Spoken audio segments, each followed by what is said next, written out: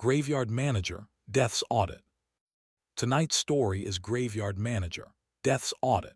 Eddie Crowe survived his first inheritance, raised Black Hollow Cemetery to level 5, and earned the rare legal privilege of not being eaten by his own land.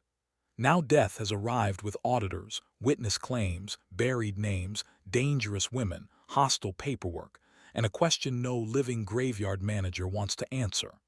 If Black Hollow should never have existed, what happens to everyone it was built to protect? Before the audit begins, leave a like, subscribe to the channel and stay with Eddie Crowe. Black Hollow survived one inheritance. Now it has to survive death's paperwork. Chapter 1. The Inspection. Eddie Crowe had survived his first official night as the confirmed manager of Black Hollow Cemetery by becoming, legally speaking, no longer food. It was not the most romantic promotion in the world. There had been no applause unless he counted the sound of 47 restless graves knocking from below the soil. There had been no medal unless he counted the bruise on his jaw that had turned the color of old plums. There had been no congratulatory speech unless he counted the dead ledger informing him that his survival represented an improbable administrative outcome. Still, he was alive. That was new enough to feel expensive. The cemetery had changed after level 5. Black Hollow no longer slept like a corpse pretending to be land. It breathed now, slow and vast beneath Eddie's boots, as if the entire hollow had lungs made of root, stone, coffin wood, and old promises. The front gates stood taller than they had the night before. Eddie knew that was impossible because iron gates did not gain height out of professional pride. But Black Hollow had never shown much respect for ordinary materials. The ravens carved above the arch had turned their heads toward the east and stayed there, watching the pale line of dawn like they expected it to confess. The broken chapel no longer looked broken. It looked offended. The cracked bell tower leaned over the rows of graves with a new kind of posture, less ruin and more warning. Pale flame burned behind the shattered stained glass, not bright enough to light the grounds, just enough to make every shard look like an eye. The complaint station inside had been restored to lawful function, which meant, according to Archibald Rattle, that the dead could now file grievances with acceptable levels of spite. Eddie stood on the chapel steps in a coat that smelled of rain, smoke, grave salt, and bad decisions. His black hair was wet, his hands trembled from exhaustion, and there was still a thin line of dried blood across the heel of his palm where he had used manager's blood to close the final boundary claim. Behind him, the cemetery waited. In front of him, his friends argued about tea, not metaphorically. Kit Mallory, Eddie's oldest mistake in human form, held up a dented kettle and said, "I am telling you, if we boil this with grave water, it might count as holy by accident." "It will count as poisoning," Nora Quinn said. Nora stood under the chapel arch in her yellow raincoat, storm lantern hanging from one hand, iron poker resting against her shoulder like she had been born to judge idiots by candlelight. She looked exhausted, too. Her brown hair had escaped its tie, her face was pale under the mud, and her eyes kept moving over the cemetery as if she expected the ground to tell a secret if she stared hard enough. Kit looked wounded.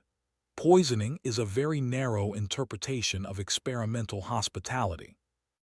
It is not experimental if the result is obvious. A lot of discoveries started with people saying that. Most funerals started with people ignoring it. Archibald Rattle clicked across the chapel floor with a stack of papers held in both skeletal arms. He was a skeleton in a torn clerk's waistcoat, which should have made him terrifying. Unfortunately, Rattle had the posture of a disappointed accountant and the voice of a man who could weaponize filing cabinets. The top of his skull had a crack running from crown to brow, and he had tied a black ribbon around one wrist because, as he had explained, staff must maintain standards after unlawful murder. "If anyone serves grave water tea during an active post-level 5 administrative transition," Rattle said, "I will file a complaint on behalf of the living, the dead, the legally adjacent, and myself." Kit raised the kettle. "You don't have a tongue." "I also do not have patience," Yet here we are. Mara Voss leaned against the chapel doorway with her arms folded. The hunter's dark coat was torn at one shoulder and her cheek bore a shallow cut from the wrong choir's last attempt to turn names into teeth. She had cleaned her weapons before she had cleaned her face. Eddie respected that and feared it in equal measure. Nobody drinks anything, Mara said. Nobody eats anything. Nobody signs anything. Nobody opens anything. Nobody follows any voice under the ground.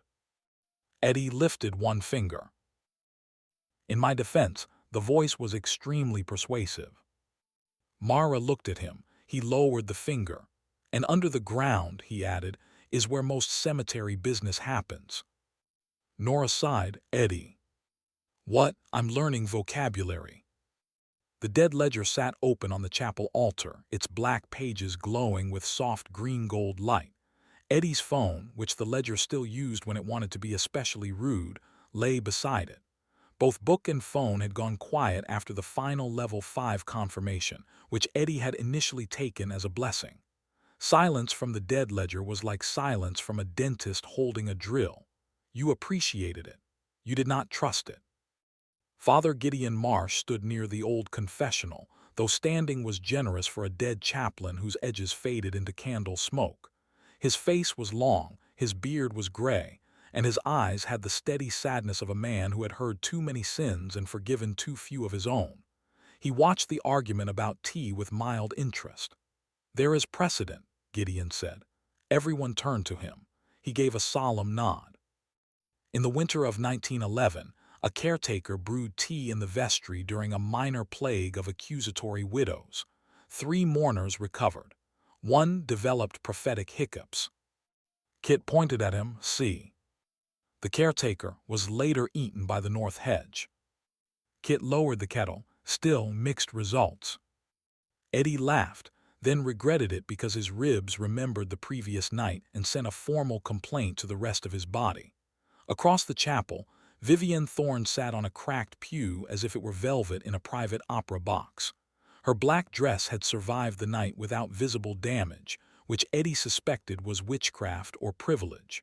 Possibly both. Her red gloves rested neatly over one knee. Rain silvered the black umbrella propped beside her, though it had not been open indoors. Vivienne looked at Eddie with a smile that made expensive mistakes seem reasonable. You should sleep, she said. That sounds caring, Eddie replied. I'm suspicious. Good, it means the night taught you something. Lilith Quill, infernal solicitor, sat 2 pews behind Vivienne with her legs crossed, a legal folder balanced on her lap, and an expression of beautiful professional patience. She wore a dark suit that seemed tailored from midnight in contract law. Her smile suggested that if Eddie collapsed, she would first check whether unconsciousness counted as consent in 3 jurisdictions. Sleep is inadvisable, Lilith said. Confirmed managers are often audited after promotion. Every conversation in the chapel died. Eddie turned slowly. Audited, he said. Lilith tapped one manicured finger against her folder. Naturally. Naturally, Eddie repeated. Because when a cemetery stops trying to eat a teenager, the obvious next step is paperwork. Rattle dropped 3 sheets. Mara straightened. Nora looked toward the altar. Kit whispered, "Can we hide?" The dead ledger's pages turned by themselves. A thin line of light drew across the paper. Then words appeared. Incoming inspection. Eddie stared at the phrase. No, he said. Inspection confirmed. No. Inspection confirmation does not require manager enthusiasm. It should. We live in a society. Debatable. Rattle made a sound like dry knuckles cracking. An inspection. Of course. Of course there is an inspection. I requested 312 audits while Silas Crowe was murdering staff and suppressing first names, and the department ignored every single one. The current manager survives 1 catastrophic promotion night, and suddenly someone discovers stamps. What kind of inspection? Nora asked. The ledger wrote slowly, unscheduled necropolis inspection. Inspection class post-awakening anomaly review. Inspector authority superior to local manager. Penalty range, Warning, correction order, manager suspension, boundary seizure, necropolis closure, selective unmaking. Kit raised his hand. Mara said, "Do not." Kit put his hand down. Eddie read the last two words again, selective unmaking. Define selective, he said. The ledger paused. No, define unmaking. Also no, you're a terrible book. You survived because of my terrible standards. I survived because I'm charming. You survived because several dangerous women, one skeleton, one dead priest, one thief, one shovel monk, one funeral arbitrator, and one legally exploited cemetery performed emergency labor while you bled on documents. Eddie looked around the chapel. Team effort, he said. Mara rubbed her eyes. Vivienne smiled into her glove. Nora muttered, "I hate that this is our life now." The chapel bell rang once, not from the tower, from inside the ledger. The sound was small, clean, and merciless. Estimated arrival before sunset. Eddie's stomach sank. Before sunset, he repeated. Today. No, in 1847. Sarcasm from a book during a death audit feels unprofessional. Manager tone recorded for inspection. Eddie pointed at the ledger. Do not record tone. Tone already recorded. Kit leaned toward Nora. Can a tone be evidence? Lilith said, in 6 courts, yes. In 9, only if accompanied by intent. In hell, tone is often half the case. Eddie looked at her. You are enjoying this. I am professionally stimulated. Please choose different words. Vivienne rose from the pew, smooth as a black ribbon. Who is coming? The ledger's pages shivered. Inspector identity pending. Mara's jaw tightened. Lady Morta. The chapel grew colder. Even the candles lowered their flames. Eddie remembered Lady Morta at the end of the final night, tall, pale, beautiful in the way winter was beautiful from inside a warm house, her presence pressing every grave into silence. She had not threatened him, she had not needed to. Death did not raise her voice at appointments, the ledger answered. Primary authority, Lady Morta. Assigned field officer, pending. Eddie exhaled carefully. Field officer, good, great. Maybe we get the junior version, death with training wheels. Gideon closed his eyes. Do not mock the bureaucracy of the dead, the chaplain said. It has survived better men than all of us. Kit looked offended. Better than me. Especially you. Rattle gathered his fallen papers with a fury that seemed too large for bones. If an inspector is coming before sunset, we need a compliance table, a resident status index, boundary incident logs, a necropolis growth justification, a post-awakening risk statement, an explanation for the staff murder complaint, a plot zero silence protocol, and a manager competence defense. Eddie flinched. Do we have any of those? We have paper. That was not my question. It was my answer. Lilith lifted one finger. You will also require counsel. Mara said, absolutely not. Lilith smiled. Hunter Voss, if you intend to object every time I offer useful professional support, I advise hydration. I object because your useful professional support always comes with teeth. Most useful things do. Vivienne tilted her head. I can prepare a witchline protection statement. Mara gave her a flat look. Which will say what? That you tried to buy the cemetery and then decided to help because ownership stayed inconvenient. Vivienne's smile did not change. It will say that Black Hollow's current manager refused to surrender restricted property to external witch claim under pressure. That is useful. Eddie raised both hands. I love when people describe my panic as legal virtue. Nora stepped forward, lantern light catching in her eyes. What does the audit actually test? The question quieted the chapel. The ledger's glow deepened. Audit areas may include manager authority, resident protection, boundary integrity, restricted asset handling, prior manager contamination, witness preservation, living civilian exposure, external claim discipline. Seraphina's voice drifted from nowhere. And me. Every candle in the chapel leaned toward the back of the cemetery. Eddie's mouth went dry. The voice had not come through the window this time, not through the mirror, not through the soil. It had come through the pause between words. Mara's hand went to her weapon. Nora tightened her grip on the lantern. Vivienne's expression softened by a fraction, which somehow made her more dangerous. Lilith closed her folder. The ledger wrote in urgent black letters, "Unauthorized Plot Zero communication detected." Eddie looked toward the chapel doors. Beyond them, black hollows stretched under dawn, all mist and stone and sealed hunger. Plot Zero lay at the farthest end, below the old U's, beneath chains, sigils, and rules that had failed to keep Serafina from saying his name. "Serafina," Eddie said. The air warmed near his ear. "Good morning, Alden." No one moved. Eddie hated the way his old buried name sounded in her voice, not because it hurt, because it did not. It settled under his ribs like something that had been waiting for a chair. "We are busy," he said. "Yes," Serafina whispered. "That is why they came." The ledger slammed shut. The chapel shook. Rattle's skull turned fully backward, then snapped forward again. "Absolutely not. No. No witness should be able to speak through audit notification channels. That is not a minor irregularity. That is a chair growing teeth and requesting minutes." Kit looked around. Was that a metaphor or something we need to check? The dead ledger opened again, slower this time. Plot Zero access pressure increased. Audit risk increased. Recommended action: prepare. Eddie looked at the stained glass, at the graves beyond, at the people standing around him because they had either chosen him, been trapped with him, or made the terrible mistake of knowing his name. Then he said the least heroic thing possible. "Can I have 5 minutes to panic privately?" The ledger answered, denied.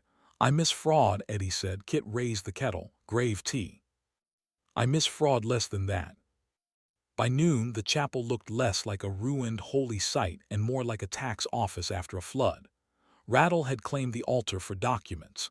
He arranged stacks by category: boundary, resident, restricted, claims, staff, murder, old murder, new murder, murder with insufficient forms, and things the manager did that require careful phrasing. The last stack grew faster than the others. "Why does that stack have my name on it?" Eddie asked. "Because writing the manager repeatedly injured my professionalism." "How many pages are in it?" "Currently, I hate that word. 37. 37 pages of things I did." "No, 37 pages of things you did that I have managed to make sound less prosecutable." Eddie considered that. "Thank you. Do not make me regret generosity. I am new to it." Kit had been assigned to move chairs, a task he approached like a man attempting to rob furniture. Nora supervised him because everyone agreed that unsupervised Kit near movable objects was not administration. Mara inspected every entrance twice. Vivienne drew a circle of red-black powder around the Witchline evidence box and told everyone not to step inside unless they wanted their regrets alphabetized. Lilith prepared a legal brief with a quill that wrote in dark ink and occasionally hissed. Brother Malcolm Spade arrived shortly after midday with a shovel over one shoulder and a sandwich wrapped in wax paper. He was a broad, stone-faced man in a dark gray vorder coat, with a shaved head, heavy boots, and the calm of someone who had dug holes for problems before they knew they were problems. He looked at the paperwork, then at Eddie. "Inspection." "Yes," Eddie said. Malcolm nodded. "Bad." "Thank you for that layered analysis." "You're welcome." Theodore Bellwether III arrived 10 minutes later wearing a gray funeral suit, carrying 3 rolls of Q rope, and sweating through his collar despite the cold. He represented Bellwether and Sons funeral arbitration, which, in Eddie's opinion, was less a profession and more a sentence in need of rescue. "I brought neutral line management equipment," Theodore said, holding up the rope. "In case the dead cue improperly." Rattle looked at him. Theodore wilted. "Or properly, I do not wish to prejudge." Kit whispered to Eddie, "I like him. He looks like a man who apologizes to doors." You stole from a supernatural hearse collector, Eddie said. Your standards for likable are not admissible. By 1 o'clock, the dead ledger displayed a preparation list across 2 pages. Compliance preparation status. Boundary reports, incomplete but emotionally persuasive. Resident complaint triage, functional. Assistant clerk reinstated suspiciously enthusiastic. Chapel station, functional at 41% integrity. Manager authority, 31%. Necropolis level 3. Progress to level 4, 38%. Time remaining before inspection, unstable. Eddie leaned over the book. Unstable means what? Inspector arrival may occur when the inspector decides to arrive. That's not time, that's attitude. Correct, Nora looked up from the witness log she had been writing. What happens if we fail? Nobody answered immediately. That was how Eddie knew the answer had teeth. Lilith slid a page from her folder. A post-awakening inspection can result in several outcomes. A warning, a correction mandate, temporary oversight, removal of manager authority, seizure of restricted assets, or closure. Define closure, Kit said. Vivienne said softly, do not ask that unless you need the answer. Kit shut his mouth. Mara asked, would closure kill the residents? Gideon looked toward the rows outside. Not kill, no. The dead are already past that mercy. Rattle folded his bony hands. Closure means dispersal, records pulled, boundaries cut, residents transferred if legally recognized, dissolved if not, unregistered wrongs sealed under neutral stone. Staff dismissed if alive, incorporated if useful. Eddie felt his throat tighten, and plot 0. The chapel went cold again. The ledger's ink darkened, restricted asset outcome unknown. Mara's voice sharpened. Unknown or classified. The ledger did not answer. Nora said, that means classified. Serafina laughed once far beneath the cemetery. It was soft. It was not amused. Eddie stood very still. For most of his life, fear had been simple. Fear was the man at the end of the alley. Fear was the landlord at the door. Fear was hunger, debt, police lights, a fist, a locked room, a signature he had forged badly. Fear had edges. You could run around edges. This fear had no edges. This was not fear that something would kill him. This was fear that something would look at everything he had barely managed to save and call it improperly saved. He looked at Nora, who had become a living witness because she had been brave enough to keep looking when he told her not to. He looked at Mara, who had entered Black Hollow ready to kill him, and now stood between him and anything that tried. He looked at Kit, ridiculous and untrustworthy and alive because Eddie had let him in. He looked at Rattle, who had been murdered for paperwork and came back still ready to file. He looked at Gideon, whose confession smelled of ash. He looked at Vivienne and Lilith, both dangerous, both useful, both with private motives sharp enough to cut. Then he looked through the chapel doors at Black Hollow itself. The cemetery had tried to eat him. It had lied, threatened, trapped, and dragged him through horrors with footnotes. But it had also shown him the places where the dead had been misnamed, misfiled, sold, silenced, forgotten, and used. Eddie had spent his short life making false promises sound valuable. Black Hollow had forced him to make one real promise and then bleed until it counted. No closure, he said. Everyone turned. Eddie swallowed. Whatever happens, no closure. Lilith studied him over her folder. Bold, legally vague, attractive in a disastrous way. Vivienne's mouth curved. He does have moments. Mara said, we need a plan, not a speech. I know, Eddie said. I'm trying something new, let me build up. Nora smiled despite herself. The dead ledger wrote. Manager declaration recorded. No closure. Confidence unsupported. Eddie pointed at the page. Add yet. After a pause, the ledger wrote. Confidence unsupported yet. Rattle leaned closer. That is not a legal improvement. It is a morale improvement. Morale is just paperwork with feelings. The chapel bell rang again. This time the sound came from the front gate, not the iron bell, not the old chain. A new sound, soft, polite, final. Every flame in the chapel went white. The dead ledger shut, then opened to a blank page. Inspector arrived. The front gate had never looked nervous before. That was Eddie's first thought when they stepped onto the main path. The gates of Black Hollow had towered over debt collectors, witches, hunters, demon lawyers, collectors, ghostly complaints, and a silver hearse without showing more than iron hunger. Now the gate stood perfectly still. The ravens above the arch faced forward. The fog had cleared from the threshold, leaving the ground wet and black. Outside the cemetery stood a man with a small leather case. He looked younger than Eddie expected. Not young like Eddie, all sharp corners and unearned sarcasm. Young like a blade was young before the first cut. Early 20s perhaps, with ash-blonde hair combed neatly back, pale skin, and gray eyes that did not blink often enough. He wore a long charcoal coat fastened at the throat, black gloves, and a narrow silver pin shaped like an hourglass split by a line. His boots were immaculate despite the mud. There was no carriage, no horse, no storm, no skulls, no choir of the damned. He had arrived as if he had simply walked from the edge of the world and found it disappointingly close. Eddie stopped inside the gate. Nora stood to his left, Mara to his right. Kit hovered behind him with the expression of someone trying to look like furniture. Rattle carried a stack of documents nearly as tall as his ribs. Gideon drifted near the rear, faint as chapel smoke. Vivienne and Lilith stood apart from each other in the way predators did when both respected teeth. Brother Malcolm held his shovel. Theodore Bellwether had produced a clipboard and looked ready to faint legally.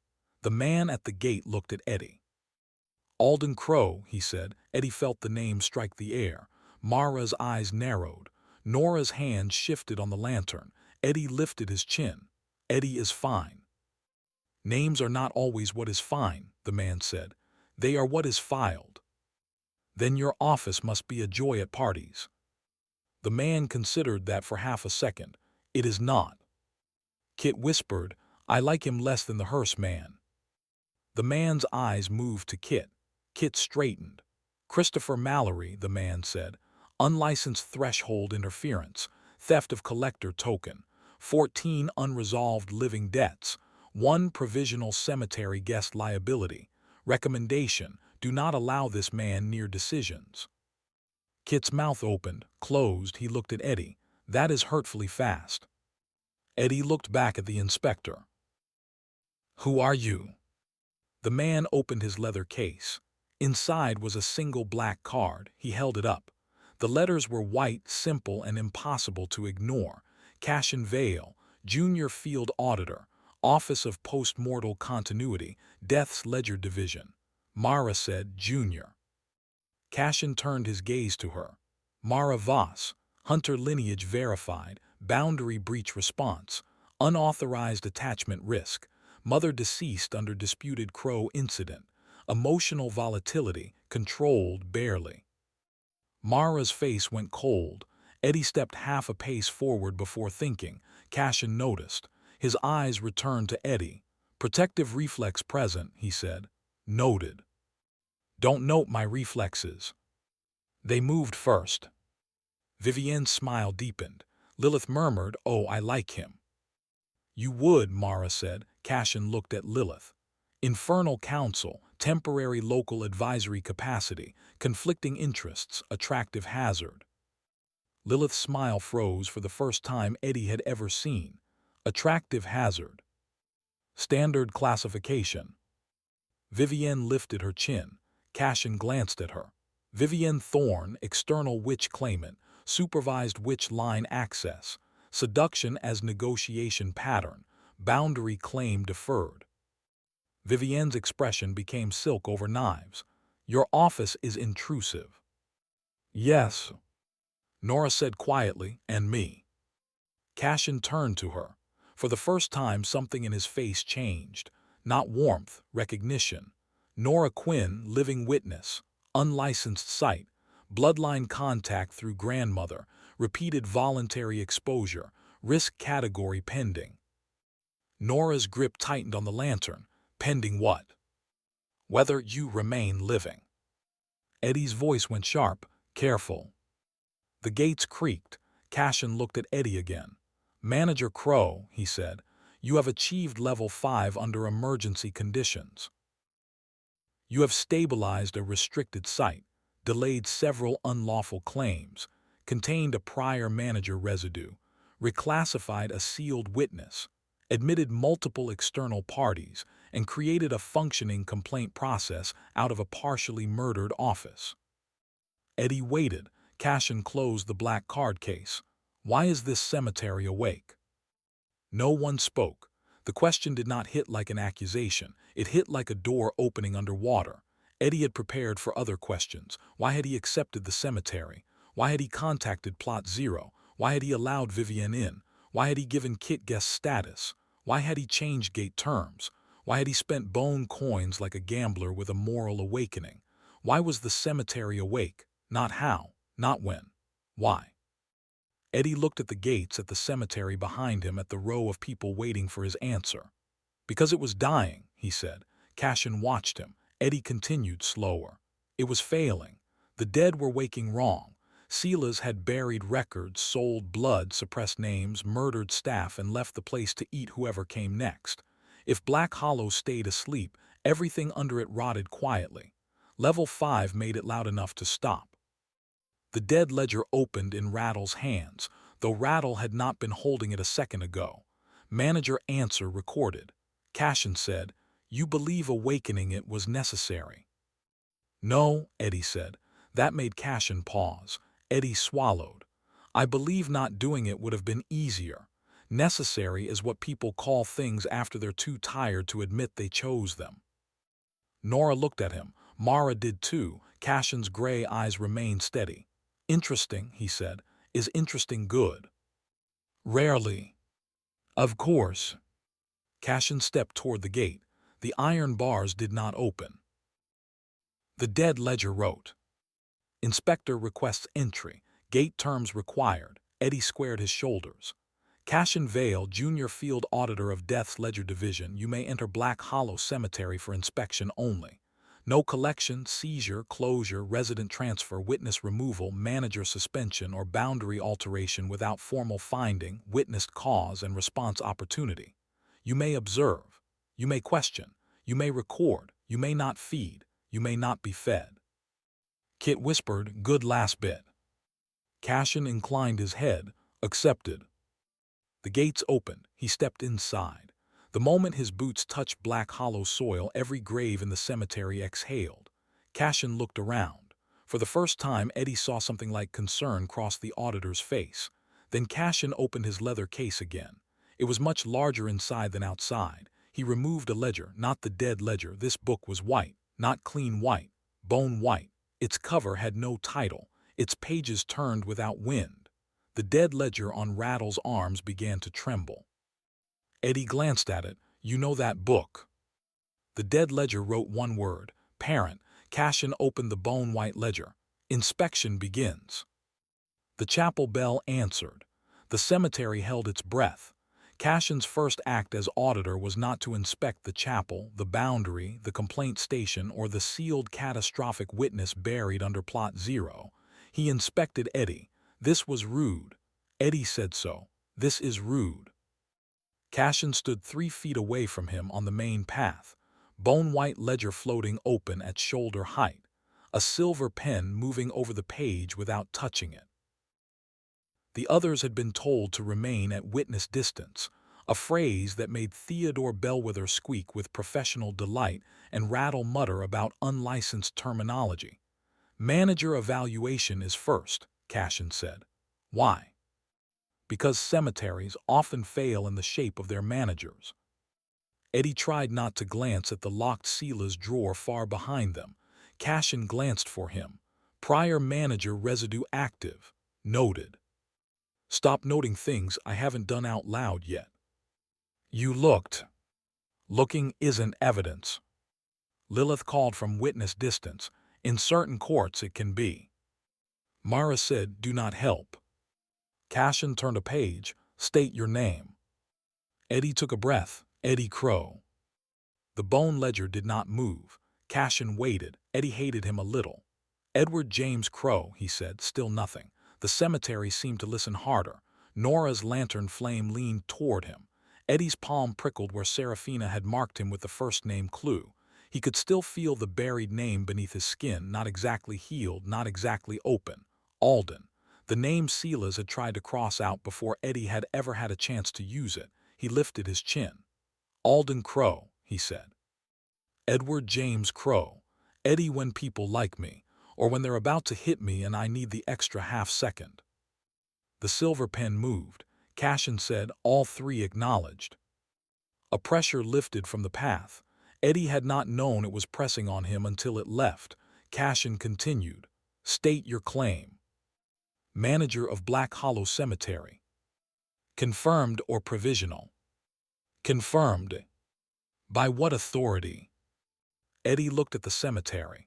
The wrong answer would be law. The easy answer would be the ledger. The stupid answer would be charm. He had used all three and nearly died in different fonts. By residence owed hearing, he said. By boundary closed with manager's blood. By claims delayed instead of sold. By staff restored. By the dead protected from being collected as assets. By Silas denied ownership. By level 5 reached without feeding the cemetery my body. Cashin's pen moved faster. You define authority as obligation. I define it as what will bite me if I ignore it. Crude. Accurate. Cashin looked at him for a long moment, better than expected. Eddie smiled. I get that a lot. You should not. Less that. The first smile of the inspection came from Nora. It was small and gone quickly, but Eddie saw it, which was a problem because he suddenly wanted to keep earning it. Cashin turned another page. State your largest violation. Eddie opened his mouth, then stopped. There were options, many options. So many options that rattles things the manager did that require careful phrasing. Stack probably needed structural support. He could say unauthorized plot zero contact. He could say fraudulent entry into afterlife services. He could say admitting Kit Mallory. Kit would object to the word largest. He could say rewriting gate terms under pressure. He could say accepting level 5 without understanding the restricted classification. But Cashin had not asked for his most dangerous violation. He had asked for his largest. Eddie looked toward the far end of the cemetery. I woke Black Hollow without knowing what Black Hollow was built to hold. The bone ledger went still. The dead ledger stopped trembling. Even the rain seemed to pause above the graves. Cashin's expression did not change, but his voice lowered. That answer may harm you. Most true things do. Mara's eyes shifted to him. Vivienne's smile faded into something thoughtful. Lilith watched him like she had found a clause she had not expected. Cashin wrote one line. Largest violation acknowledged. Eddie tried to breathe normally. Is that good? No, but it is useful. I prefer good. Then you should have inherited a bakery. Kit whispered, I would have ruined that too. Rattle whispered back, yes. Cashin moved past Eddie toward the chapel. The inspection had begun properly, and Black Hollow, which had survived collectors, witches, hunters, demon lawyers, wrong dead, and one extremely determined con artist, suddenly felt like a schoolboy with mud on his shoes and a dead bird in his desk. The chapel failed 3 minor inspection points before Cashin reached the altar. Structural integrity, Cashin said. The bone ledger wrote. Partial. The chapel groaned. Complaint station integrity. 41%. Rattle clicked his teeth. Restored under emergency conditions with insufficient labor, hostile claims, and one manager bleeding in an unhelpful pattern. Cashin looked at him. Archibald Rattle, auxiliary complaint clerk, murdered by prior manager, reinstated under temporary assistant status, staff witness protection active, betrayal requires notice in triplicate. Rattle straightened with visible pride. Correct. Your margins are inconsistent. Rattle froze, the chapel air chilled. Excuse me. Cashin pointed to the stack of forms. Third pile, 22nd document, Left margin exceeds standard by 2 millimeters.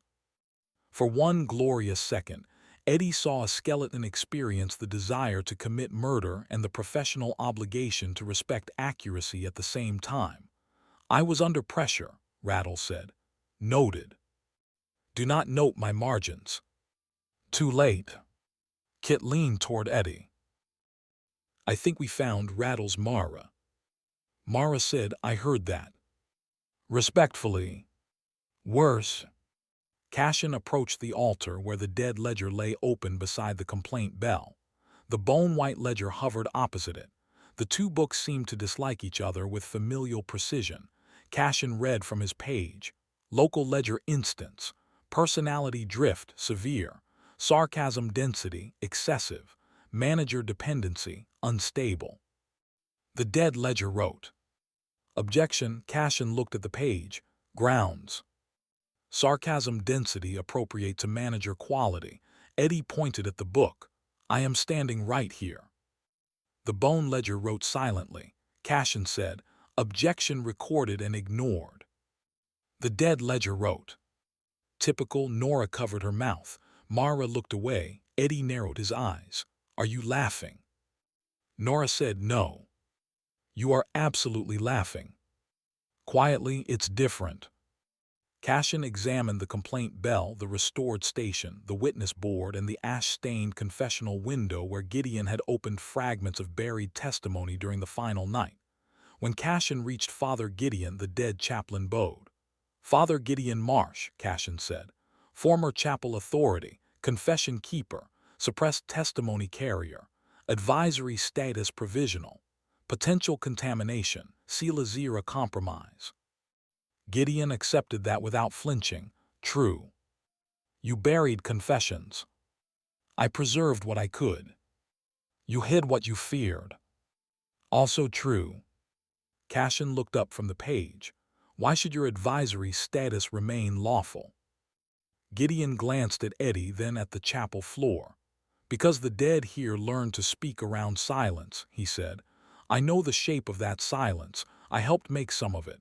I can help unmake it. The bone ledger wrote. Cashin said, advisory status continued pending review.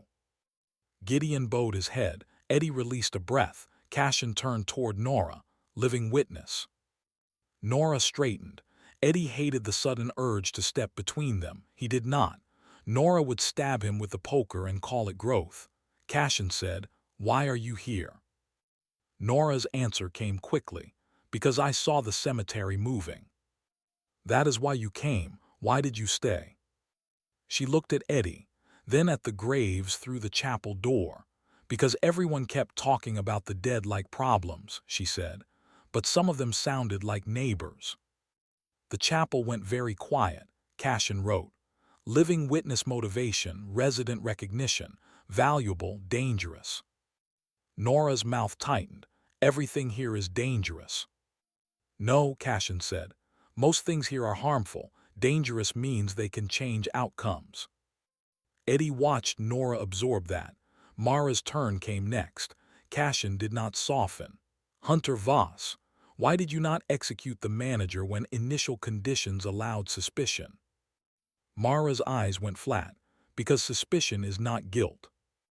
Hunters have killed on less. Bad hunters. Your mother. The temperature dropped. Eddie moved before he could stop himself. Mara's hand shot out and stopped him with 2 fingers against his chest. Her eyes stayed on Cashin. My mother killed when needed, Mara said, not when convenient. Cashin's pen moved, and Sila's Crowe. Mara's jaw flexed. Sila's used need as a mask for convenience. You believe current manager differs. Mara did not look at Eddie. I believe he lies worse when he is trying to protect people, she said. That's not the same thing. Eddie stared at the side of her face. That was almost nice. Do not ruin it. Cashin wrote. Hunter enforcement remains active under revised gate terms. Mara nodded. Eddie whispered, is active good? It means I can still stop you if you turn into the problem. Comforting. It should be. Then Cashin turned to Kit. Kit smiled the smile he used when entering rooms where someone else owned the valuables. "Christopher Mallory," Cashin said. "Kit is fine." "No." Kit's smile faltered. "Tough room." Cashin read from the bone ledger. "Theft, fraud adjacency, collector interference, unauthorized token handling, funeral raffle debt, guest liability, chair relocation during preparation period, attempted kettle incident." Kit frowned. The kettle thing made the list. It moved aggressively. "It was a kettle. You were holding it." Eddie looked away. Nora did not bother hiding her smile this time. Cashin said, "Why should you remain inside Black Hollow?" Kit's answer did not come. That was new. Kit could answer anything. Eddie had watched him talk his way out of a pawnshop window while still holding the brick. Silence on Kit looked like borrowed clothes. Finally Kit said, "Because I saw Eddie's name in Hallow's file." The chapel stillness changed. Cashin waited. Kit swallowed. "I didn't steal the token just because I owed bad people worse money. I mean, obviously that was present. I'm not pretending to be spiritually renovated.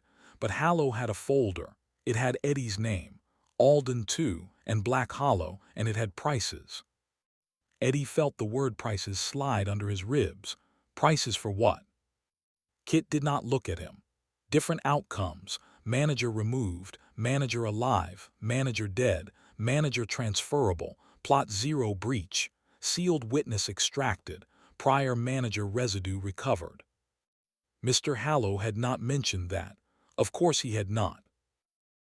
Polite predators rarely read the menu aloud. Cashin wrote, "Guest liability contains relevant external intelligence. Continued presence conditionally permitted. Decision authority prohibited." Kit nodded, honestly fair. Rattle muttered, "At last consensus." Cashin turned toward Vivienne. The air changed again. Vivienne stepped forward, red gloves immaculate, smile controlled. "Vivienne Thorne," Cashin said. "External witch claimant. Bloodline access to witch line. Attempted deed acquisition. Subsequent assistance during threshold defense. Motive unclear." "Motive is rarely singular," Vivienne said. "State one." She looked toward the witch line where her great-grandmother's grave had woken hungry because Sela's had turned bloodline access into an emergency anchor. "Elspeth Thorne was made conscious under stone," Vivienne said. "By Sela's, by this cemetery, by systems that considered her useful. I want that corrected." "And plot 0. Vivienne's eyes flicked to Eddie for the briefest moment. "I want to know why every powerful thing in this cemetery points toward it." Cashin wrote, "Acceptable incomplete." Vivienne smiled. "Auditors are never satisfied." "Correct." Lilith's interview was shorter. Cashin read her file. Lilith listened. He said, "Infernal Council may remain under advisory status. Retainer from manager." "Declined," Lilith said. "Blood." "Declined." "Kiss." Eddie choked. Lilith smiled without looking at him. "Also declined." "Future favor." "Offered declined, annoyingly." Cashin wrote, "Council status permitted, temptation monitoring active." Lilith's smile sharpened. "Monitoring can become flirtation if handled poorly." Cashin did not blink. "Do not attempt to seduce the audit." The chapel held its breath. Then Kit whispered, "Can that be a rule for everyone?" Eddie said, "I hate how useful that is." The dead ledger wrote, "Temporary rule proposed. Do not seduce the audit." Eddie said, "No, do not put that in the official rules." Rule pending, ledger. Pending aggressively. Cashin's pen moved. Manager environment, chaotic, socially hazardous, unusually cohesive. Eddie looked around the chapel. Cohesive was generous, but no one had left. That counted for something. Cashin closed the bone ledger halfway. Initial witness review complete. Eddie exhaled. "Good." "No. I'm noticing a pattern. The site remains impossible." "But..." Cashin looked toward the far end of Black Hollow, where the old yews twisted around the air above Plot Zero. But impossible sights do not usually argue this hard about becoming lawful. Eddie followed his gaze. Under the last grave, Serafina was silent. That worried him more than laughter. They reached Plot Zero at dusk. The whole cemetery seemed to darken before the sky did. The path beyond Mausoleum Hill had changed since Eddie last walked it. The old stones leaned away now, as if no grave wanted to be too close to the sealed plot. The yew trees bent inward, their branches black and low, fingers over a mouth. 3 iron circles surrounded the stone slab. Red thread, old chain, grave salt, and symbols Eddie did not understand formed layers of law over whatever rested below. Serafina Black, protected sealed witness. Resident pending, woman under the last grave. The one who knew his buried name before he did. Cashin stopped at the outer circle. The bone-white ledger floated open beside him. The dead ledger carried by Rattle refused to cross the first line. Rattle looked personally offended. Local record access denied. The dead ledger wrote, "Self-preservation, cowardly book." Accurate skeleton. Mara stood to Eddie's right, one hand near her weapon. Nora stood to his left with the lantern. Vivienne had gone very still. Lilith's expression had lost its playful edge. Kit stayed behind Malcolm and pretended that was strategy. Gideon faded near a crooked stone, his eyes lowered as if in prayer. Cashin stared at Plot Zero for a long time. Too long. The inspection had been questions, notes, classifications, risks, dry remarks sharp enough to cut paper. This silence was different. It was not the silence of someone reading. It was the silence of someone recognizing a wound under a bandage. Finally, Cashin said, "This should not exist." Eddie had expected that line. It still hit. "A lot of things here shouldn't," he said. "No," Cashin replied. "You misunderstand. I do not mean it should have been destroyed. I mean the category is unlawful." Lilith's head tilted. "That is a serious word from your office." "Yes." Vivienne's voice was soft. "Explain." Cashin opened the bone ledger wider. A pale light spread over the seal. The ground answered with a low hum. The ledger of death displayed a record in the air above Plot Zero. Most of it was blacked out, not hidden, burned out. Eddie could see headings: Restricted Necropolis Classification, Witness Preservation Order, Boundary Catastrophe Containment, Unauthorized Managerial Modification. First audit failed. Second audit prevented. Third audit pending. His eyes caught on one line. Sealed witness status, alive. Cashin said, "A witness may be sealed, a resident may be buried, a threat may be contained, a debt may be held, a name may be protected." None of those categories lawfully permit this. Nora whispered, "Permit what?" Cashin looked down at the stone. Someone used a living witness as a boundary component. Even Black Hollow seemed to recoil. Eddie felt the words travel through him slowly, finding every place that could hurt. Living witness, boundary component. Serafina had said she was not buried to keep the world safe from her. She had said she was buried to keep her safe from the world. Maybe both had been too simple. Mara's voice was low. "Who?" Cashin turned one burned page. The name did not appear. Instead, the seal hissed. Silas's voice crawled from the ground. "Careful." Mara drew steel. Eddie stepped forward. The drawer containing Silas was in the office far behind them, but his residue had left scars everywhere. His voice now emerged from the red thread, from the iron circles, from whatever old fraud he had wrapped around Plot Zero before anyone in authority decided not to look closely.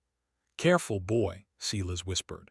"Some audits end in mercy, some in graves." Cashin did not react. The bone ledger wrote, "Prior manager residue attempting to influence audit."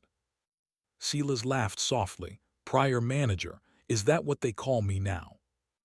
Eddie's hand tightened. "I call you worse things, but Rattle says I should save them for court." Rattle called from behind the line. "I said categorize them for court." Silas's voice slid closer. "You reached level 5 because I left you the road.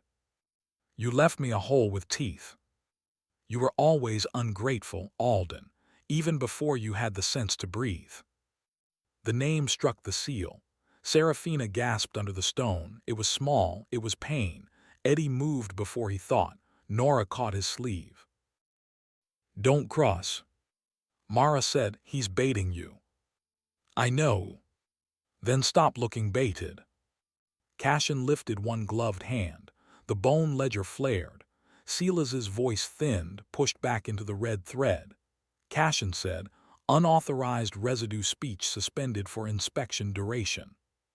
The cemetery exhaled. Eddie looked at him. "You can do that." "During inspection, temporarily." "Can you do it forever?" "No. I liked you for half a second.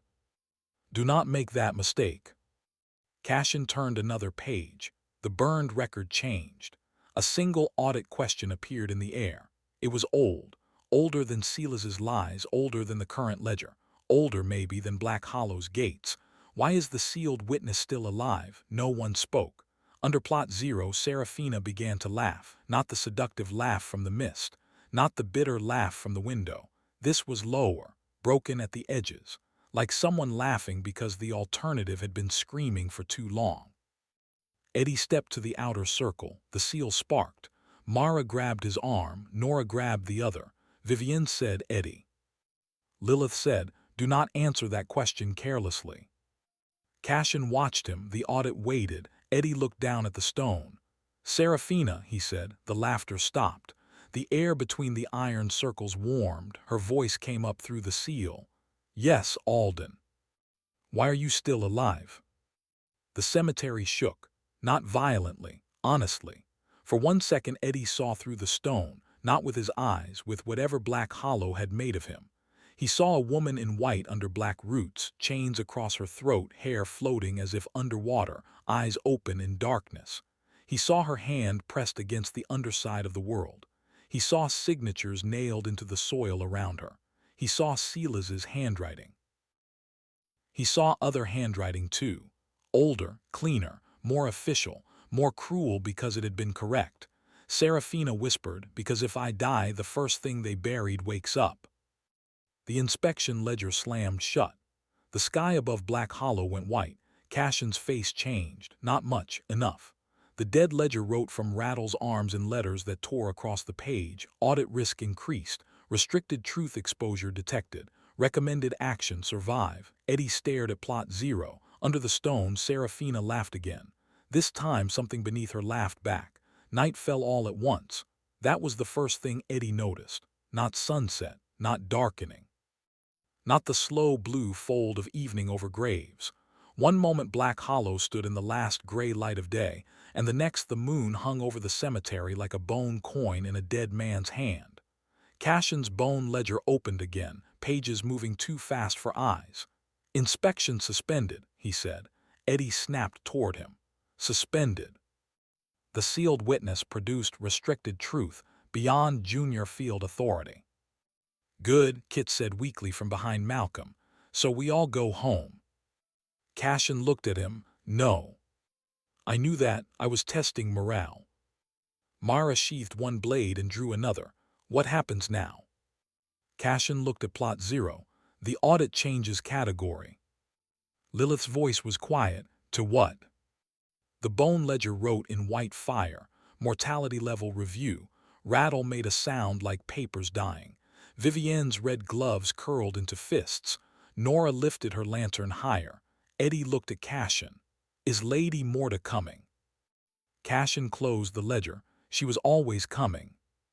The ground under Plot Zero pulsed once.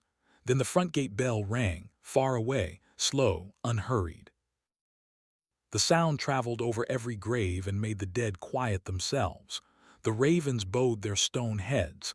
The chapel flames turned silver. Before Eddie could step fully onto the road, Cashin raised one hand. "No ceremonial misconduct," the auditor said. Eddie paused. "Is that a thing?" "It is a category." "Of course it is." Rattle bent to gather his fallen papers, failed, gathered his own wrist instead, and muttered, "Ceremonial misconduct includes speaking before primary authority, presenting unverified gifts, threatening primary authority, bargaining with primary authority, flirting with primary authority, fainting in a manner that obstructs proceedings, and wearing bells. Kit looked down at himself. Who wears bells to death? Father Gideon said, people who want to be found. Nobody liked that answer. The gate remained open. Lady Morta remained on the road. She did not rush them. That patience made Eddie want to run in 3 directions at once. When an enemy charged, you could dodge. When an authority waited, you had to walk into the space it had prepared for you. Vivienne stepped closer, rain bright on her umbrella. Do not offer her your name. Lilith's smile sharpened. Do not offer her anything. Mara said, do not lie. Kit said, those instructions conflict with his personality. Nora did not say anything. She just adjusted her grip on the storm lantern and looked at Eddie like she expected him to come back. That was unfair. Expectations had weight. Eddie had spent years avoiding them by disappointing people early. It was efficient. It saved time. But Nora's expectation did not feel like a trap. It felt like a hand against his back. Seraphina's voice slid under the earth, soft as silk dragged across stone. Do not let her decide what you are before you speak. The dead ledger responded immediately. Plot 0, commentary inadmissible. Seraphina laughed. Then why did you record it?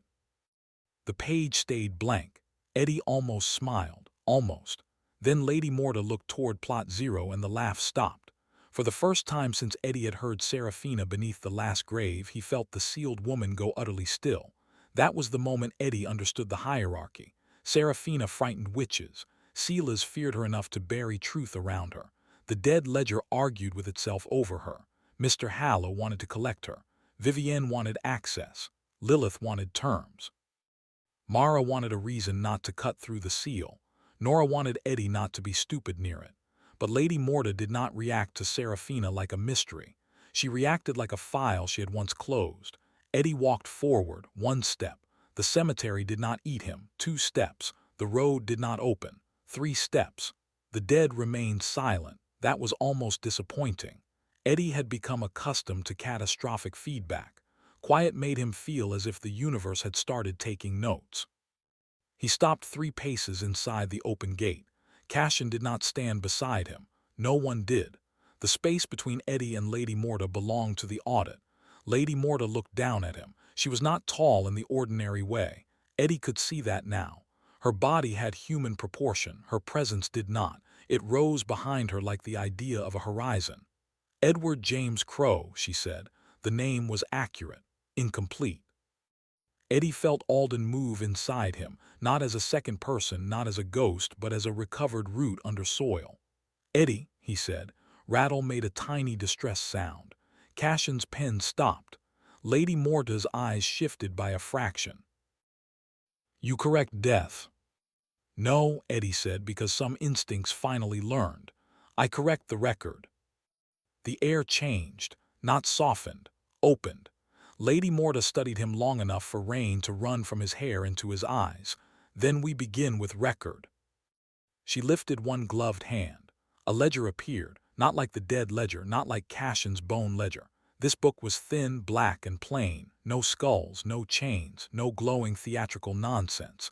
It looked like something a widow might carry to a solicitor after deciding grief had become practical. Eddie hated it immediately. Plain things were always the most dangerous.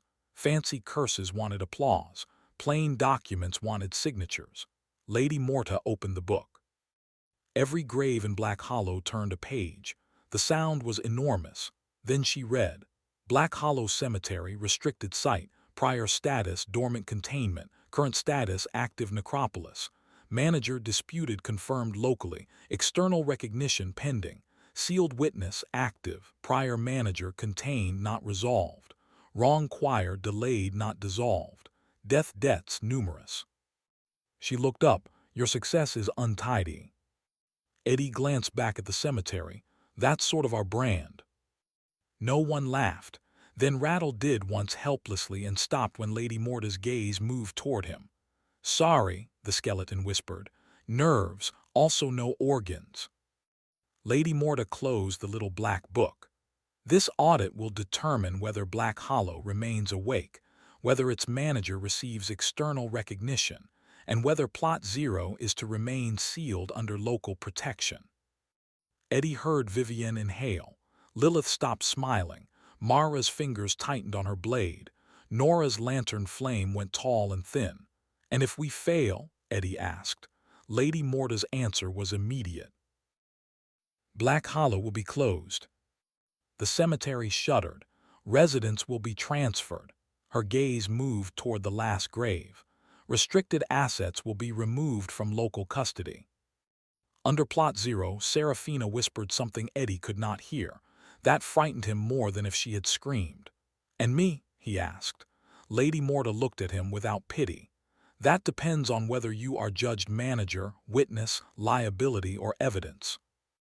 Kit whispered behind him, "I vote manager." "Quiet," Mara said. Lady Morta turned toward the open gate. "Cashin Vale will continue preliminary review. I will observe until observation becomes insufficient."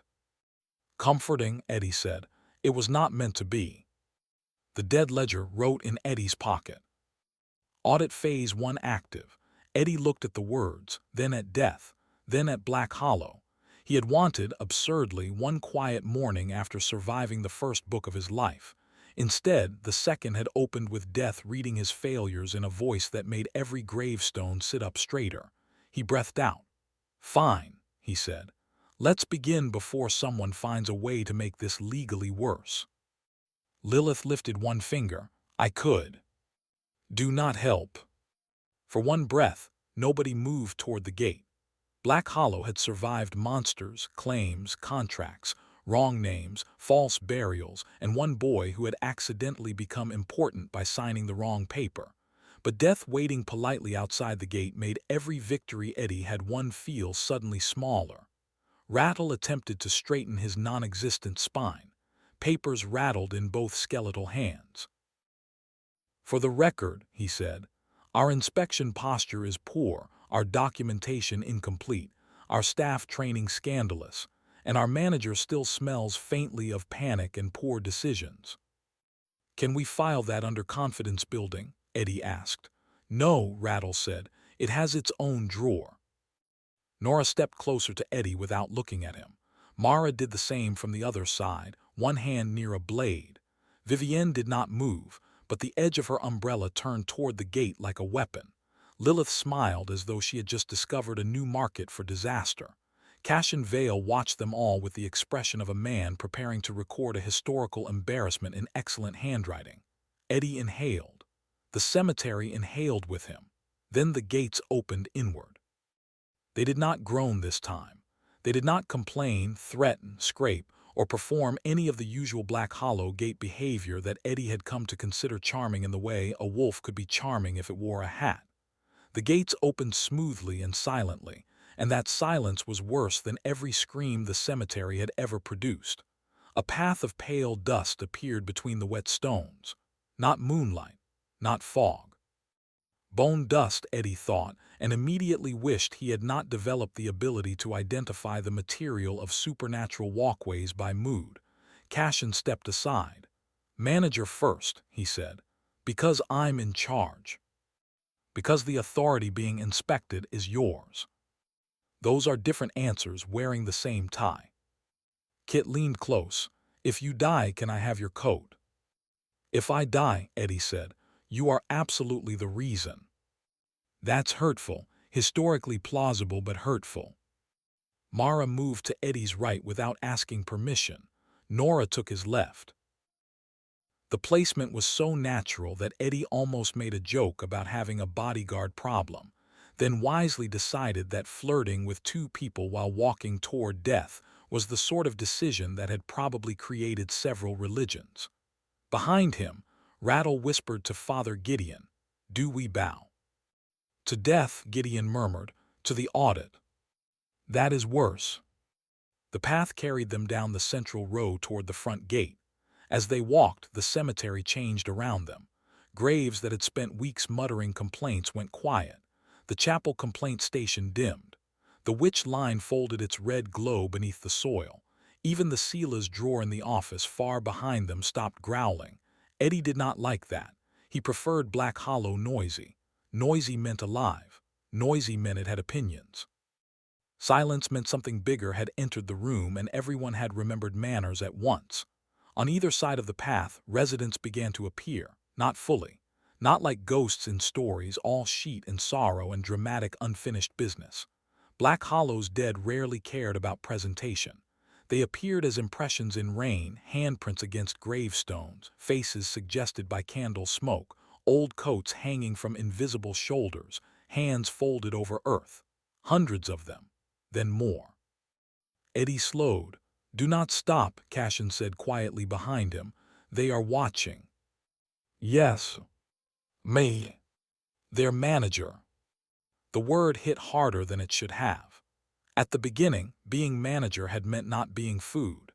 It had meant keys, claims, rules, emergency survival, and occasional arguments with people who were legally dead, but emotionally very present. Now walking between rows of residents who had put their last legal hope in him because no one else had bothered to keep the ground honest, Eddie felt the word settle on his shoulders like a coat that was too large and somehow still fit. He looked toward Plot Zero. The sealed grave was black against the moonlit cemetery. No figure stood above it. No voice whispered. But he felt Seraphina's attention the way he felt rain on his skin. Constant, cold, impossible to ignore. Don't perform, he thought. He did not know whether the thought was for her, for death, or for himself. The dead ledger answered from his coat pocket. "Performance is not currently recommended." "Thank you," Eddie muttered. "Your support remains poisonous." "Truth is recommended." Eddie almost laughed. Truth had been recommended to him before. By teachers, police officers, angry landlords, Nora, Mara. One priest who had not known Eddie was stealing candles from the vestry, and a dying woman who had used his lie as a doorway. Truth had always seemed like a tool designed by people who already owned safe houses. Now it looked like the only shovel he had left. They reached the gate. Outside Black Hollow, on the road where the silver hearse had once waited and collectors had smiled and things with claims had asked to be let in, stood a woman in black. At first she looked ordinary. That was the first cruelty. No crown of bone, no scythe, no skeletal face, no theatrical storm beyond the storm already above them. She wore a long black coat cut with the elegance of a funeral no one had survived, gloves pale as candle wax, and a veil that did not hide her face so much as persuade the eye to behave. Then Eddie looked properly. The road behind her was not empty. It was full of endings. Every shadow around her had the shape of a final breath. Every raindrop that touched the ground near her seemed to understand that falling was a form of obedience. The moonlight did not shine on her. It stopped short as if light had found the edge of its contract. Lady Morta lifted her eyes. They were not cruel. That was worse. Cruelty would have been smaller. Her gaze settled on Eddie with the calm attention of a ledger checking whether a name belonged on the page. Rattle dropped every paper he was holding. Kit whispered, "Oh, absolutely not." Mara did not draw a weapon. That told Eddie more than fear could have. Vivienne bowed very slightly. Lilith's smile became formal. Nora squeezed Eddie's sleeve once, hard enough to hurt, then let go before anyone could call it comfort. Cashin Vale lowered his head. "Primary authority," he said. Lady Morta looked past him at the gates, at the rows, at the chapel, at Plot Zero, at the office where Sela's remained contained but not quiet, and finally back to Eddie. "So," she said. Her voice was soft. Every grave heard it. "This is the boy who made Black Hollow visible." Eddie felt every prepared joke die in his throat. Then one crawled back out anyway because apparently his survival instinct had a death wish. "Technically," he said, "I inherited it first." No one breathed. Lady Morta studied him. Then very slightly, almost invisibly, she inclined her head. "Then let us see whether inheritance has become stewardship." The dead ledger wrote one final line. Primary authority arrived. At the front gate, death waited. Eddie Crowe, confirmed manager of Black Hollow Cemetery, no longer classified as food and therefore apparently eligible for worse things, looked at his friends, Enemies, witnesses, legal hazards, skeletal clerk, dead priest, thief, witch, hunter, demon, lawyer, living neighbor, auditor, and the sealed woman laughing beneath the last grave. Then he said, "Right." Nobody moved. Eddie swallowed. Let's go disappoint death professionally. End of chapter 1. If death walking into Black Hollow has you hooked, leave a like, subscribe to the channel, and stay with Eddie. Chapter 2 opens the Restricted Necropolis. Chapter 2. Restricted Necropolis. Death did not knock. That was the first thing Eddie Crowe learned about higher authorities. The second thing was that even a cemetery could hold its breath. Black Hollow had endured screaming corpses, fraudulent afterlife contracts, witch blood, hunter writs, demon law, silver hearse collectors, a singing wrong choir, Sela's Crow's voice in a drawer, and one sealed woman under the last grave who treated danger like perfume. Through all of that, the place had never gone this quiet. Not peaceful. Quiet. There was a difference. Peace was what people wanted from a cemetery. Quiet was what happened when every dead thing inside it decided to pretend it had never caused trouble in its life, afterlife, legal residue, or unresolved complaint category. The front gate stood open. Rain had stopped, though the air still held the wet shine of it. Mist lay low over the graves, silver where moonlight touched it, black where it curled around stones and roots. The iron ravens above the gate bowed their heads, not dramatically, not magically. Just enough to make Eddie feel that if stone birds could show respect, he was about to have a very bad conversation. Lady Morta waited outside Black Hollow Cemetery. She looked almost ordinary. That was worse. Eddie had expected a skeleton queen, a crown of bones, a cloak made from funeral veils, maybe thunder, maybe a carriage drawn by pale horses with no eyes, maybe something that screamed, "Behold, mortal, for I am the end of all bargains." Instead, Death wore a charcoal traveling coat, black gloves, and a narrow hat with a dark veil pinned up just high enough for her face to be seen. She appeared to be a woman in her late 30s or early 40s, elegant, pale, composed, and expensive in a way that suggested money was too young a concept to impress her. Her eyes were gray, not silver, not black, not glowing. Gray. The color of ash after fire had finished making decisions. Beside Eddie, Kit Mallory whispered, "She looks like she could close a bank by raising one eyebrow." The dead ledger, open in Eddie's left hand, wrote across its page, "Accurate." Rattle's skull turned toward Kit with a faint clicking sound. "Do not speak near death unless spoken to." Kit looked offended. "I've been silent for almost 8 seconds." "A cemetery record will be opened in your honor," Rattle said. "Longest known restraint." Mara Voss stood to Eddie's right, one hand near the short blade at her hip. The hunter's face was controlled, but Eddie could see the tension in her jaw. Nora Quinn stood on his left with her storm lantern raised, yellow raincoat dark with old rain, eyes sharp and terrified and refusing to look away. Vivienne Thorne stood a few steps back under a black umbrella that had not been open a moment ago.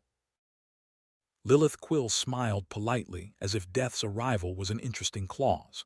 Father Gideon Marsh held his dead hands together and looked like a priest, remembering every sermon he had once lied through. Brother Malcolm Spade planted his shovel like a banner. Theodore Bellwether III clutched his arbitration ropes and tried to make himself look less alive. Cassian Vale stood nearest the gate. The junior auditor had not moved since the bell rang. His thin black coat hung perfectly. His pale hair did not stir. The dark ledger in his hands had closed itself. That told Eddie more than Cassian's face did. Cassian had been calm when he declared Black Hollow irregular. He had been calm when he inspected Plot Zero. He had been calm when the sealed woman beneath the last grave laughed at a question that should have stayed buried. Now Cassian looked almost cautious. Eddie hated when calm people upgraded to cautious. It meant panic had missed its chance and professionalism had taken over. Lady Morta looked past everyone and studied the gates. Then she looked at Eddie, Manager Crowe. Her voice was not loud, it did not echo, it did not need to, every grave heard it. Eddie's mouth produced a smile against medical advice. "Lady Morta," he said, "welcome to Black Hollow Cemetery. We recently stopped being legally edible, so please excuse the mess. Nobody breathed. The dead ledger wrote. Opening strategy questionable. Lady Morta considered him for one long second. Then she said, I have heard worse. Kit leaned toward Nora. That felt like mercy. Nora whispered back. That felt like a warning wearing gloves. Lady Morta stepped across the threshold. The cemetery did not stop her. It did not ask for terms. It did not flare, hiss, close, bargain, or demand a witness. Black Hollow opened to her like a door, remembering who owned the house before locks were invented. The dead ledger's page turned by itself. Primary authority admitted. Gate terms suspended for inspection. Manager objection unavailable. Eddie looked down. Unavailable. The ledger added. You may object aloud for emotional comfort. Comforting. Lady Morta paused just inside the gate and looked at the dead ledger. You have grown a personality. The page hesitated. Operational adaptation. That is not an answer. The ink shifted. Necessary operational adaptation. Lady Morta's mouth curved slightly. If it was a smile, it was the kind a judge might give a defendant who had impressed her with grammar before sentencing. Better. Eddie looked at the book. You can be nervous. No, the word appeared too quickly. Mara muttered, it can. Nora nodded, definitely can. Rattle clicked his jaw. All administrative intelligences deny fear until the roof collapses. Then they describe fear as structural awareness. Lady Morta continued down the path. No one had told the cemetery to prepare a route, but the fog parted. Grave lamps kindled one by one, not gold like Eddie's lantern, not green like ledger light, silver. The color made the stones look older. It made Eddie feel younger. He disliked both effects. Cashin fell into step half a pace behind Lady Morta. Primary inspection file prepared.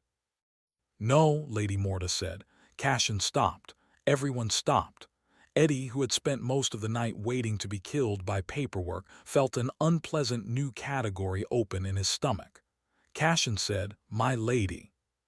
The primary inspection file is incomplete. Cashin's face did not change, but his fingers tightened on the ledger. I compiled it according to division access. Division access was restricted. By whom? Lady Morta looked toward the far end of the cemetery, toward plot 0. By me. That landed harder than thunder. Even Vivienne lost a little of her smile. Lilith's eyes sharpened. Mara's grip moved closer to her blade. Nora looked at Eddie, and Eddie knew she had reached the same conclusion he had. This was not just an audit. This was a memory someone had locked from the people who were supposed to remember it. Lady Morta resumed walking. Manager Crowe, she said, you will accompany me. As a courtesy, Eddie asked, or as evidence? Both. Lovely, I enjoy multitasking. Kit raised a hand. Do friends accompany evidence? Lady Morta turned her gray eyes to him. Kit lowered his hand. Friends do not. Perfect. Understood. The thief may remain within sight, Lady Morta said. Kit brightened. That's me.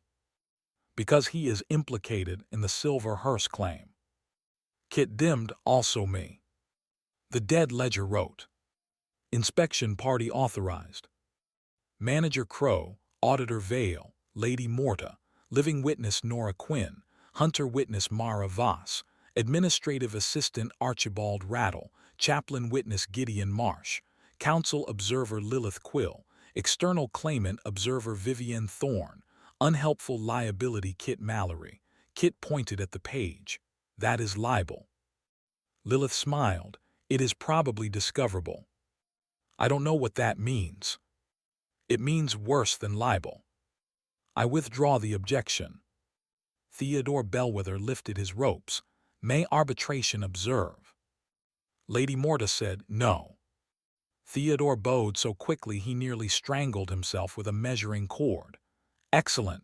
Relief accepted. Brother Malcolm stayed by the gate with his shovel across his shoulder. If the ground opens, he said, shout. Eddie looked back. That your professional advice? No, my professional advice is to stop causing audits. Too late. Spectacularly. They walked. Black Hollow changed around them, not in the obvious way it had changed when reaching level 5. Then it had woken like a creature stretching after a long illness. Paths had straightened. Lamps had lit. The chapel had breathed warmth. The graves had stopped trying to drag Eddie into their mouths unless formally justified. Now the cemetery revealed things it had hidden even from itself. Under Lady Morta's footsteps, faint lines appeared in the soil, not glowing. Visible only because the earth remembered where they were. Old boundary marks, buried survey cuts, administrative scars. Eddie saw graves that did not belong to any row. He saw spaces between plots shaped like names. He saw, for one blink, a second gate behind the main gate, smaller and blacker, set not in iron but in absence. Then it was gone. He looked at Nora. She had seen it too. Her lantern flame had turned thin and blue. "Did you just see a door made of no?" Eddie whispered. "I was hoping you wouldn't ask it like that. Would you prefer a technical term?" "Not from you." Mara moved closer. "Stay focused." "I am focused," Eddie said. "I'm focused on the impossible door." "Then be focused quieter." Lady Morta did not look back. Black Hollow has several doors. Most of them are not allowed to be noticed. Eddie swallowed. That's an unsettling category. Restricted necropolises are built from unsettling categories. The words made the dead ledger write so violently that ink splattered. Restricted classification acknowledged. Orientation required. Eddie stared at the page. Now. Yes, we're walking with death. Correct. Maybe read the room. The ledger wrote. Room contains death. Reading complete. Rattle made a small approving click. A competent administrative answer. "Do not encourage it," Eddie said. Lady Morta stopped beside the broken chapel. It had looked better since level 5. Not good. Good was ambitious, but less like a building that had lost an argument with gravity and mildew. The door now hung straight. Silver candles burned inside. The complaint station Eddie had restored with apology, bone coins, and more sincerity than he found medically comfortable sat near the entrance, its dark wood freshly marked by hundreds of small scratched names. Lady Morta studied it. "You restored chapel function." "Partially," Eddie said. "We had a lot of complaints." "You had centuries of complaints." "Same thing, different storage problem." Cashin's audit ledger opened. He read from it. Complaint station functional. Resident hearing allocation. Limited but active. Assistant clerk post active. Minor staff protection active. Wrong choir delayed into formal hearings. Threshold court irregular but recognized. Level 5 confirmation granted under emergency convergence. Emergency convergence, Lady Morta repeated. The words sounded like a knife being cleaned. Cashin said, "The cemetery was at collapse risk." "Yes." Manager Crowe prevented immediate failure. "Yes." Then emergency convergence applied. "Yes." Eddie listened to the three yeses and felt his pulse getting worse each time. Cashin looked up. "My lady, is the rule invalid?" "No." "Then why is the confirmation under review?" Lady Morta looked at Eddie again. "Because Black Hollow should not have been able to reach level 5. The chapel candles bent toward her. Eddie kept his voice light because the alternative was dropping it somewhere and never finding it again. That's becoming a theme. Shouldn't exist, shouldn't wake, shouldn't level, shouldn't flirt with sealed witnesses. Very negative office culture. Mara glanced at him. "You had to mention the flirting." "It was on the list before I got here." "Because of people like you." "Because of historical reasons." The dead ledger wrote. Manager argument technically circular. Traitor. Lady Morta entered the chapel. Everyone followed. The air inside was colder than outside, though the candles burned. The pews had shifted themselves into rows that were almost straight. The old altar still carried cracks where silvery roots had once pushed through stone. Father Gideon paused at the threshold, face drawn. "I have not seen it like this since before Sela's," he said. Lady Morta turned. "You remember before Sela's?" Gideon lowered his eyes. "In pieces." "Convenient." The dead priest flinched. Eddie did not like that. Gideon was slippery, yes. Guilty, often. Professionally depressing, always. But he had stood in the final night. He had opened confession categories when the wrong choir tried to turn grief into a weapon. That counted. Memory was buried here, Eddie said. A lot of it. Lady Morta looked at him. "You defend him." "I defend the possibility that Sela's broke more people than me." For the first time, something like approval moved through Nora's expression. Gideon looked at Eddie as if a boy with a shovel had just done something more dangerous than kindness. Lady Morta said, "Noted." The dead ledger wrote. Statement entered. Cashin made a mark in his file. Eddie leaned toward Nora. "Is noted good?" "No idea." Kit whispered from behind them. "In court, noted usually means you're doomed, but politely." Lilith murmured, "Not always. Sometimes it means doomed later." "You are bad for morale," Kit said. "I charge extra for morale." Lady Morta approached the complaint station. The name scratched into its surface trembled. A drawer opened by itself. Inside lay 42 folded complaint slips. Each carried the same line, "She is awake." Eddie had seen the line before. At the end of the last night, after Plot Zero hummed through the cemetery like a secret learning its own tune, seeing it in a neat drawer made it worse. Horror should not be organized. Lady Morta picked up one slip. Who accepted these? Rattle raised one skeletal hand. Temporary Assistant Clerk Archibald Rattle, under manager authority and staff witness protection. You were dead staff. An excellent qualification in this field. You were terminated for complaint tampering. Rattle's jaw clicked shut. Eddie turned his head sharply. You said Sela's killed you for filing objections. That is one description. Rattle. The skeleton held up both hands. The complaints were accurate. Sela's called it tampering because accuracy inconvenienced him. Lady Morta did not blink. Both statements are true. Eddie hated sentences like that. They were where lawyers, demons, priests, and dead administrators built homes. Lilith looked delighted. Truth with hostile framing, she said softly. My favorite kind. Mara said, can we not admire it while death is holding evidence? I admire professionally. Lady Morta placed the complaint slip back in the drawer. The complaints are valid. The chapel went colder. Cashin said, valid in what category? Restricted disturbance. His pen stopped. My lady, that category is sealed above Division Junior Access. Correct. Then I could not have completed the audit. Correct. Cashin's expression remained controlled, but Eddie saw something under it now. Anger, not at being corrected, at being used. Why send me, Cashin asked, if I lacked necessary access? Lady Morta looked toward the chapel windows. Beyond them, the cemetery lay silver and black. Because Black Hollow had to be observed by someone who did not already believe the old verdict. Silence took the chapel. Even Seraphina stopped humming under the ground. Eddie felt that silence move through his ribs. Old verdict, he said. Lady Morta turned back to him. You have earned orientation, Manager Crowe. The dead ledger wrote. Restricted Necropolis orientation unlocked. Eddie looked at the page. Now you're happy. No, you're doing it again. Structurally aware. Rattle clicked approvingly. Lady Morta lifted one gloved hand. The chapel walls disappeared, not physically. Eddie's body stayed where it was.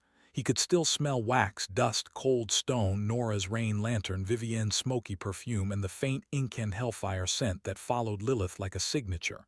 But sight opened beyond the room. He saw cemeteries. Hundreds, no more. Thousands of them, arranged not across geography but across obligation. They hung in the dark like constellations made of gates. Some were tiny village graveyards with warm stones and orderly names. Some were vast necropolises shaped like cities, with avenues of mausoleums and towers built for bells that never rang. Some floated under seas. Some curled under deserts. Some were built inside mountains. Some moved. That last part made Eddie's brain hesitate. One cemetery walked on black roots across a wasteland of ash, carrying its graves on its back like a turtle with regrets. Kit made a strangled sound. That one moves. Migratory burial ground, Rattles said. Rare, terrible paperwork. Why would a cemetery migrate? Predators. Kit went quiet. Good, Eddie thought. Someone had found the switch. Among the 1,000 lights, 7 burned differently. Not brighter, deeper. They did not shine, they withheld. Lady Morta spoke, and her voice ran through every gate Eddie saw.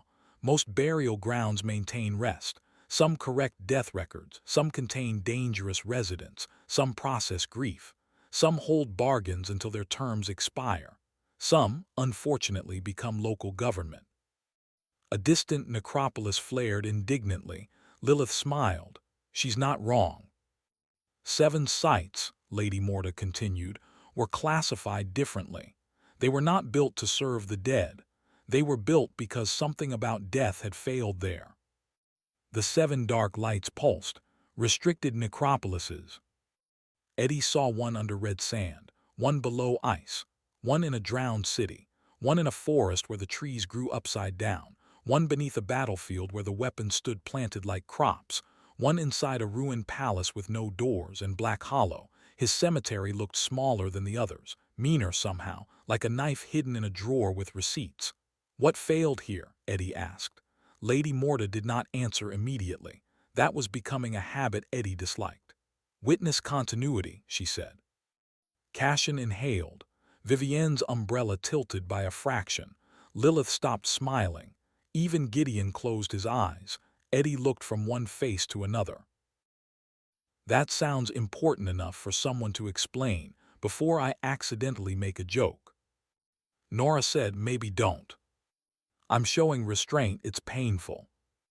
Lady Morta lowered her hand. The vision vanished. The chapel returned. Eddie felt suddenly too tall and too small at the same time. Witness continuity, Cassian said carefully, is the principle that certain events must retain a living or death-bound witness until judgment is possible. Good, Eddie said. Words, now smaller words. Lilith folded her hands. If something happens that cannot be judged yet, someone must remain able to say what happened. A witness. Yes. And Serafina is that witness. No one answered, which meant yes. Eddie looked toward the back of the cemetery, though walls blocked the view. Witness to what? Lady Morta said, that is the restricted question. Of course it is. The dead ledger wrote. Manager has identified restricted core. I identified that everyone is allergic to answering me. Related, Mara stepped forward. If Serafina is a witness, why was she treated like a catastrophic asset? Lady Morta's eyes moved to Mara. Because witnesses can become weapons. Vivienne spoke then, soft and elegant. And because some truths kill the court that hears them. The chapel candles flickered. Lady Morta looked at Vivienne. Your bloodline would know. Vivienne's smile was still there, but it had gone flat. My bloodline was used. Your bloodline bargained. Often under pressure. Pressure does not erase signatures. No, Vivienne said, it only stains them. The air tightened. Eddie saw the shape of another old fight, not his, not yet, but it stood near enough to trip over. He lifted a hand. Before we add which family history to the pile of things trying to kill me, what does restricted mean for Black Hollow now? Cassian opened his ledger again. The pages had changed. No longer neat junior audit forms. These were darker, thicker, written in ink that looked like it had been mixed with ash. He read aloud. Restricted Necropolis Provisional Review initiated. Managerial confirmation subject to layered compliance. Failure outcomes include administrative closure, resident redistribution, seal intervention, manager removal, or burial of current managerial authority. Eddie stared at him. Burial of current managerial authority. Cashin looked apologetic in a very restrained way. You. I gathered. Kit raised a finger. When he says burial, is that metaphorical? Everyone looked at Kit. Kit sighed. I hate that I asked. The dead ledger wrote. Non-metaphorical risk retained. Eddie pointed at the book. We had a whole arc about me not being food. Correct, now I'm what? The ledger hesitated. Potential structural material under extreme failure conditions. Rattle nodded. An administrative downgrade. I dislike your comfort with that. I have been furniture adjacent. I speak from experience. Lady Morta said, You are not being punished for success, Manager Crowe. It feels punishment-shaped. You woke a restricted site, confirmed yourself as manager, stabilized a sealed witness without opening the seal, delayed a collective death record rebellion, contained prior manager residue, denied a license collector, and forced several external claimants into threshold queue. Eddie blinked. When you say it like that, I sound busy. You are now too significant to ignore. Nora looked at him. That's worse than punishment. I know, Eddie said. Punishment usually has a start and end. Being significant sounds ongoing. Lady Morta turned toward the chapel altar. Restricted review has 3 layers. The altar stone split down the middle, not cracked, opened. Inside was darkness with silver writing suspended in it. The first line appeared. Layer 1, Site Legitimacy. Cash and read, Black Hollow must prove its level 5 state is lawful, stable, and not the result of illicit witness influence. Eddie said, illicit witness influence being Serafina talking to me. Among other things. The second line appeared. Layer 2, Prior Manager Liability. Lilith's eyes gleamed. Sela's, Eddie said. Cashin nodded. Black Hollow must determine whether Sela's Crowe's debts remain attached to the site, to the prior office, to the current manager, or to restricted seal operations. That sounds expensive. Lilith said, spiritually, legally, emotionally, and possibly anatomically. Great, all my least favorite accounts. The third line appeared. Layer 3, Witness Containment Integrity. The chapel candles went almost white. No one joked. Lady Morta said, Plot 0. The name had weight now, not just mystery, not temptation, not a woman under stone who knew Eddie's buried name and touched his dreams with a voice like velvet over knives. A restricted layer, a witness, a containment question, a truth someone had kept alive because letting it die would be worse. Eddie said, and if we fail one layer? Cash and read. Warning status, corrective orders, external supervision. 2 layers. Authority suspension, seal seizure, manager replacement. 3. Cashin did not read. Lady Morta answered, closure. The word ended the room. Nora's hand tightened around the lantern. Mara's posture changed, not into attack but into readiness for something she could not cut. Rattle's jaw hung slightly open. Kit whispered, What happens to everyone here if they close it? No one answered fast enough. Brother Malcolm from the chapel doorway said, Redistribution. His voice was low. Some to other sites, some to storage, some to silence, some to whatever authority claims them first. Father Gideon crossed himself with a dead hand. Some to no record at all. Eddie looked at the complaint slips, at the names scratched into the station, at Rattle, who had been killed for paperwork, at Gideon, who had buried confessions and shame and still tried to warn him, at Nora, alive and trapped by seeing too much, at Mara, born into a line Silas had used, at Vivienne, whose family debt was wrapped around witch line like barbed silk, at Lilith, who smiled at contracts because contracts were safer than feelings. At Kit, whose worst instincts had accidentally brought half the outside world to their gate and might yet save them from the other half. At Black Hollow, his property, his problem, his responsibility. He hated that the word no longer tasted entirely like a trap. "No," Eddie said. Lady Morta looked at him. "No. No closure." Cashin's pen paused. Manager Crowe. "No," Eddie said again, louder this time. "You don't get to put them in boxes because Seela's lied better than everyone else. You don't get to break them into categories and call it order. If Black Hollow is a mess, fine, it is. I live here, I smell like it.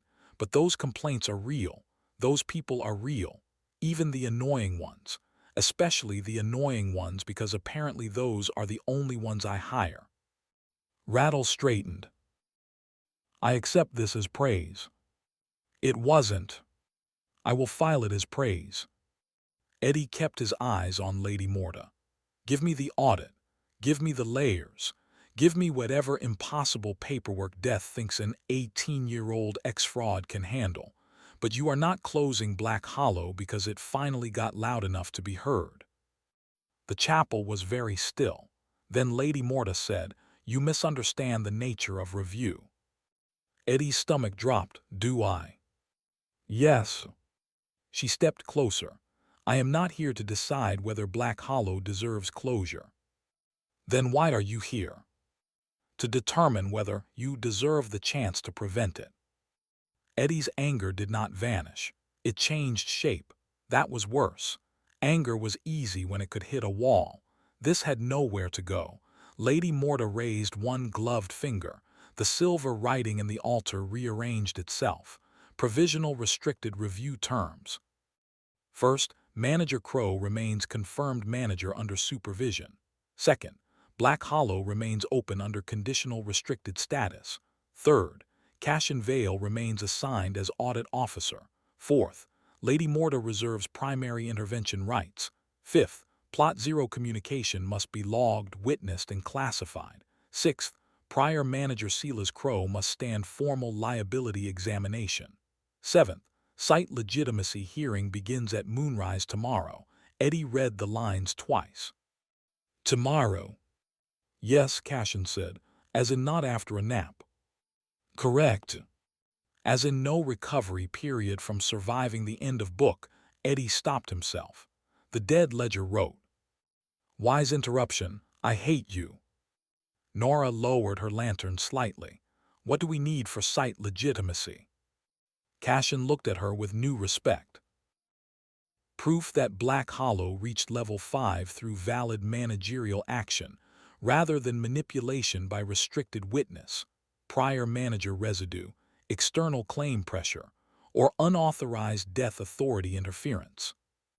Kit frowned. "Can you make that worse but shorter?" Lilith said, "Prove Eddie didn't accidentally cheat using a buried woman, a dead villain, a collector's token, and panic." "There," Kit said, "that's language." Mara folded her arms. "He did use panic." "Panic is not prohibited," Lilith said, "usually." The dead ledger wrote, "Panic not listed as controlled resource." Eddie pointed, "See, legal panic." Lady Morta ignored him, which he suspected was mercy with paperwork attached. "You will gather site witnesses," she said.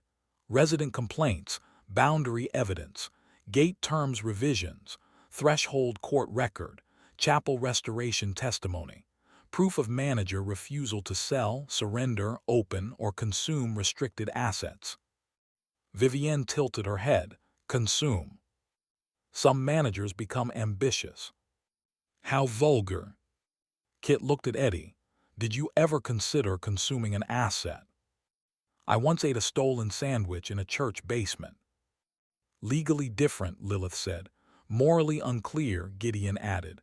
"Delicious," Eddie said. Nora closed her eyes. "This is why audits happen to us." A sound came from under the chapel floor. Soft, a laugh. Not loud enough for the whole cemetery, loud enough for everyone in the chapel. Serafina. The silver writing flickered. Plot Zero communication detected. Lady Morta turned her head slowly. The laugh came again. This time words followed, not from the ground exactly, from the cracks in the altar, from the candle flames, from the shadow under Eddie's own hand. "Hello, Morta." The temperature dropped so sharply that Eddie saw his breath. Lady Morta did not look surprised. That was terrifying. "Serafina," she said. The sealed woman's voice smiled. "You remember my name." "I remember what must be remembered." "Do you remember what you did?" Cashin's face changed. "Not much. Enough." Mara's eyes flicked to Eddie. Vivienne went very still. Lilith's smile vanished. Nora whispered, "Eddie." He did not move. He did not know what movement would help. Lady Morta said, "This communication is not authorized." Serafina laughed softly. "Neither was burying me breathing. Yet here we are, still admiring procedure." The dead ledger wrote so fast the ink tore the page. Restricted witness contact. Classification conflict. Do not respond. Do not respond. Do not respond. Eddie stared at the repeated warning. Then, because he was apparently incapable of surviving good advice intact, he said, "Serafina." The entire chapel seemed to lean toward him. Lady Morta's eyes found his. Serafina's voice softened. "There you are." Mara said, "Eddie, careful." "I'm always careful." Kit made a strangled noise.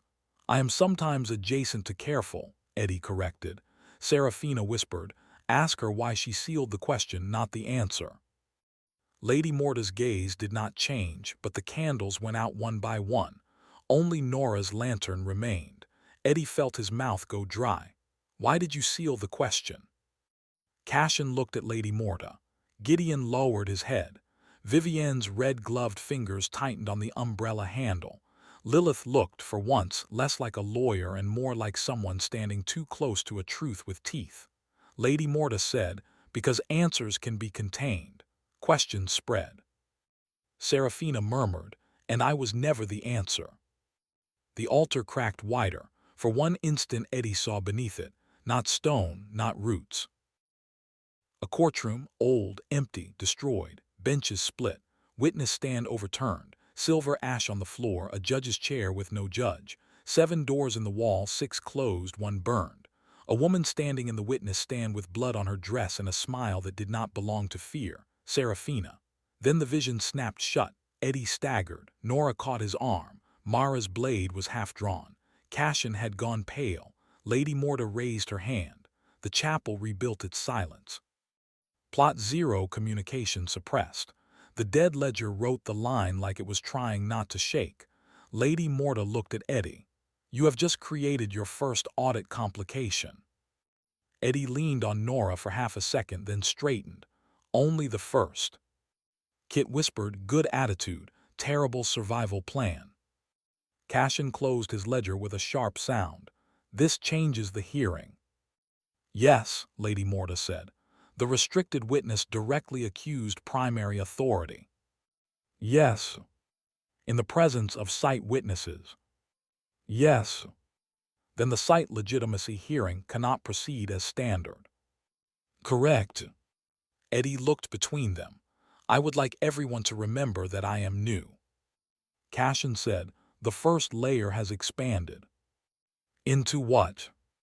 Lady Morta answered, "Restricted Necropolis status review." Eddie waited. No one softened it. "That sounds like the title of a headache." Lilith said, "It is worse. A headache can end without signing anything." Cashin reopened his ledger. The page wrote, "Layer 1 revised. Prove Black Hollow's awakening is legitimate. Prove the manager is not compromised by restricted witness influence. Prove primary authority did not suppress material classification facts." Eddie pointed at the 3rd line. "That one feels above my pay grade." Rattle said, "You have no pay grade." "Then especially above it." Lady Morta said, "This is why you were given witnesses." Nora looked at her. "Given." "Drawn," Lady Morta corrected. "By need, by debt, by choice, by error. Most useful alliances include all 4. Kit raised his hand again. Lady Morta looked at him. He lowered it. "Question withdrawn." "Ask," Eddie said. Kit blinked. "What?" Ask, you're in this too. Might as well be annoying with purpose. Kit seemed touched. It looked uncomfortable on him. He cleared his throat. If Eddie fails because death maybe hid something, does Eddie still get buried? The chapel went still again. Kit added, asking for a friend I have recently decided not to betray until at least next week. Lady Morta studied him. No manager may be penalized for evidence formally withheld by primary authority before review. Lilith's eyes sharpened. May I have that repeated as binding? Lady Morta looked at her. Counsel Quill. Primary Lady Morta.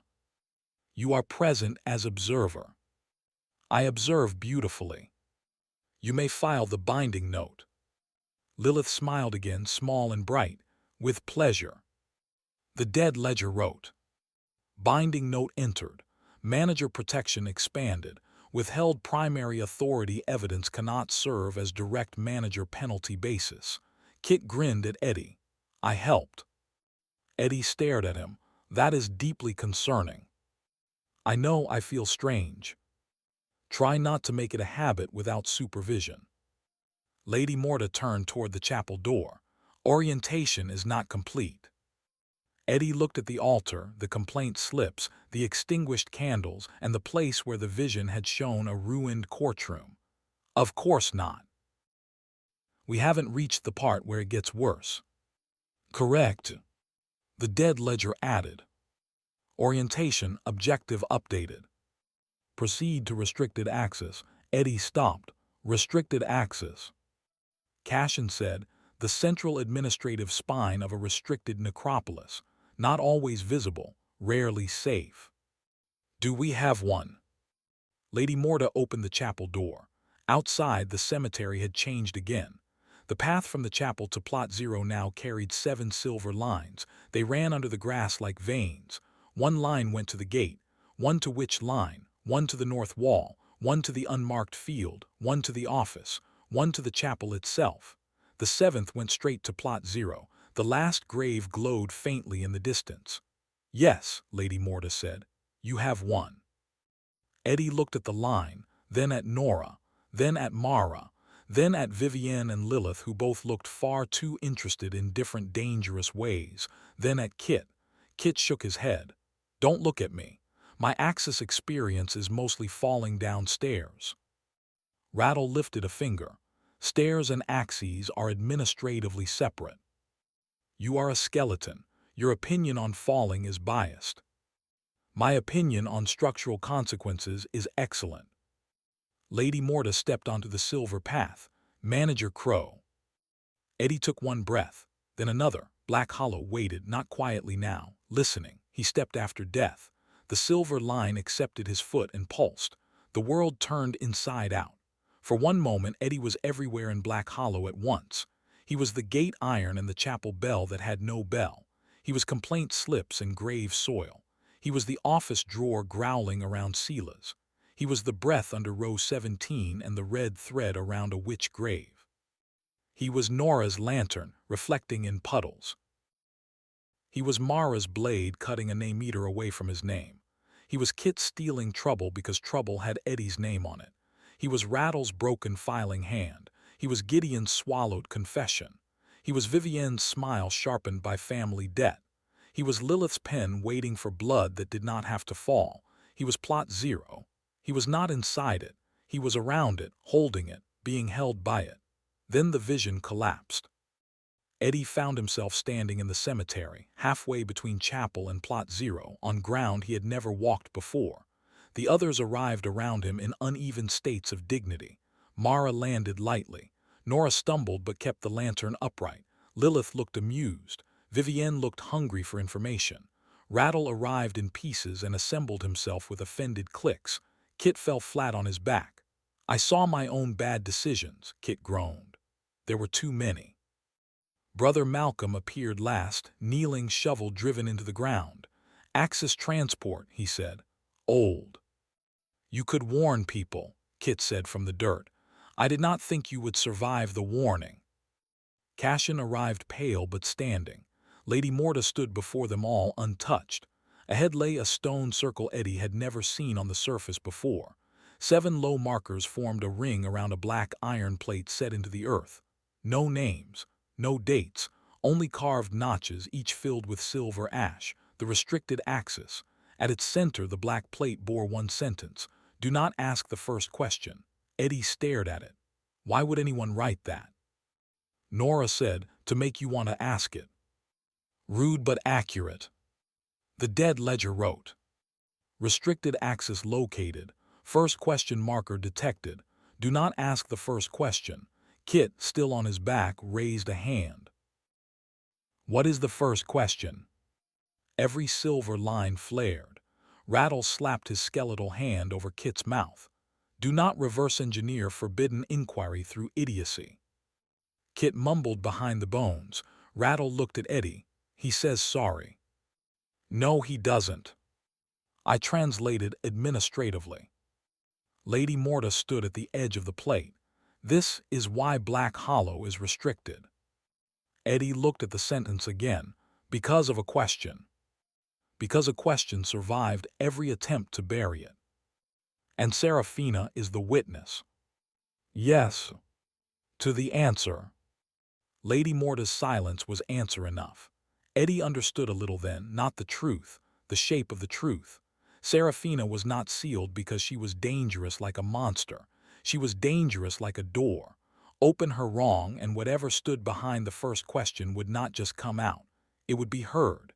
Cashin said, "The restricted axis should have remained inaccessible until full director authorization." Lady Morta's gaze stayed on Eddie. "It opened because the manager was named by buried first name and accepted by site duty." "Alden," Nora said softly. The name moved through the silver lines. Eddie did not flinch this time. Alden Crowe had been buried before he was old enough to know what burial meant. Eddie had spent his life as Edward on papers and Eddie in trouble, never knowing that a first name had been stolen to make him easier to use.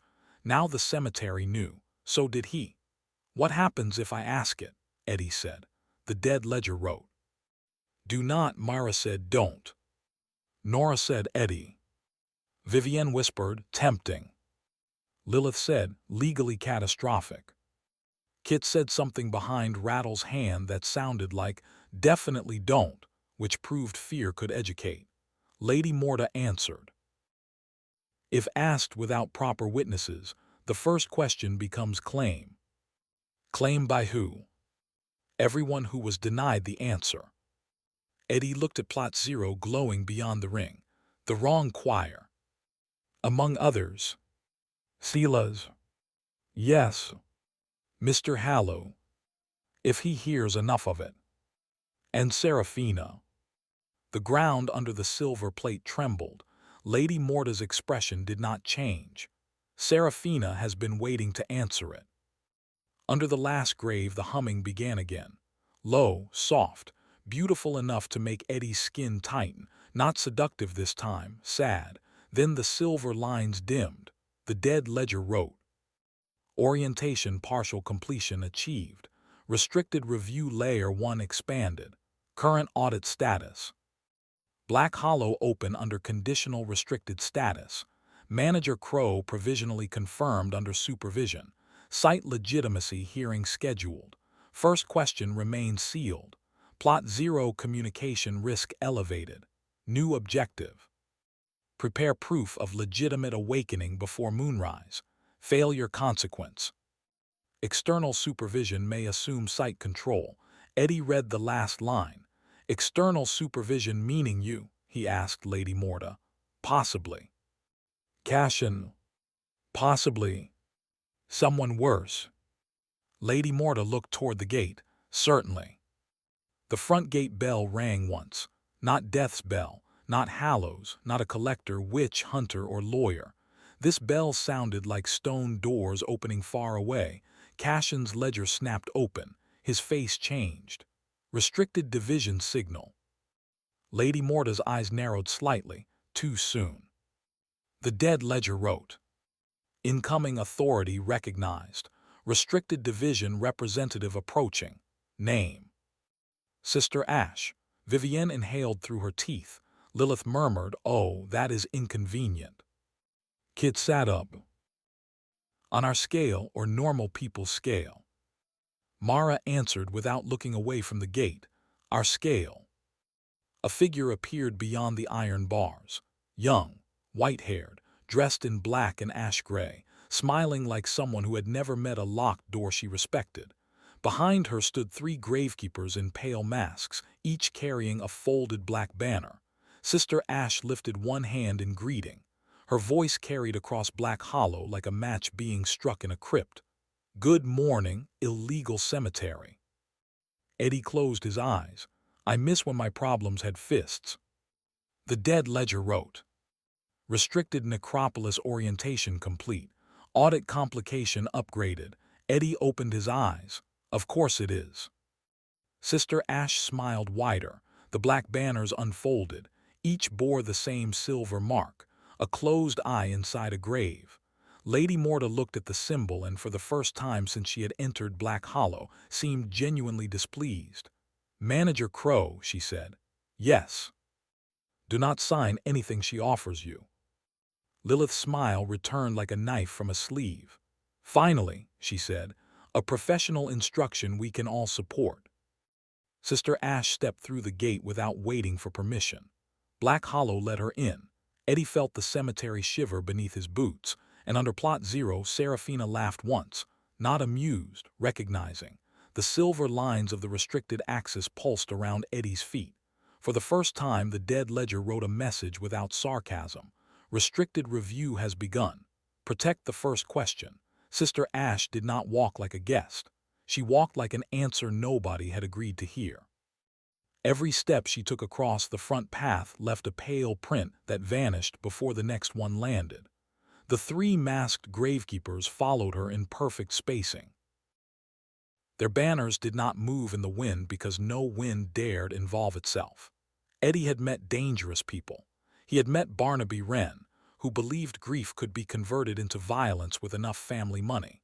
He had met the Pike brothers, whose idea of negotiation involved knuckles and pavement. He had met Vivian Thorne, who could offer a man salvation in a voice that made damnation feel underdressed. He had met Mara Voss with a blade at his throat. He had met Lilith Quill smiling over terms that could have sold his soul with a courtesy discount. He had met Mr. Hallow, who appraised corpses like rare wine. He had met death. Sister Ash was different. She looked delighted. That was the disturbing part. Most frightening people either hid their joy or wore it crudely. Sister Ash carried hers with perfect manners. Her smile said the world was a puzzle box and she had always enjoyed breaking hinges. She stopped 10 paces inside the gate and bowed to Lady Morta. "Primary Lady."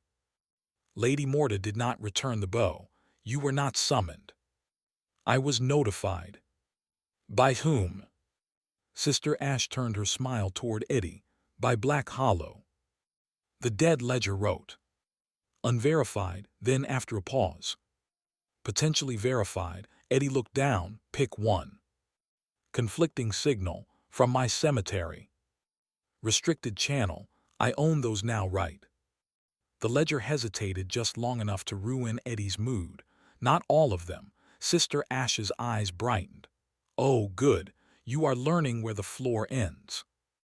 Eddie stared at her. "Is that supposed to make sense?" "Eventually." "I hate eventually." "Most managers do. They prefer now. Now is small enough to lie about." Kit leaned toward Rattle. "I don't like her." "A rare correct assessment," Rattle said. Sister Ash's gaze flicked to the skeleton. Archibald Rattle, temporary assistant clerk, terminated, reconstituted, under staff witness protection, betrayal filing clause active. How charming. Rattle stood straighter. "My paperwork is in order." "Your bones are not." "Administrative relevance." "None," she said happily. "I simply noticed." Rattle's jaw clicked shut. Eddie's dislike upgraded from instinctive to personal. Nora moved half a step closer to him. "She knows too much," Nora said. "That's become a character type," Eddie muttered. "I miss idiots." Kit raised a hand slightly. "Not you." Kit lowered it.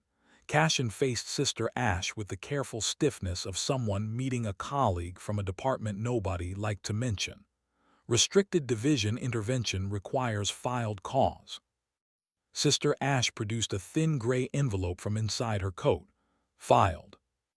Cashin accepted it. He opened it. The paper inside unfolded once, then again, then kept unfolding. It reached the ground, crawled over the path, and stopped at Eddie's boots. On the final panel were 3 charges written in silver ink: unreported witness activation, unauthorized access to restricted access, possible contamination of manager judgment by sealed subject. Eddie read them. Possible contamination of judgment feels broad. My judgment was already damaged before I met anyone under a grave. Mara said true. Supportive as always. Vivienne's eyes had narrowed on the second charge. Unauthorized access to restricted access, she said. That happened under Lady Morta's supervision. Sister Ash smiled at her. Observation does not equal authorization. Lilith made a pleased little sound. Disgusting argument, elegant. Lady Morta said, careful, Counsel Quill. Lilith bowed her head. Admiration is not allegiance. Often how allegiance begins. In my profession, allegiance begins with billing. Eddie rubbed his face. Can someone explain how the cemetery reported me to a division I didn't know existed using channels I apparently don't own? Sister Ash looked delighted again. Restricted sites keep emergency channels below managerial authority, in case the manager becomes the emergency.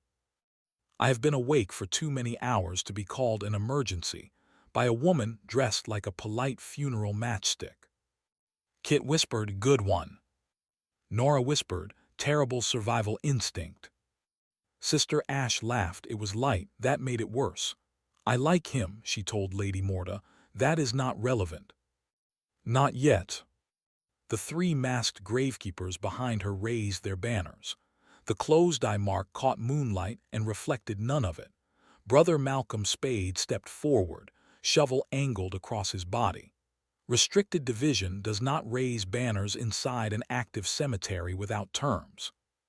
Sister Ash looked him over. Brotherhood of the Last Spade, your chapel debt remains open. And still older than your office. Her smile sharpened. Noted. Filed, Malcolm said, for some reason that made Rattle click approvingly. Eddie looked at Lady Morta. Is this still orientation? No. Good. This is now a jurisdictional challenge. I preferred orientation. The dead ledger wrote. Emergency procedural branch opened. Manager action available. Demand terms. Eddie straightened. That he understood, not completely, but enough. He had spent most of his life around contracts, lies, bargains, and people who thought a raised voice counted as authority. If there was one rule he trusted, it was this. Anyone trying to take something quickly hated being asked to explain the bill. He stepped between Lady Morta and Sister Ash. Mara made a small sound of warning. Nora whispered, Eddie. He lifted one hand slightly. Not enough to silence them, enough to ask for 3 seconds. Sister Ash watched him with bright curiosity. Eddie said, Black Hollow Cemetery demands terms. The words did not feel like his. They felt like the gate speaking through a mouth it had recently decided not to eat. The silver lines beneath him flared. The dead ledger wrote. Demand recognized. Gate terms adapting. Restricted channel contest initiated. Sister Ash's smile did not fade, but it stopped growing. Interesting. Eddie nodded.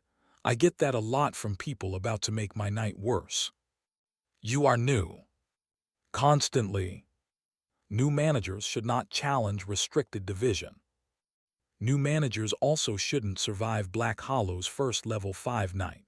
But here we are, disappointing departments. Cashin's ledger wrote something by itself. Lady Morta's eyes moved to Eddie. Not approval, not warning, attention. That was enough. Sister Ash opened her hand. A gray card appeared between her fingers. Terms then. Restricted Division requests temporary authority to review the first question marker, classify Plot 0 communication risk, and interview the sealed witness through supervised barrier contact. Seraphina's laugh drifted from the far dark, soft, cold. No. The word came through the ground. Every grave heard it. Sister Ash looked toward Plot 0 with the pleased expression of a scientist hearing a specimen speak. Eddie felt anger rise again. Not hot this time. Clean. Denied, he said. The gray card trembled. Sister Ash turned back to him. You have not heard the consequence. I've heard enough women tell me to ignore consequences tonight. I'm trying something new. Mara's mouth twitched. Vivienne looked amused despite herself. Lilith murmured, growth horrifying. Sister Ash said, refusal permits escalation. Then file it, Eddie said, at the threshold like everyone else. The dead ledger wrote. Manager has extended threshold Q doctrine to restricted division preliminary request. Legality uncertain. Courage excessive. Kit whispered, that's our boy. Rattle corrected, that is our employer. Still weird. Lady Morta said nothing. Cashin did.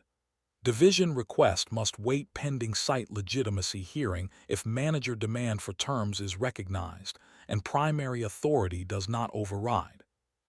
Sister Ash looked at him. Junior auditors should avoid ambition. Cashin met her eyes. I am avoiding negligence. For the first time, Sister Ash's smile showed teeth. Eddie decided he liked Cashin more, not enough to trust him with food, enough to stand near him in a procedural knife fight. Lady Morta finally spoke.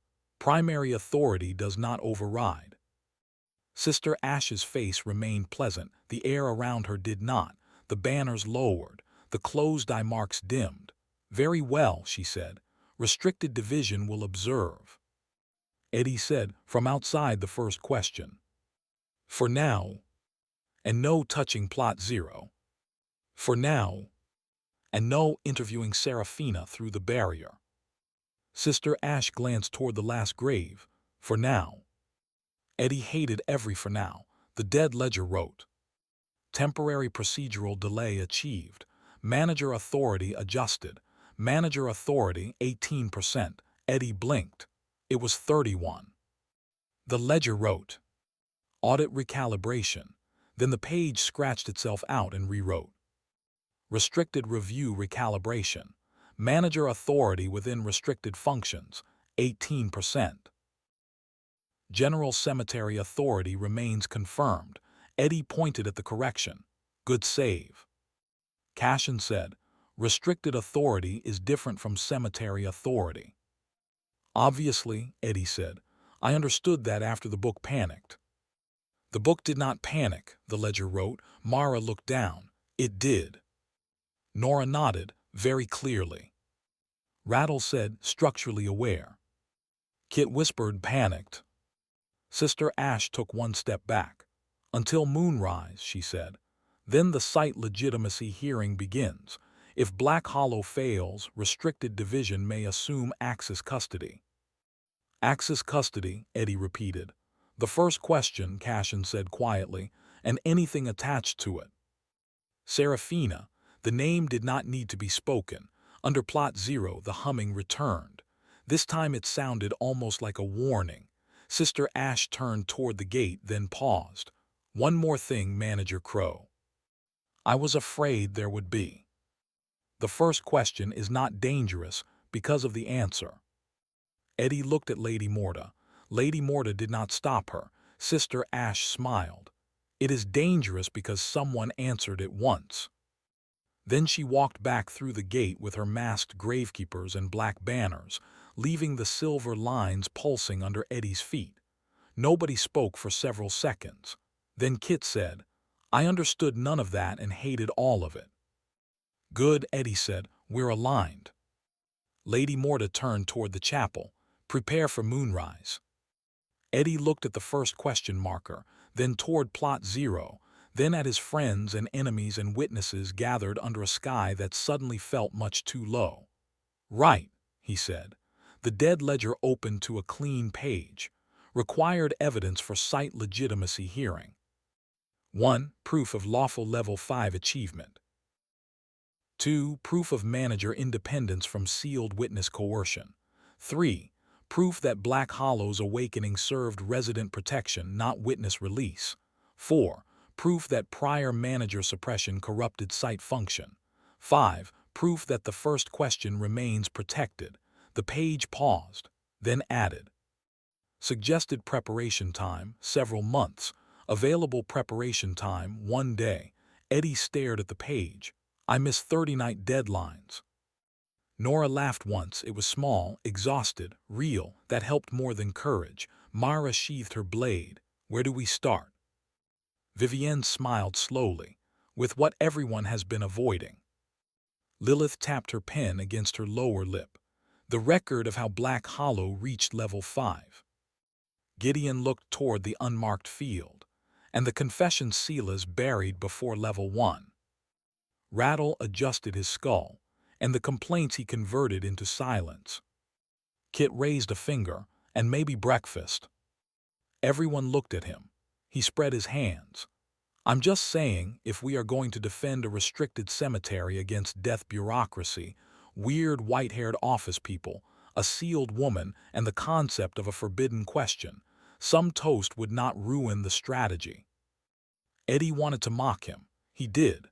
But his stomach chose that exact moment to make a noise that Black Hollow, traitorous property that it was, echoed through the nearest drain.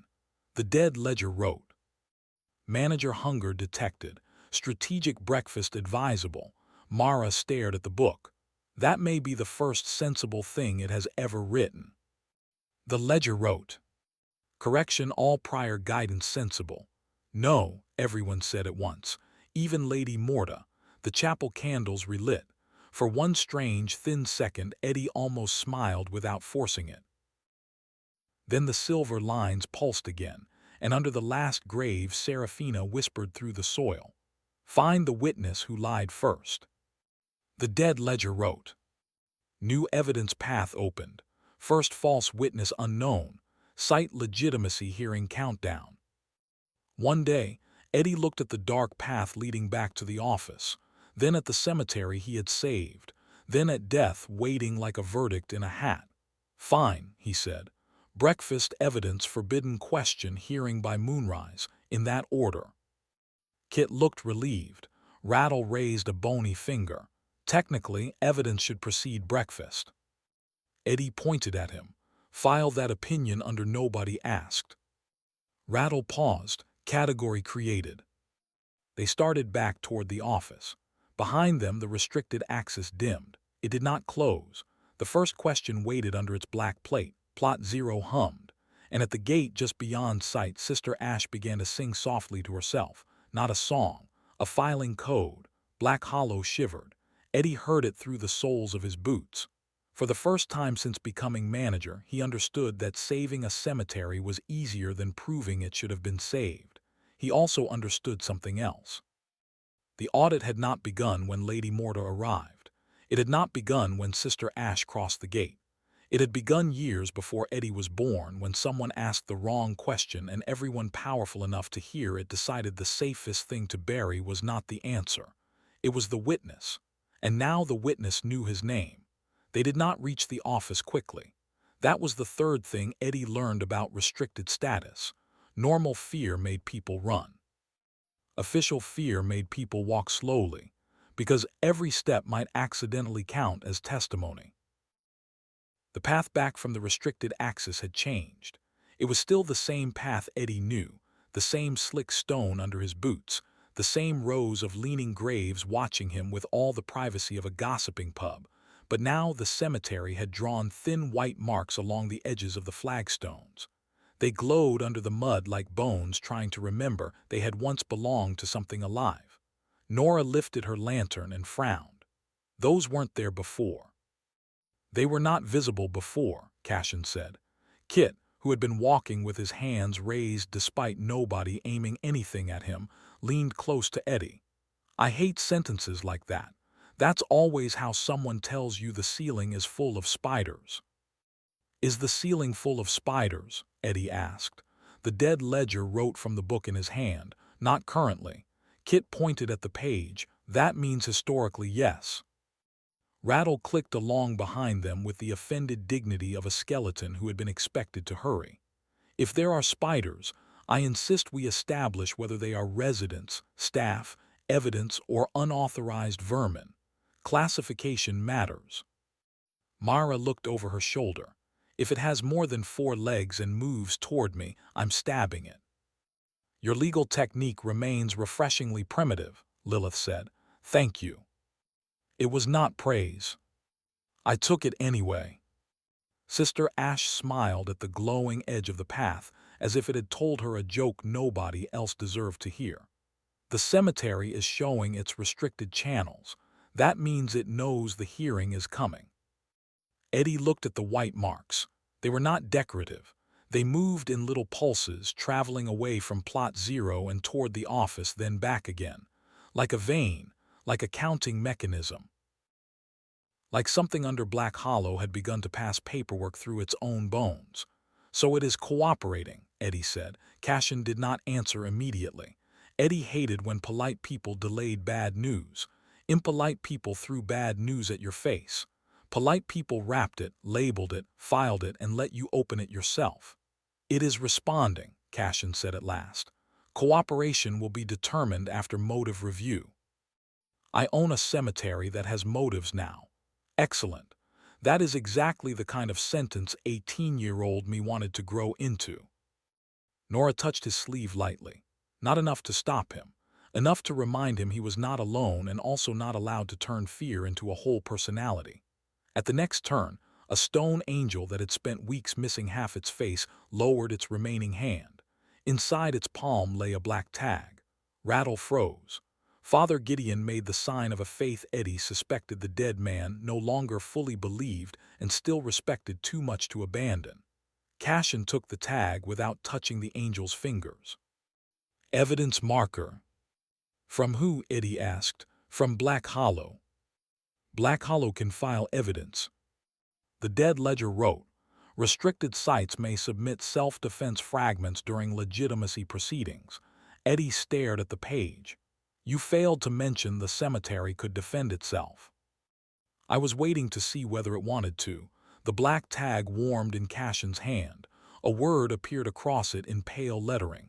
Foundation. Sister Ash stopped smiling.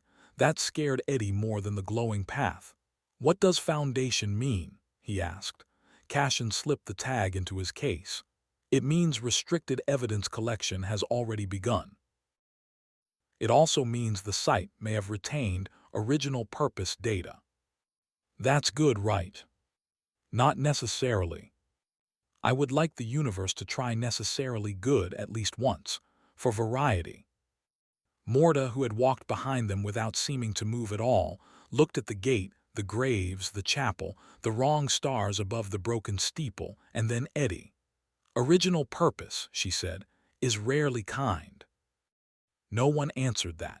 Even Kit managed to stay quiet, which made the words feel worse. When they reached the office door, it opened before Eddie touched the handle. The room beyond was larger than it should have been. Again, the desk remained where it had always been. The stove, the shelves, the Seela's drawer, the coat rack. But behind them, where a wall should have stood, Black Hollow had unfolded a narrow record chamber Eddie had never seen before. Cabinets rose into darkness. File ropes hung like dead vines. Labels burned and unburned themselves along drawer fronts. One cabinet stood open. Inside was an empty space shaped like a book. The dead ledger turned a page by itself. Restricted evidence shelf detected. Rattle leaned forward. Oh, he said softly. Eddie looked at him. That sounded emotionally expensive. The skeleton clerk did not make a joke. Seela's removed something from that shelf, Rattle said, before he terminated me, before Plot Zero's records went quiet. Cashin placed the black foundation tag on Eddie's desk. The tag clicked once. Every cabinet in the hidden chamber answered with the dry whisper of paper waking up. Sister Ash's smile returned, but it had gone thin. Now, she said, we find out whether Black Hollow was built to hold the dead, or to hide the living. Eddie looked at the empty space in the cabinet, then at the black tag, then at the office full of people who all knew enough to be frightened in different ways. He had spent most of his life treating the truth like a locked door and lying like a hairpin. For the first time, he wondered whether someone had built an entire cemetery around a door because the truth behind it was not supposed to be opened. The dead ledger wrote one final line before the office door opened ahead of them. Restricted Necropolis status confirmed. Evidence collection begins. End of Chapter 2. If you enjoy dark fantasy, dangerous cemeteries, and paperwork with teeth, leave a like and subscribe. Chapter 3 brings the first audit failure. Chapter 3. The first audit failure. Evidence did not arrive politely. It woke the office by screaming. Eddie Crowe had slept for 23 minutes, which was technically more than nothing and emotionally identical to being hit with a shovel. He woke with his face stuck to a stack of boundary reports, one cheek inked with the backward imprint of a legal phrase he did not understand and had already begun to hate. Across the room, the hidden evidence chamber howled. Not loudly. That would have been simple. It howled inside the paper. Every file rope trembled. Every cabinet rattled. Every label burned white, then black, then white again. The old stove spat cold ash into the room. A drawer marked foundation opened and shut so fast it sounded like teeth. Eddie lifted his head. "If this is breakfast," he said, "I want to be clear that I am not emotionally ready for toast." The dead ledger lay open beside his elbow, evidence reaction in progress. That explains nothing. Additional clarification. Evidence has notice being found. I preferred nothing. On the rug, Archibald Rattle had collapsed into what looked like sleep but was actually filing posture. The skeleton clerk sat upright so sharply his skull bumped the underside of the desk. Complaint, claim, testimony, administrative seizure. How would I know? You are the manager. I have been the manager for less time than some cheese takes to become worrying. Rattle gathered his bones with offended efficiency. Cheese is not admissible unless properly witnessed. I swear to every god currently avoiding this cemetery, if cheese becomes part of the audit, I am walking into plot 0 and letting Serafina flirt me to death. The air in the office warmed by one dangerous degree. From nowhere and everywhere a woman's voice laughed softly. Eddie froze. Rattle turned his skull toward the rear window. The glass had frosted from the inside. One word appeared in elegant script. Tempting. Eddie pointed at the window. That was not an invitation. The word changed. Liar, the dead ledger wrote. Plot 0 attention, intrusive. Yes, thank you. I caught the part where the sealed witness is now commenting on my coping strategies. The office door opened without being knocked upon. Mara Voss entered first, crossbow in hand, dark hair tied back, eyes sharp enough to qualify as a weapon even before she lifted the actual weapon. Behind her came Nora Quinn in her yellow raincoat, storm lantern lit, expression caught somewhere between exhausted concern and a very reasonable desire to hit Eddie with the lantern for his own good. Kit Mallory stumbled in after them with a blanket around his shoulders, and the look of a man who had been woken by screaming furniture and immediately blamed poverty. Father Gideon followed last, because dead chaplains did not hurry unless guilt was chasing them. "Please tell me," Kit said, "that the murder cabinets are not doing a morning performance." "Evidence reaction," Eddie said. Kit blinked. "Is that better than murder cabinets?" "No idea, but it sounds like something people in expensive shoes say before your life becomes less yours." Nora walked to the desk and looked at his face. "You slept on legal ink." "I was marking myself as evidence." "You are drooling." "Multi-purpose evidence." Mara examined the moving cabinet labels. "Where is Cassian?" The question answered itself. The front bell rang, not the cemetery bell, not the wrong church bell, not the silver hearse's smooth professional chime. This bell sounded like someone tapping bone china with a scalpel. Rattle straightened. "Auditor." Kit clutched the blanket tighter. At dawn, what happened to civilized supernatural hours? Lilith Quill's voice drifted from the doorway behind him. Civilization is a luxury usually denied to defendants. Kit yelped and spun around. Lilith stood in the threshold wearing a black suit so perfectly cut it seemed to have been tailored by an immoral mathematician. Her red mouth curved in a smile that might have been warm if one ignored the legal predation underneath it. Vivienne Thorne appeared beside her under a closed black umbrella, red gloves immaculate despite the mud outside, looking entirely too rested for someone standing in a haunted office before sunrise. Eddie stared. Do dangerous women coordinate? Vivienne glanced at Lilith. Lilith glanced at Mara. Mara glanced at Nora. Nora glanced at Eddie. Eddie felt several different ways to die become possible at once. The dead ledger wrote, romantic liability density, rising. Do not start, Eddie muttered. Nora crossed her arms. Romantic liability. It's a technical term. Lilith smiled. It is a remarkably accurate one. Mara lowered her crossbow by half an inch, which somehow made it feel more threatening. Focus. Auditor, screaming cabinets. Plot zero writing on windows. Eddie with ink on his face. Pick one disaster. Thank you, Eddie said. Finally, leadership. I nominate your face. Betrayal. The front bell rang again. This time the office door did not merely open. The wall unfolded into a formal threshold, clean and pale with black ash along the edges. Cassian Vale stepped through carrying his case.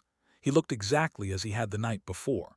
Young, composed, beautifully dressed in morning gray, hair neat, eyes calm, expression polite enough to be cruel without raising its voice. The only difference was the ribbon tied around his case. Yesterday it had been black. Today it was white. Sister Ash followed him, smiling as if she had already read the ending and found it personally amusing. No Lady Morta entered behind them. Eddie hated that more than if she had. Cassian looked around the office. His gaze passed over Eddie's inked cheek. It stopped there for a fraction of a second. Manager Crowe. Auditor Vale. You have written contingent adverse collateral on your face. It's a lifestyle choice. Unwise but thematically consistent. Kit leaned toward Nora. I like him less every time he speaks. That means he's working, Nora whispered back. Cassian placed his case on the desk. The hidden evidence chamber stopped screaming, all at once. The silence felt guilty. Cassian opened the case and removed a thin white folder. Rattle clicked his jaw. That folder is not local. Correct, Cassian said. Sister Ash spread her hands. Restricted Division requested immediate preliminary review. We were instructed to begin with the first question. Eddie looked at the black foundation tag on the desk. The word on it had not faded. And what happens if we answer wrong? Cassian's expression did not change. The same thing that happens if you answer correctly and the answer is unacceptable. I miss when questions had less murder inside them. This one predates murder, Sister Ash said brightly. Nobody laughed. Even Rattle, who respected terrible jokes when properly filed, did not laugh. Cassian opened the white folder. A sheet of paper inside unfolded longer than the folder should have allowed. It spread across the desk, passed under Eddie's hand, and stopped when it reached the edge nearest the sealer's drawer. The drawer growled. Mara raised her weapon. Cassian did not look up. Do not shoot the furniture unless it signs first. If it lunges, I'm improvising. Improvisation will be noted. Everything is noted, Kit muttered. This place notes aggressively. The paper on the desk displayed a heading in black letters. First question review, site legitimacy. Eddie read it twice. Site legitimacy, he said. Cassian nodded. You are not currently being asked whether Black Hollow is dangerous, fraudulent, improperly managed, historically compromised, romantically irresponsible, or administratively offensive. Eddie looked up. Romantically irresponsible is not a site category. Lilith's smile became unbearable. Vivienne said it could be. Mara said it is. Nora said nothing, which was worse. Cashin continued, "You are being asked something simpler." He placed one pale finger on the document. Should Black Hollow exist as an active necropolis? The room went cold. Not haunted cold, official cold. A temperature designed for verdicts. Eddie felt Black Hollow hear the question. He felt it through the boards under his boots, through the desk, through the old walls and newer hidden chamber, through the cemetery's long black roots and the graves waiting outside. The question moved across the property like a lantern passing over sleeping faces. Should Black Hollow exist? Serafina stopped humming. That frightened Eddie more than the scream. He put both hands on the desk. Yes. Cashin looked at him. The answer must be supported. I support it, I'm the manager. Your survival bias is noted. Kit coughed. In his defense, survival bias is kind of his whole thing. Mr. Mallory, Cashin said without looking at him, you are currently classified as guest liability, unlicensed claimant carrier, theft-adjacent living associate, and probable source of future hearings.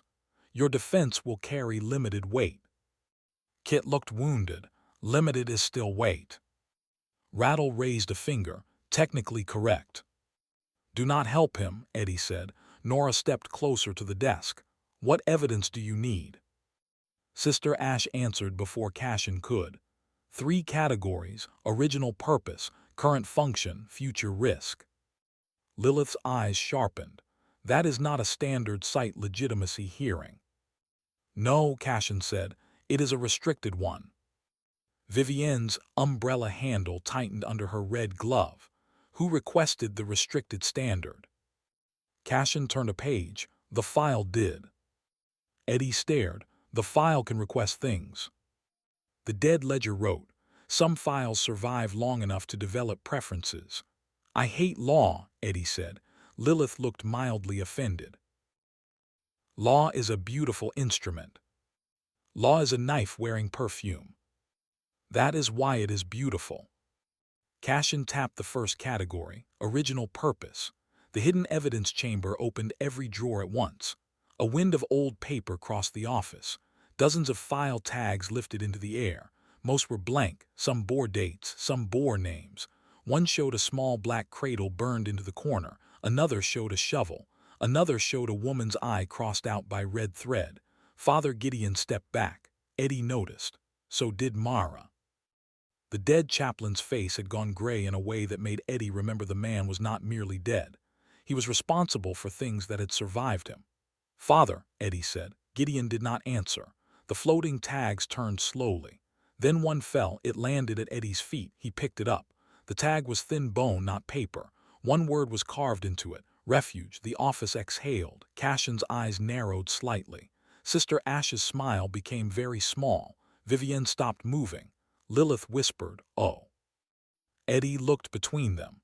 Why is everyone reacting to the word refuge like it just pulled a knife?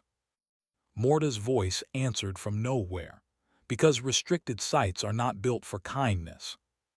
No one moved. The front threshold darkened. Lady Morta did not step through. She did not need to. Her presence entered the room the way winter entered a grave, slowly, absolutely, without asking permission. Her voice continued.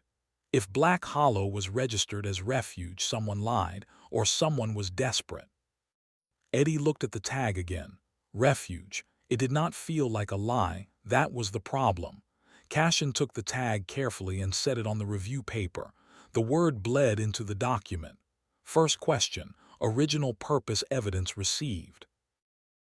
Preliminary interpretation contested. Contested by who? Eddie asked.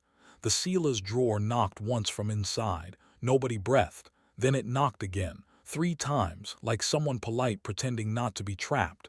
Sister Ash looked delighted. There he is.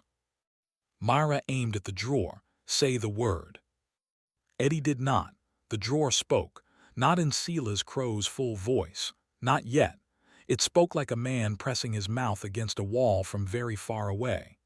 Refuge, Seala's whispered, is what fools call a cage before they learn why the lock was made.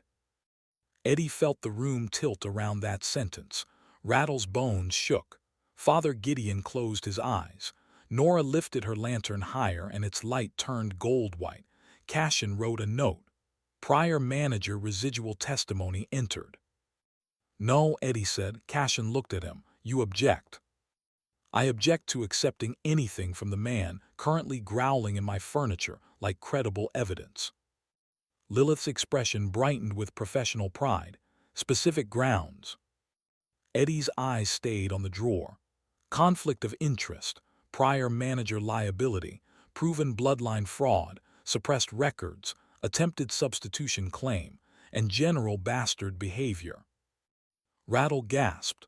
General bastard behavior is not a recognized category. Lilith raised one finger. It is in certain older courts. Cashin studied Eddie for a moment. Then he wrote, objection partially sustained. Prior manager testimony admitted under contamination warning.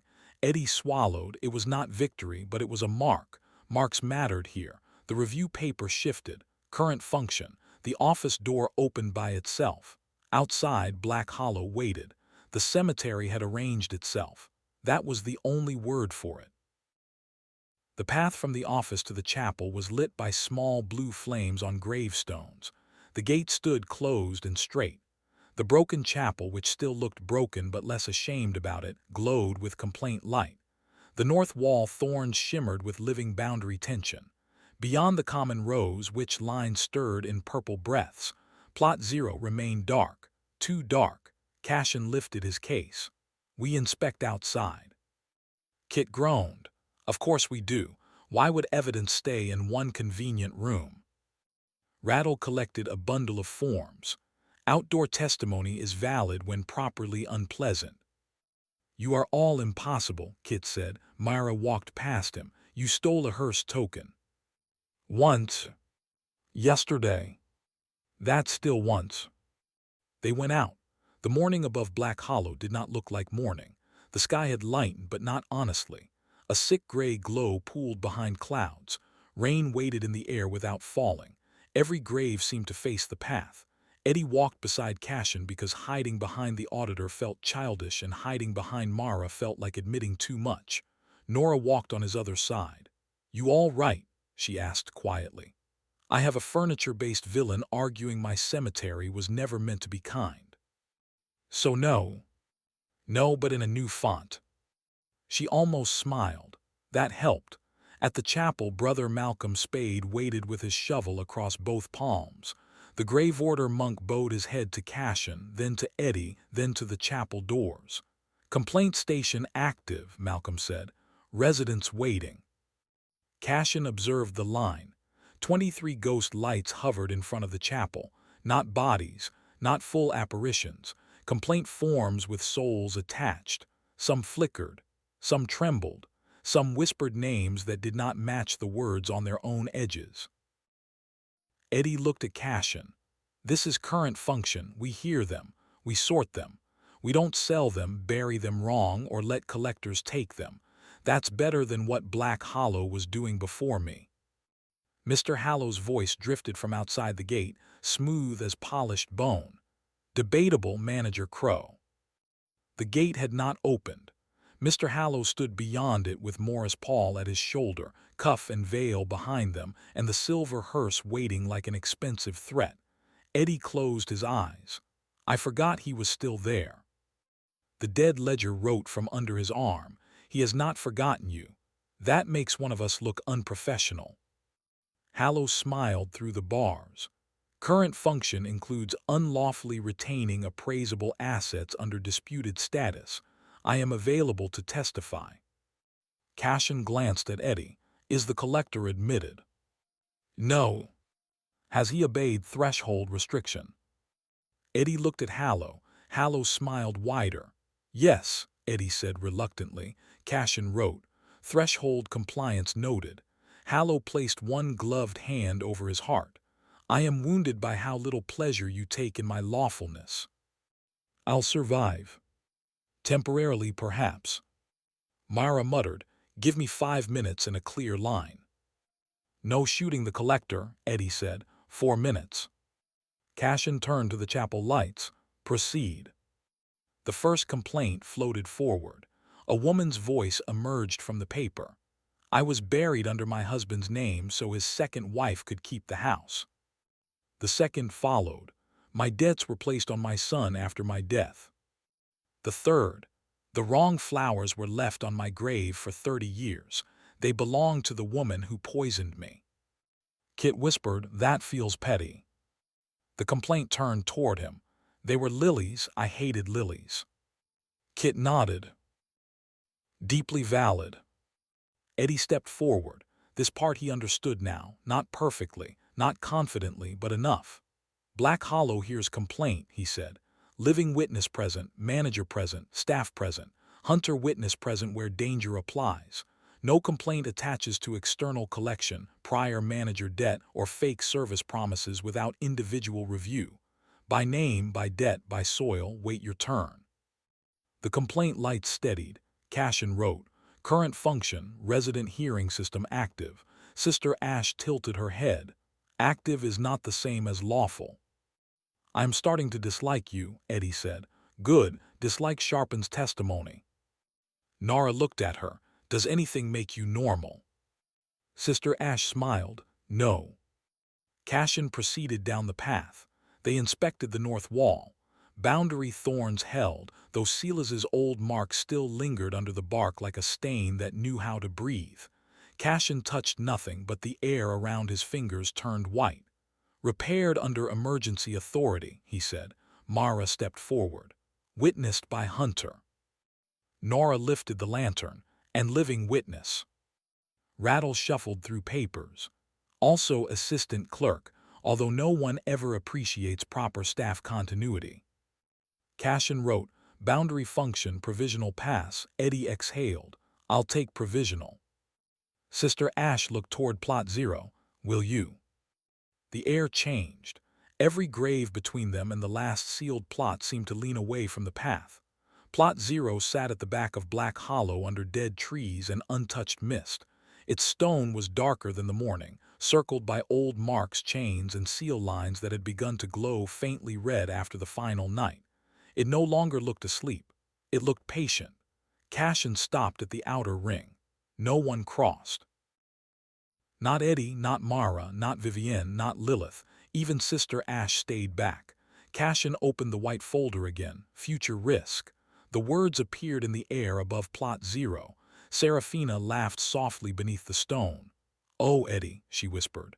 "They brought the wrong question to the wrong grave." Mara's grip tightened. Nora went pale. Vivienne's eyes darkened with hunger and fear in equal measure. Lilith did not smile. Cashin looked at Eddie. "The witness communicates with you."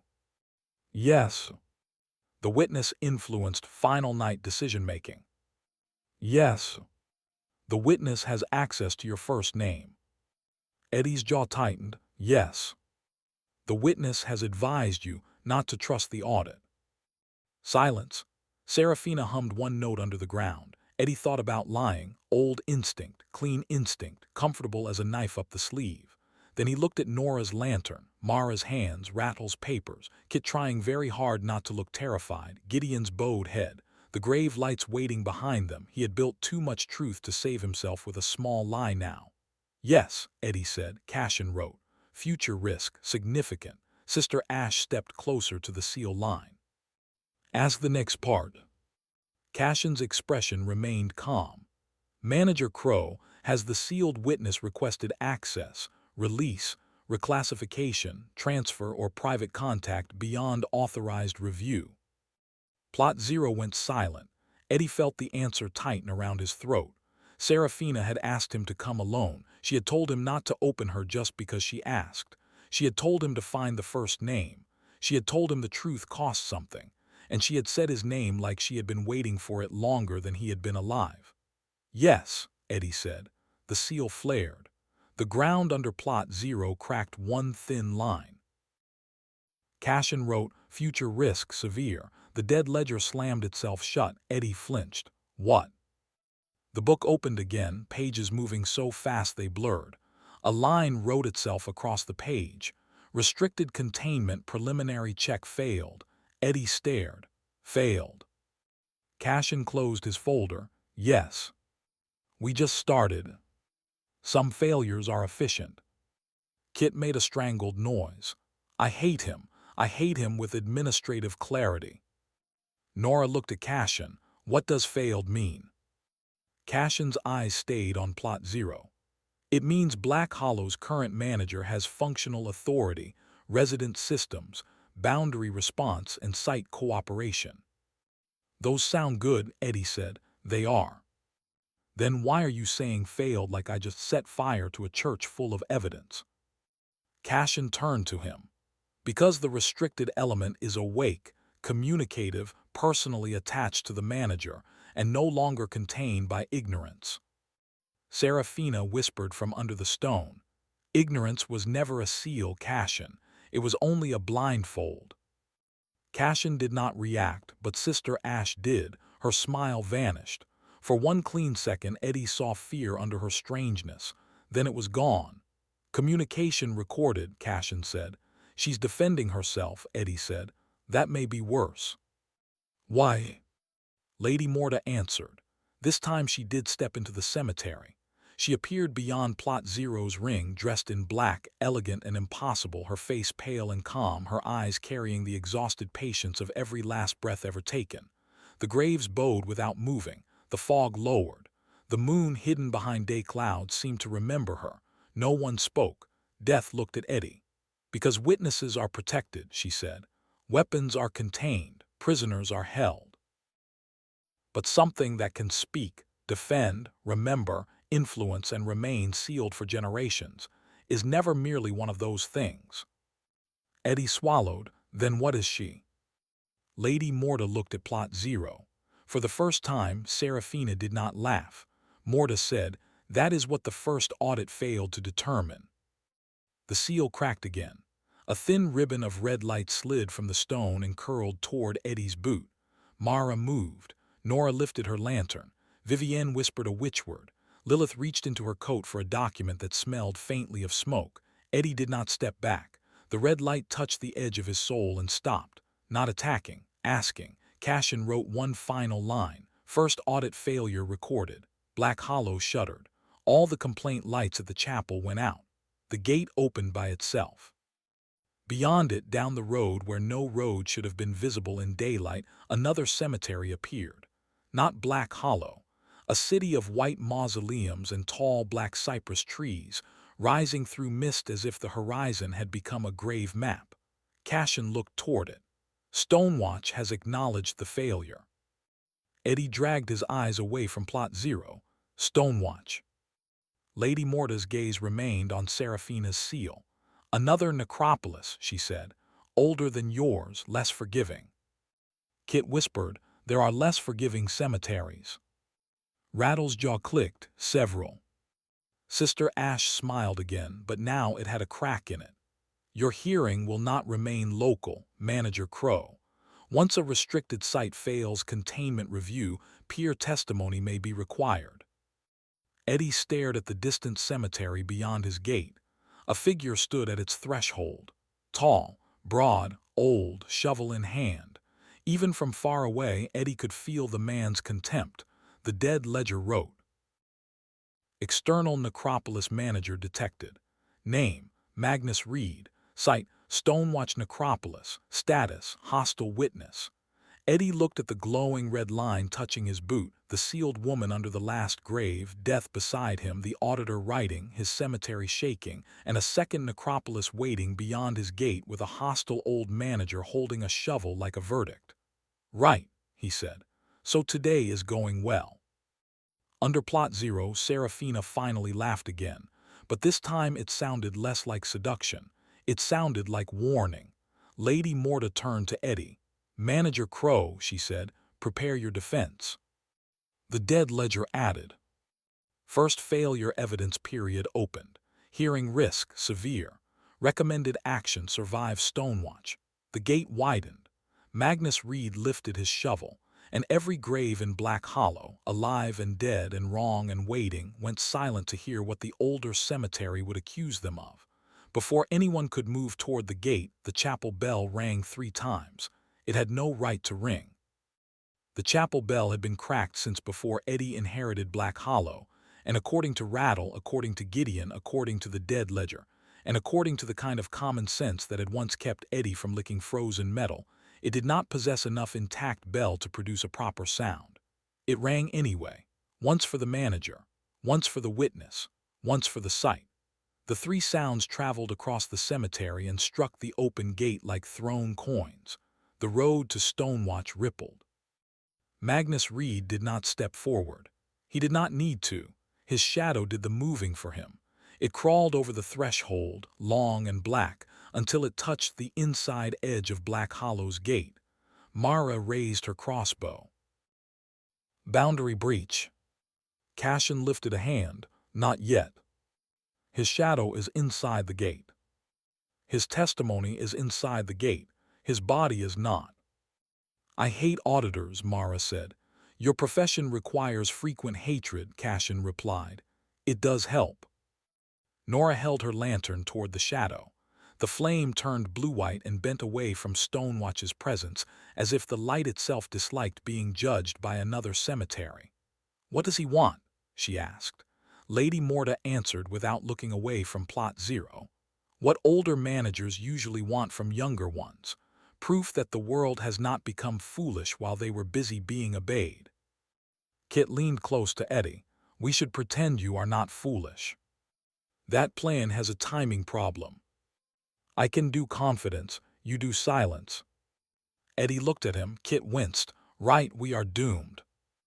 Rattle hurried in a circle, shuffling papers so fast the sheets made a dry, skeletal flutter. Peer testimony requires format. Format requires seating. Seating requires jurisdictional orientation. Does anyone know whether Stonewatch recognizes chapel benches as hearing furniture?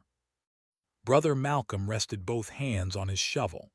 Stonewatch recognizes graves, stones, boundaries, old oaths, and the weight of dirt. It does not recognize comfort. I asked about benches. Then no. Rattle scribbled with a pencil he had tucked behind where an ear should have been. No benches. Hostile, predictable. Father Gideon touched the chapel door. Stonewatch remembers sins differently. Eddie looked at him. How many cemeteries have opinions about my job? All of them with enough age to be arrogant. That's not a number. It is a warning. Vivienne stepped beside Eddie, close enough that the scent of rain, expensive smoke, and thorn magic curled around him. Her red glove brushed the sleeve of his coat. Not accidental, never accidental. Do not let Magnus Reed smell uncertainty. Eddie glanced at her. Is that metaphorical? Not entirely. Lilith appeared on his other side with a thin black folder already open. Also, do not agree to any phrase containing the words ancestral standard, old keeping, soil honor, or proper man. Proper man. Magnus is traditional. Mara snorted. Magnus is a walking shovel with opinions. You know him? Eddie asked. Hunters know of him. Stonewatch does not ask for hunters unless it wants something dead in a very final way. Nora's lantern flickered. And he is coming here as a witness. Cashin closed his case. Hostile peer witness. The failure opened the path. Can I close it? Eddie asked. The dead ledger wrote no. Can I delay it? Unwise. Can I fake a plumbing emergency? Not twice. Kit looked betrayed. When did we use that? Different life. The red ribbon of light from Plot Zero tightened around Eddie's boot like a loose thread from a wound. It did not pull, it simply remained. Seraphina's voice came softly from below. He will call me a breach. Eddie looked down. Are you? The silence after the question became sharp enough to cut the morning. Every person near him reacted. Mara's eyes snapped to him. Nora inhaled. Vivienne stilled. Lilith's smile vanished. Cashin's pen stopped. Lady Morta's gaze finally turned fully toward Eddie. Under Plot Zero, Seraphina did not laugh. Good, she whispered. Ask like that when he arrives. Eddie's throat went dry. He had not meant to sound like an auditor. He had meant to sound like someone tired of being led by beautiful voices, old men in drawers, polite murder bureaucrats, and cemeteries with memory problems. The red ribbon loosened, the seal dimmed by one shade. Cashin wrote something on a card and placed it in Eddie's hand. "What is this?" Eddie asked. "A question credit." "That is horrifyingly vague. You asked a restricted witness a question without promise, flattery, demand, or rescue claim. That is rare. The audit recognizes rare things." Eddie looked at the small card. It was white, blank except for a single word, credit. Kit leaned over. "Can we spend that on not meeting Shovel Grandad?" Cashin took the card back before Kit could touch it. "No." "Worth asking." The gate trembled. Magnus Reed's shadow withdrew. Then the old manager himself stepped onto the visible road between cemeteries. He did not cross into Black Hollow. He stopped exactly at the boundary. A tall man in a weathered gravekeeper's coat, hair iron gray, beard cut short, one eye clouded white by an old wound. His shovel was not decorative. It was broad, black, and worn along the edge like it had settled arguments for decades. When he spoke, his voice carried without effort. "Which one of you is Crowe?" Kit immediately pointed at Eddie. Eddie looked at him. "What?" Kit whispered. He looked like he might ask twice. Eddie stepped forward, not too far. He had learned to respect thresholds. They were like contracts that had grown teeth and taken up architecture. "Eddie Crowe," he said, "manager of Black Hollow." Magnus Reed studied him, slowly, brutally. Then he looked at Lady Morta. "This is the boy." Eddie's smile arrived before his survival instinct could stop it. "Sorry, were you expecting a taller disaster?" No one laughed, except Serafina softly under the last grave. Magnus Reed looked back at Eddie. "I expected a manager." The words hit harder than Eddie wanted them to. Mara shifted as if she might step between them. Nora did not move, but her lantern brightened. Rattle raised a form in both hands like a shield. Eddie kept his face still. "Then you arrived early," he said. "I'm still becoming one." For the first time, Magnus Reed's expression changed. Not approval, not respect, interest. That was worse. Cashin's pen touched paper. The first audit failure had produced its first witness. And Eddie understood, with a clarity that felt like stepping onto a grave before the ground gave way, that the next hearing would not ask whether Black Hollow could survive. It would ask whether Black Hollow deserved to be believed. Magnus Reed did not step farther across the boundary. That more than his size or his scar or the way even the fog seemed reluctant to touch him, made Eddie pay attention. The old gravekeeper knew exactly where his authority ended. Men who knew the shape of their power were always more dangerous than men who had to show it off. "You want belief," Magnus said. "Bring proof that can bleed." "Most of our proof is paper," Eddie said. "Then paper will burn." The dead ledger answered before Eddie could. Supplemental evidence location identified. Everyone looked down. The page wrote again, each word forming slowly like a shovel cutting through wet clay. "Chapel shadow." Father Gideon closed his eyes. It was the first time Eddie had seen the dead chaplain look afraid without hiding the fear behind doctrine. "That is not a room," Gideon said. "Good," Kit said. "I hate rooms. Rooms have doors. Doors make choices." "The chapel shadow is what remains when a confession is removed but the guilt refuses to leave," Gideon continued. Rattle lifted one finger. "Administrative note. Guilt is notoriously poor at vacating premises." "Can we use it?" Eddie asked. Cashin Vale turned a page in his bone ledger. "If the shadow contains a restricted maternal confession, it may support the legitimacy of Black Hollow as refuge rather than prison." "And if it does not?" Nora asked. Sister Ash answered with her bright, terrible smile. "Then Black Hollow looks even more like a locked mouth pretending to be a cemetery." Mara shifted her stance. "Who goes into the shadow?" No one answered immediately. That was answer enough.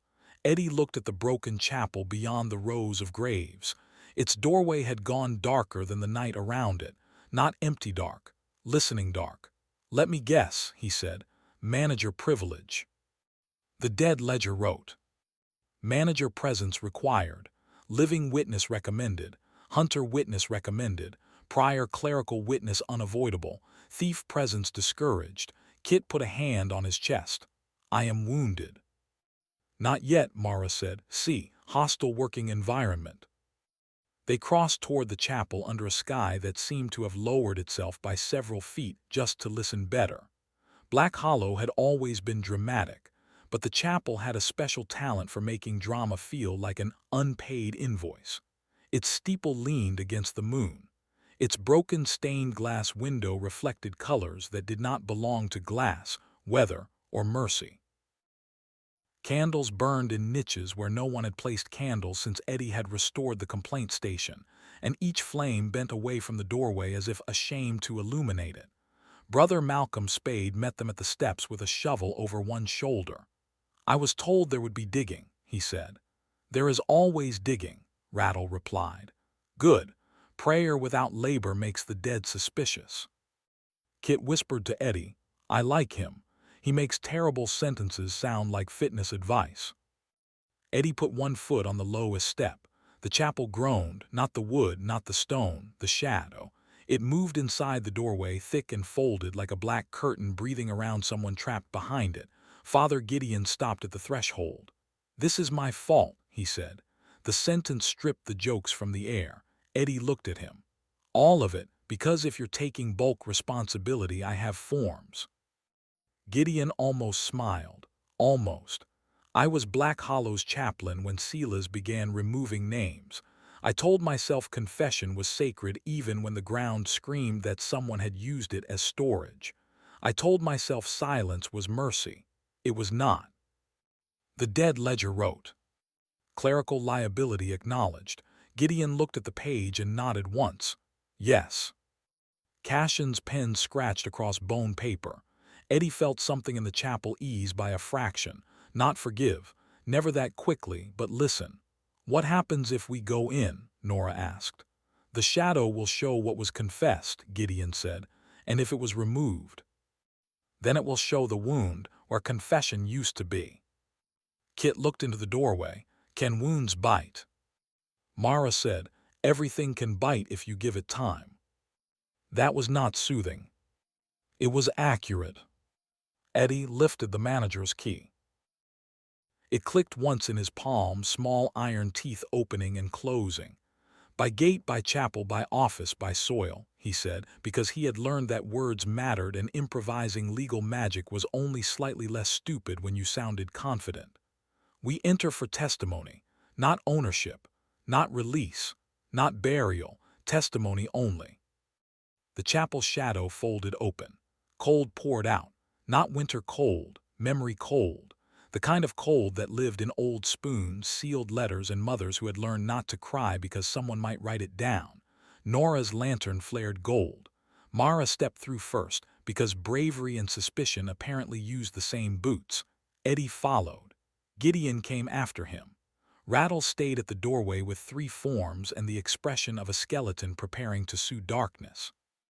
Kit attempted to follow and was immediately stopped by the shadow placing one flat black hand against his chest. Rude, Kit said. Thief presence discouraged, the dead ledger reminded him. I said I was wounded. Inside the chapel, the world became confession. Pews stood in impossible rows, each one filled with silhouettes. Not people, statements shaped like people. A hunched figure made of apology, a thin man made of denial. A woman with no face and hands full of names. A child-shaped absence with no child inside it, only the impression of someone who had been discussed by adults before he could speak.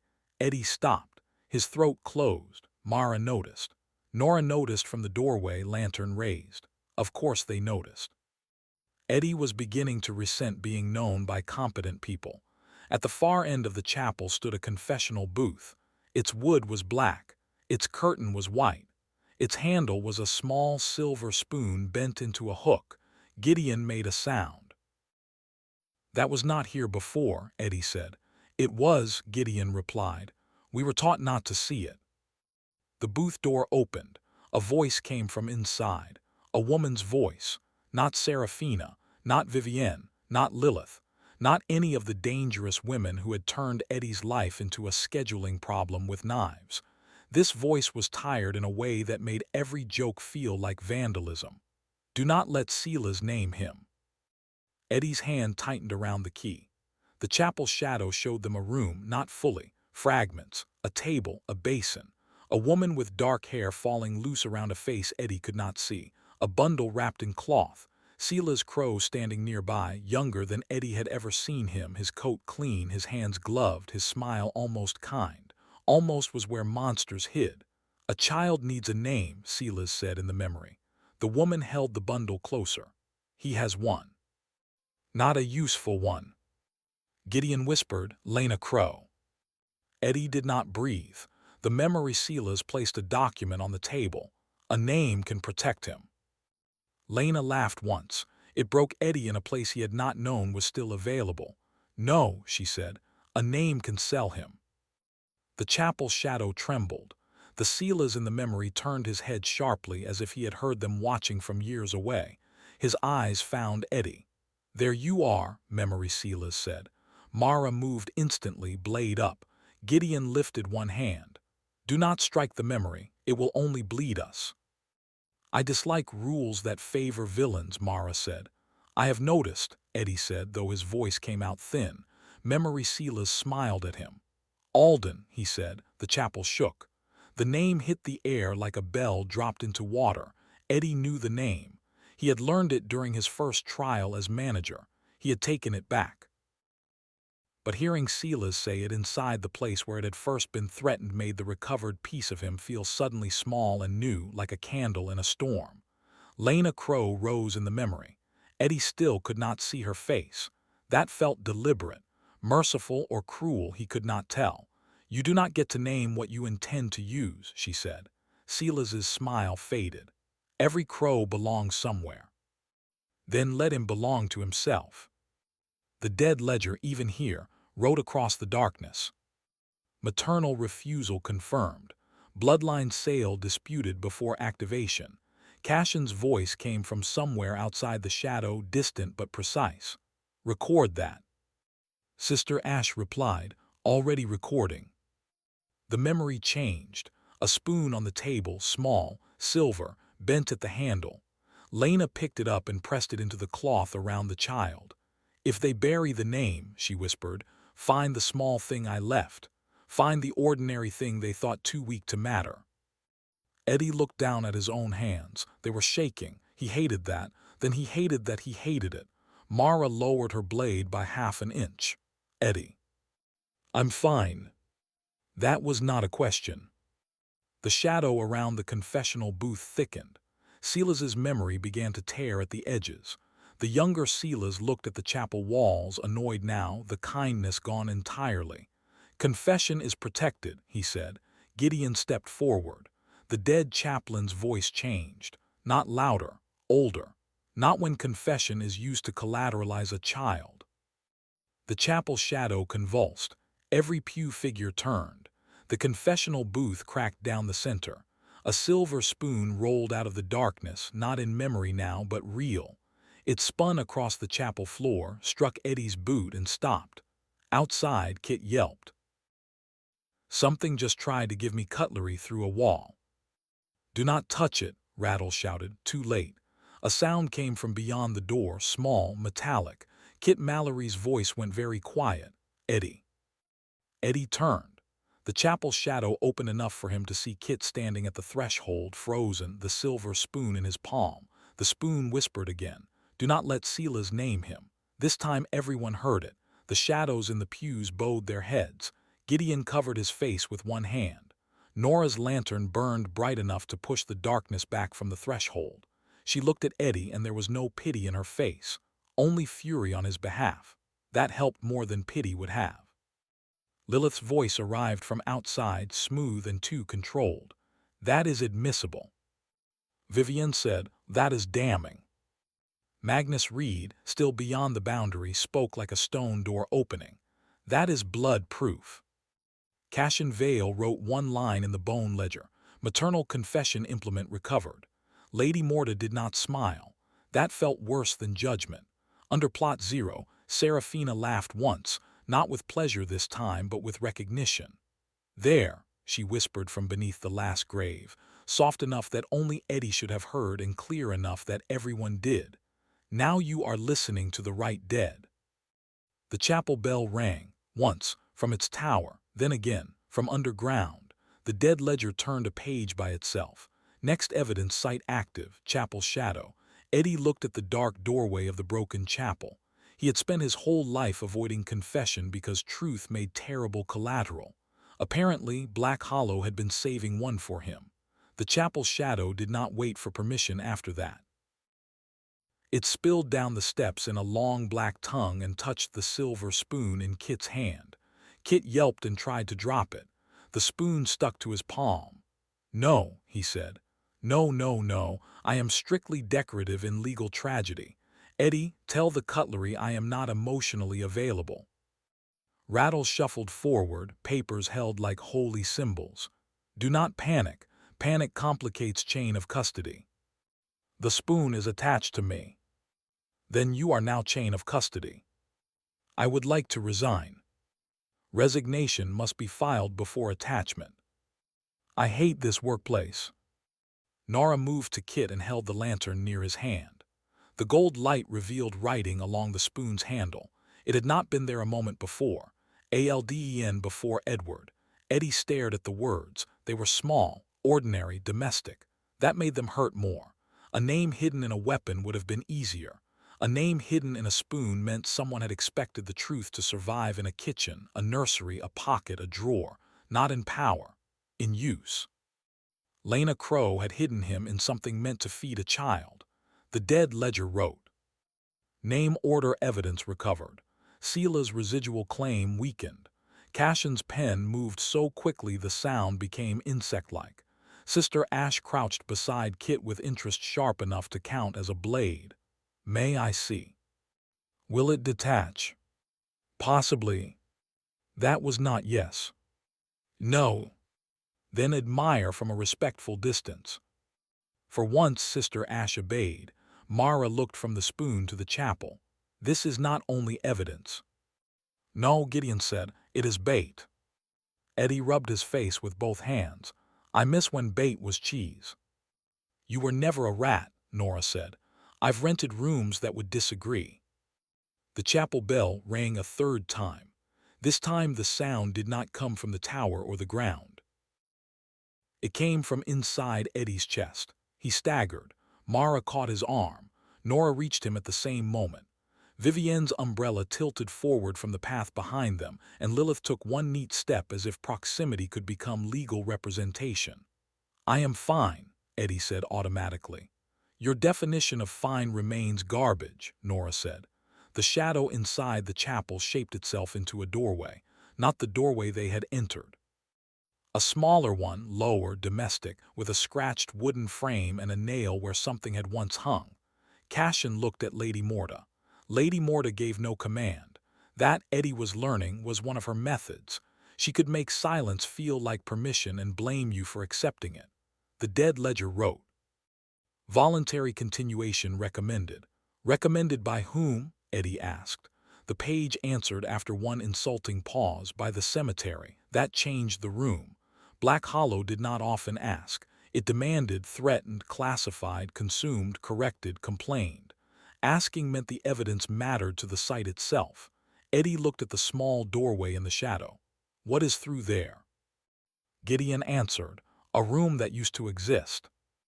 "Used to?" "Before Sela's removed it from the house." Kit stared. "How do you remove a room from a house?" Rattle, Gideon, Cashin, Lilith, Vivienne, and Sister Ash all said, carefully, at the same time. Kit looked at Eddie. "I hate when smart people harmonize." Eddie stepped toward the small doorway.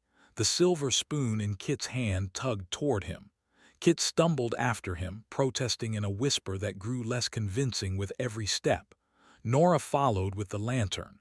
Mara followed with steel. Gideon followed with confession. Rattle followed with paperwork. Everyone else remained at the chapel threshold because even supernatural courts understood that too many witnesses could become contamination. Inside the small doorway was a nursery, or the memory of one. It existed in pieces: a cracked cradle, a chair with one leg missing, a blanket folded wrong, a window nailed shut from the inside, rain on the glass though the room had no outside. Eddie stopped at the cradle. His body knew before his mind did. He hated that too. The spoon pulled Kit's hand down until it rested against the cradle rail. The metal whispered again, but this time it did not use words. It made a sound like a woman humming without wanting to be heard. Nora's face changed. "I know that song," she said. Eddie turned to her. "My grandmother used to hum it near the east wall," Nora said. "She said Black Hollow liked lullabies better than prayers." Gideon bowed his head. Lena sang it after Silas tried to take the name. The cradle rocked once, empty. Then the blanket rose, not with a child beneath it, but with the outline of absence. The shadow of Silas entered the room. This was not the smooth, younger memory from the confession. This was the residual Silas Eddie knew, sharper, meaner, frayed around the edges, all control and hunger wrapped in a gentleman's coat. "Sentimental evidence," Silas said. "Weakest kind." Eddie's fear turned hot. That was useful. Cold fear made him clever. Hot fear made him honest. "You tried to buy me before I could hold a spoon," he said. "I invested in a compatible heir." Mara's blade came up. The nursery darkened. Silas smiled. "Careful, Hunter. Strike here and you cut the evidence." Mara froze. That restraint cost her. Eddie saw it. He loved and feared that about her. Violence in her hands, discipline in the bones under it. Nora lifted the lantern instead. Gold light filled the cradle. The absence inside the blanket changed shape. Not a child. A tag. A black nursery tag with letters scratched into it, then crossed out, then scratched again. ALDENC beneath it in Silas's hand. Temporary line material. Eddie felt something in him go quiet, not calm, exact. He reached for the tag. Silas moved first. The shadow's hand closed around Eddie's wrist and the chapel vanished. For 1 second, Eddie stood somewhere else. An office he did not know. Shelves, old ledgers, Silas at a desk. Lena on the other side, younger than Eddie had ever imagined his mother, eyes he still could not see, spine straight, hands shaking only when Silas looked away. "The cemetery needs a future," Silas said. "Then give it yours." "I have." "No, you gave it other people and called that duty." Silas leaned forward. "You do not understand what is under the last grave. I understand that you want my child because you are afraid to pay with yourself."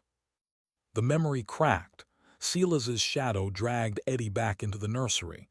"She was ignorant," Silas hissed. Eddie looked at the black tag in the cradle. She was right. The tag burned cold. The dead ledger wrote across the nursery wall. Manager testimony aligned with recovered maternal objection. Silas's residual claim further weakened. Silas's face twisted. "You think a name makes you free?" Eddie stepped closer. "No." He took the tag. Pain shot up his arm, bright and mean. "But stealing one made me yours." The nursery shook. Outside someone shouted. Mara, Nora, maybe both. Silas lunged. Gideon stepped between them. The dead chaplain did not look powerful. He looked old, guilty, and tired. But he raised one hand and said, "Confession held." The chapel shadow stopped. Silas stopped with it. Every pew in the larger chapel groaned. Every shadow statement turned toward Gideon. "I withheld," Gideon said. His voice shook. "I permitted sacred silence to become storage for harm. I told myself the living mother had chosen secrecy and the dead ground had no standing. I was wrong." The dead ledger wrote. Clerical confession entered. Gideon looked at Eddie. "I cannot undo it." "No," Eddie said. The old priest flinched. Eddie continued, "But you can stop helping him hide it." Gideon nodded. Then he opened his mouth and screamed. The sound was not pain, it was release. The chapel shadow tore open from floor to ceiling. Names fell out, not full names, fragments, letters, initials, cradle tags, half-burned baptismal cards, a nursery ribbon, a scrap of cloth with a sewn in crooked thread. Rattle from the doorway shouted, "Evidence overflow. Forms, forms, I need more forms." Kit, still attached to the spoon, yelled, "I'm not a shelf. Stop landing on me." Nora's lantern flared so bright that the nursery became almost real. Mara cut through a strip of shadow trying to coil around Eddie's ankle. The black tag in Eddie's hand changed. Temporary line material burned away. The letters underneath remained. ALDENC, not foolproof, not complete rescue, but enough. Cashin's voice reached them from outside the shadow. Evidence category confirmed. Sister Ash followed, her tone losing its playfulness for the first time. Suppressed living name collateral, restricted relevance high. Lady Morta said nothing. Silas did. His voice came from every dark corner of the nursery. "You are collecting crumbs." Eddie looked at the spoon, the tag, Gideon's bowed head, Nora's lantern, Mara's blade, Kit's terrified hand, and the shadows of statements that had waited years for anyone to ask a better question. "Good," he said. "I've built entire meals out of less." That one made Kit laugh. A terrible moment to laugh. A perfect one. The nursery collapsed. They landed back in the chapel hard enough for Eddie's knees to complain formally. The spoon finally released Kit and fell to the floor. The black tag remained in Eddie's hand. Cashin was already writing. Magnus Reed watched from the boundary beyond the open chapel doors, and his brutal expression had changed again. Still not approval, but now perhaps attention with weight. "That," Magnus said, "is closer to proof that can bleed." Eddie pushed himself upright. "Great, do we pass?" Sister Ash smiled again. He hated that smile more every time it returned. "No," she said, "you failed earlier. This prevents the failure from becoming immediate closure. I am going to start charging people for hope, and then disappointing them less than this audit does." Lilith glanced at him. "That was your original business model. And now I have professional experience." The dead ledger turned a page. Recovered evidence. Maternal spoon, name order inscription, suppressed nursery tag, clerical confession, foundation relevance increased, restricted legitimacy argument strengthened, first audit failure remains active, remediation path opened. Eddie read the final line twice. Remediation path opened. That meant not victory, but not burial. In Black Hollow, that counted as progress. Under plot 0, Serafina whispered again. "The first lie was never mine." Eddie looked toward the last grave. "Then whose was it?" The chapel shadow answered before she could. It drew itself across the floor, long and thin, pointing away from the chapel, past the office, past the common rows, toward the old road beyond the western stones, where Black Hollow's boundary met a place Eddie had never been allowed to see. Cashin's bone ledger snapped shut. Next inquiry site identified. Eddie knew he would hate the answer. He asked anyway, "Where?" Sister Ash looked west, and for once she did not smile. "The city of cemeteries," she said. The silver spoon in Kit's hand, though no longer attached, whispered one last time, "Do not let Silas name him." The chapel bell rang once more, this time from underground.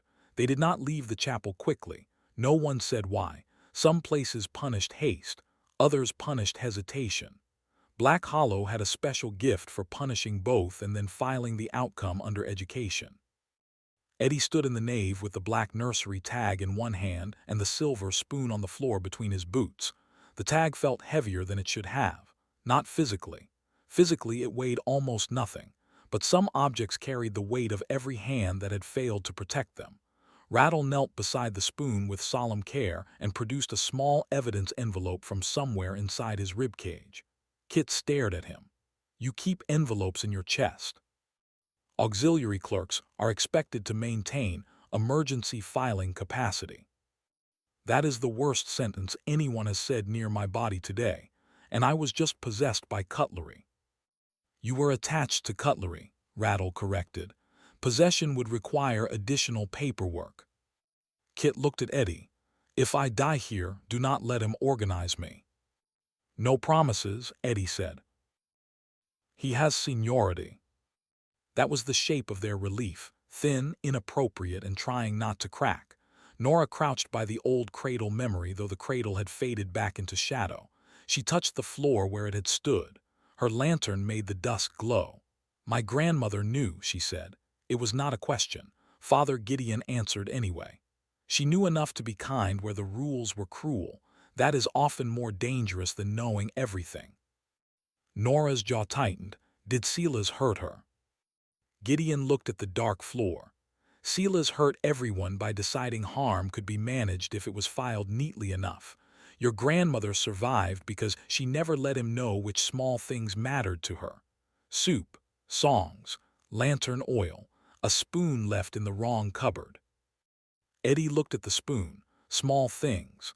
Black Hollow had taught him that curses could arrive through coins, contracts, names, and graves. Death's audit, apparently, intended to teach him that salvation arrived through kitchenware and stubborn old women. The universe was either poetic or deeply badly managed, possibly both. Cashin finished writing and looked up. Manager Crowe. Eddie hated how much he had started responding to that title. Yes. The evidence recovered here improves your defense against closure, but it also increases restricted scrutiny. Because the proof is good. Because good proof creates better questions. I miss bad proof. Bad proof had manners. Sister Ash moved to the chapel doorway.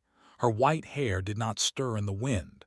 The wind seemed to consider it and then avoid the argument. The first failure remains recorded, she said, but immediate closure is no longer recommended. Congratulations. You have upgraded disaster into procedure. The dead ledger wrote. Audit failure status active, closure risk reduced, restricted inquiry depth increased, potential emotional damage substantial. Eddie pointed at the last line. That one feels personal. It is accurate. Mara picked up the silver spoon with the edge of a cloth and passed it to Rattle. Can Silas use this against him? Lilith answered before the ledger could. Anything can be used against anyone if the court is old enough. That was not reassuring. I am not reassurance, I am counsel, different invoice. Vivienne watched Eddie from beneath the tilt of her umbrella, eyes dark and unreadable. You should keep the tag on you. Why? Because names prefer bodies to shelves. That is awful advice. It is good advice with an awful personality. Eddie almost smiled. Then the black tag warmed in his palm, not painfully, recognizingly. The letters ALDENC glowed once and faded back into scratched black metal. Lady Morta looked at the tag, then at Eddie. Do you claim it? Every voice stopped. Eddie understood the trap this time. Claiming things mattered, names mattered, refusal mattered, ownership mattered. Black Hollow had nearly killed him with contracts he had not read. The audit was now offering him evidence with teeth. He looked at Nora, she did not nod. Good, this one had to be his. He looked at Mara, she did not move. Better, he looked at the spoon, at Gideon, at Kit, at Rattle, at the chapel shadow, at the boundary where Magnus waited. At the last grave where Seraphina listened without whispering. Then he looked at Lady Morta. I acknowledge it, he said. I don't claim it as property. I acknowledge it as part of my record. Cashin's pen resumed instantly. Lady Morta held his gaze. Precise. Eddie exhaled. I have learned from terrible people. Then learn from this as well, Death said. A person is not made whole by recovering what was stolen, only by deciding what the recovered thing will cost them now. The words did not comfort him. They did something worse. They stayed. The tag cooled. The chapel shadow withdrew from the floor inch by inch, leaving behind old dust, candle wax, and the shape of a path pointing west. Father Gideon bent and touched 2 fingers to the threshold. The chapel will testify again, he said, but not until it has rested. The chapel rests, Kit asked. Everything that tells the truth must rest after. No one made a joke, not even Eddie. Outside, the western boundary gave a low sound like a road remembering wheels. Magnus Reed turned his head toward it. You want the city, he said. Then stop thinking like a man with one cemetery. Eddie looked at him. I barely survived thinking like a man with one cemetery. Exactly. Sister Ash stepped off the chapel stair. The next stage of review will require external comparison. Black Hollow will be measured against other necropolises. Stonewatch, Bellwater, Mercy Gate, possibly Hollowmere if it has stopped eating witnesses. Kit raised a hand. Could we skip the eating one? No. Wonderful, consistent brand. Cashin closed his bone ledger. First failure finding, audit failure sustained, closure delayed, evidence path expanded. The dead ledger answered from Eddie's coat. Manager recommendation, prepare for external site exposure. Eddie looked west. Beyond Black Hollow's stones, beyond the gate, beyond every rule he had just begun to understand, the world of cemeteries waited. He had wanted once to sell one piece of haunted land and run. Now the land had given him a name, a spoon, a wounded chapel, a dead chaplain's guilt, a mother's refusal, and a road full of witnesses he had not met yet. Fine, he said. Fine, Nora asked. Fine, Eddie repeated. If the audit wants comparison, we compare. If Sela's hid the first lie outside Black Hollow, we dig outside Black Hollow. If the city of cemeteries wants to meet the idiot who woke the restricted site, we'll be polite. Kit blinked. We will. No, but we'll start there and improvise down. The western road answered with a single dull knock, like a coffin from very far away. End of Chapter 3. Black Hollow has failed its first audit point, which is exactly as healthy as it sounds. Subscribe and continue with Chapter 4, The City of Cemeteries. Chapter 4, The City of Cemeteries. Eddie Crowe had been threatened by collectors, hunters, witches, demon lawyers, the dead, the legally dead, the incorrectly dead, and one woman buried under the last grave who could make a sealed tomb feel less like a prison and more like an invitation. He had not, until that morning, been threatened by a transport schedule. The dead ledger displayed it on the office desk in letters so crisp they looked personally offended. Restricted transit window opens in 12 minutes. Managerial attendance required. Failure to attend will be recorded as audit non-cooperation. Audit non-cooperation will be recorded as voluntary incompetence. Voluntary incompetence will be forwarded to Death's Ledger Division. Eddie stared at the words. That is not a transport schedule, he said. That is a polite kidnapping with stationery. The ledger turned a page by itself. Correction, the kidnapping is not polite. Across the office, Archibald Rattle looked up from 3 piles of documents that were not piles so much as paper avalanches that had achieved temporary balance through fear. The skeleton had found an old clerk's visor in the bottom drawer and had decided it made him look professional. It did not. It made him look like a tax office had died and then refused to leave. Restricted transit is not kidnapping, Rattle said. Kidnapping lacks forms. Of course it does. That is what makes kidnapping efficient. Efficiency is how civilizations become ash heaps. Kit Mallory, who had been asleep on the floor under the desk because the office chair had bitten him twice, lifted one hand without opening his eyes. I support ash heaps if they come with breakfast. Nora Quinn stood by the window in her yellow raincoat, lantern hanging from one hand, watching the grounds beyond the glass. Dawn had not properly arrived. Black Hollow existed in a gray hour that seemed to belong to neither night nor morning, with fog sitting low over the graves and the chapel stones sweating rainwater as though the building had survived a fever. Since the first audit failure, the cemetery had grown too quiet. Not peaceful. Black Hollow was never peaceful. Quiet in the way, a room went quiet after someone dropped a knife. Mara Voss cleaned her blade at the table without looking up. Where does restricted transit take us? Cashin Vale answered from the doorway before the ledger could. To the city of cemeteries. Everyone turned. Cashin stood just inside the threshold, dry despite the rain, dressed in the same severe black coat and silver-gray tie he had worn during the inspection. He looked too young to be feared, too polite to be trusted, and too calm to be sane. His pale hair was combed neatly back. His audit case hung from one gloved hand. The office door had not opened for him. Eddie had stopped being surprised by that sort of thing which concerned him more than the door. "You could knock," Eddie said. "I did." "No, you appeared. That is a different social category." "The office acknowledged me."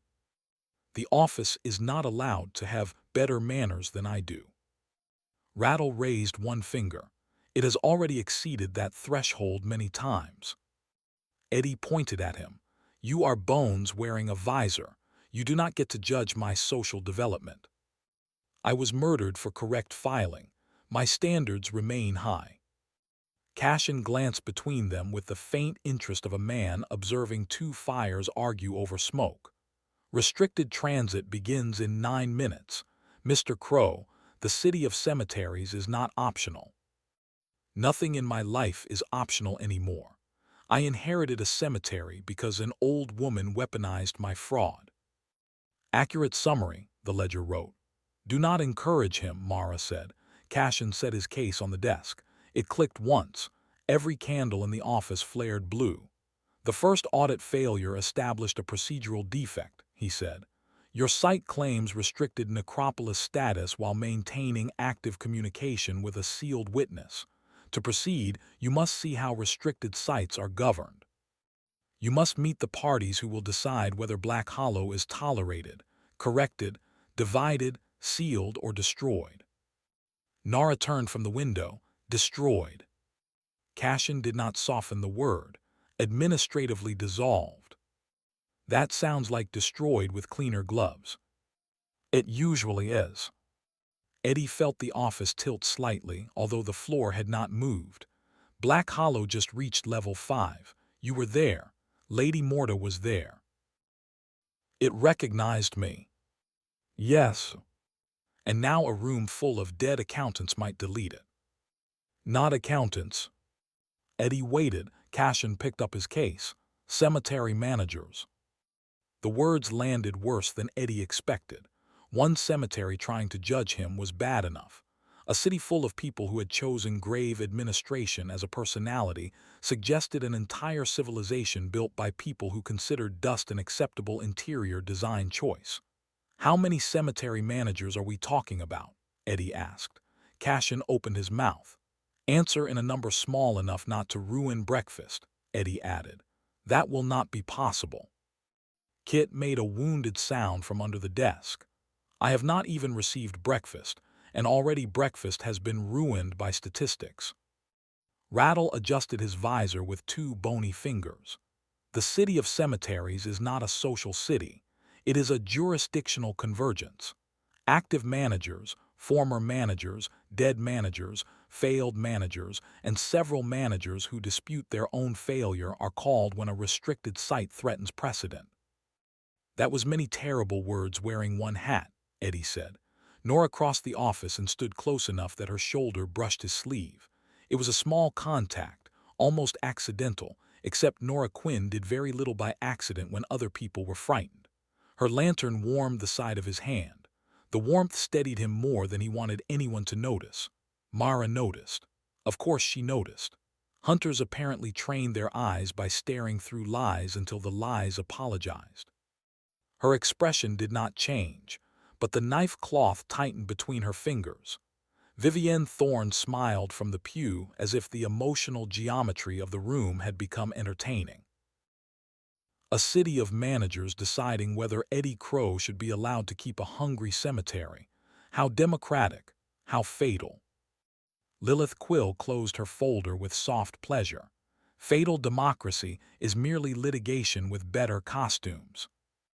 "I hate that everyone here has a specialty," Eddie said. Cashin ignored the complaint, which was rude because it was one of Eddie's better ones. "Black Hollow will not physically travel. Your authority will be sampled through transit law.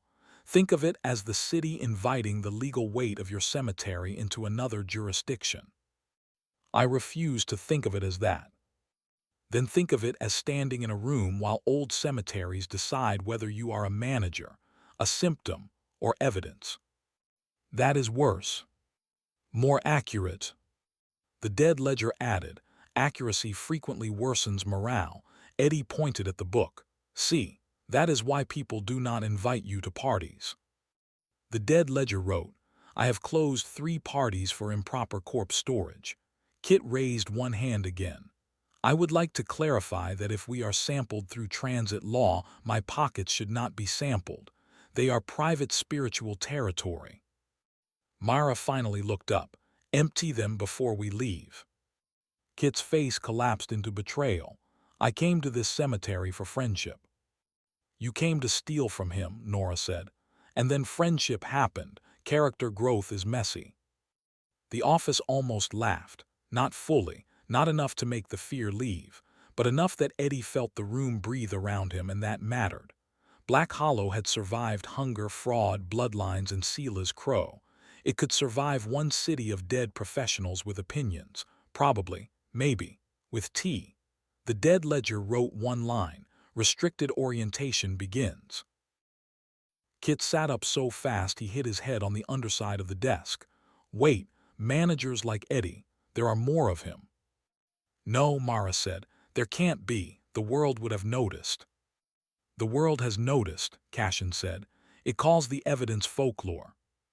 That shut the room up for half a breath. Then the cupboard groaned. Everyone looked at it. The old tin labeled beef soup rolled forward inside the cupboard and knocked once against the wood. Kit pointed. Are we taking the soup?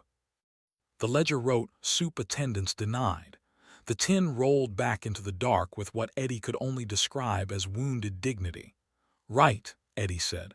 Good, the day is already normal. Mara sheathed her blade. Who's going?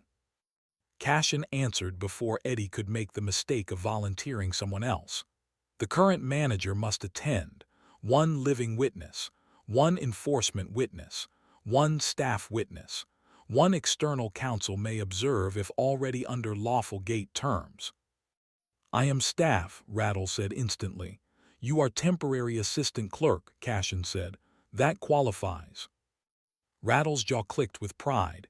Nora lifted her lantern. Living witness.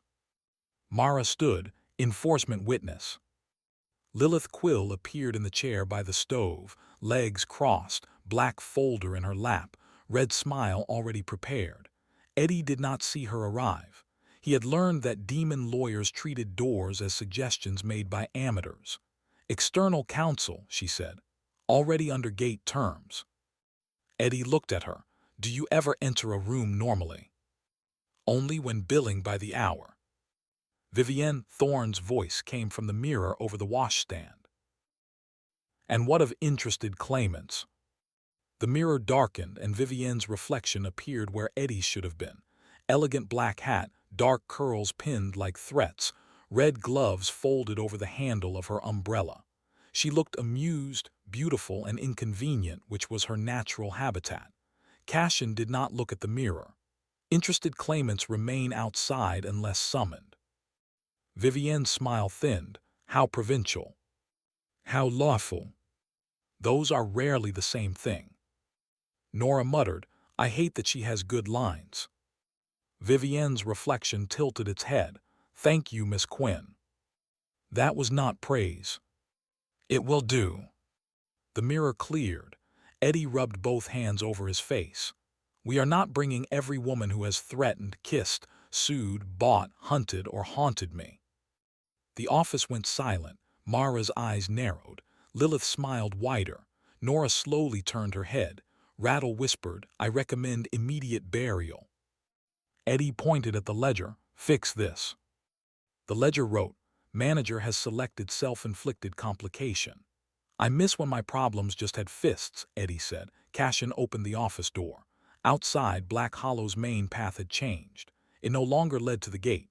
The gravel ran straight through the cemetery and into a standing wall of fog between 2 dead ewes. The fog was too vertical, too smooth, and edged with silver lines that shifted like written words trying to remember their language. Beyond it, Eddie heard bells. Not church bells. Not funeral bells, something larger. A city of metal throats calling through soil. Cashin stepped aside. Welcome, he said, to the part of death that keeps records. Kit scrambled up. I am absolutely coming. No, Eddie, Mara, Nora, Rattle, Cashin, Lilith, and the ledger said at once. Kit froze. That was hurtfully organized. You stole a token from Mr. Hallow, Eddie said. You are not coming to the city where dead lawyers probably eat pockets. I have grown as a person. You stole my spare socks yesterday. That was growth. Previously I would have stolen both pairs. Cashin glanced at the fog. Transit closes in 3 minutes. Gideon Marsh's voice came from the chapel bell rope hanging in the corner, where it had not been 5 minutes earlier. Take care in the city, Edward. Necropolises remember visitors. Can they invoice visitors? Kit asked. Yes, said Lilith. Kit sat back down. Have a safe trip. Eddie picked up the dead ledger. It was heavier than usual, as if it knew where they were going and had dressed formally inside its covers. The manager's shovel leaned by the door, its blade reflecting the silver fog. Eddie took it, then hesitated. Black Hollow watched him from every window, every grave, every rusted hinge. For the first time since level 5, leaving felt wrong. Not forbidden. Wrong. As if the cemetery had learned to hold its breath when he stepped away. The ledger wrote across its open page, temporary departure authorized, cemetery remains awake, emergency contact, inadvisable. That's not reassuring. Black Hollow rustled in the fog. Something under plot 0 hummed once. Seraphina's voice slid through the stones, soft enough that only Eddie heard it. Do not let them convince you that being dangerous means being guilty. Eddie did not answer. Mara noticed anyway. Mara noticed too much. Plot 0, she asked. Maybe the wind. The wind doesn't flirt like it knows where you sleep. Nora gave him a look. Lilith closed her folder. This trip grows more entertaining by the minute. Nobody is entertained, Eddie said. Rattle raised his hand. You don't count, you're a skeleton. I count excellently, I was a clerk. Cashin stepped into the fog. The silver wall swallowed him without ripple.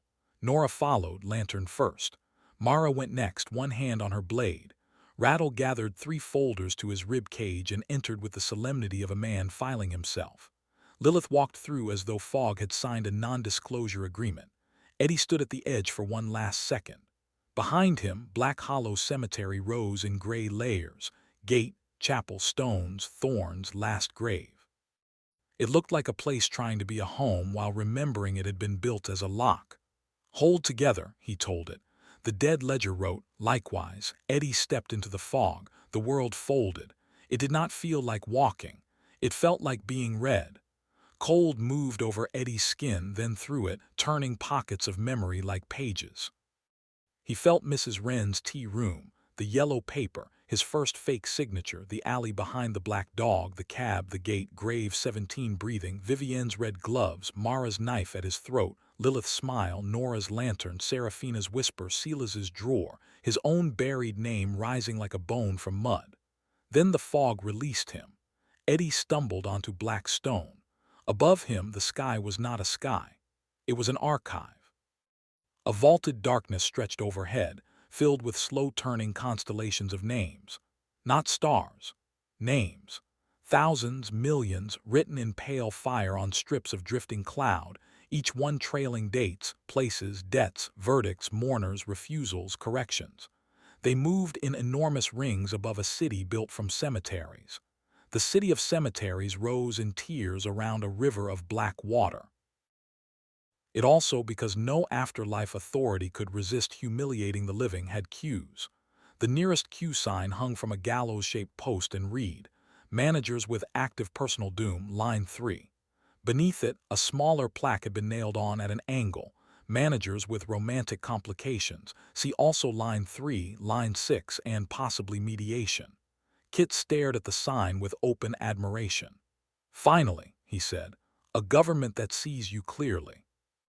I am going to throw you into the river, Eddie said.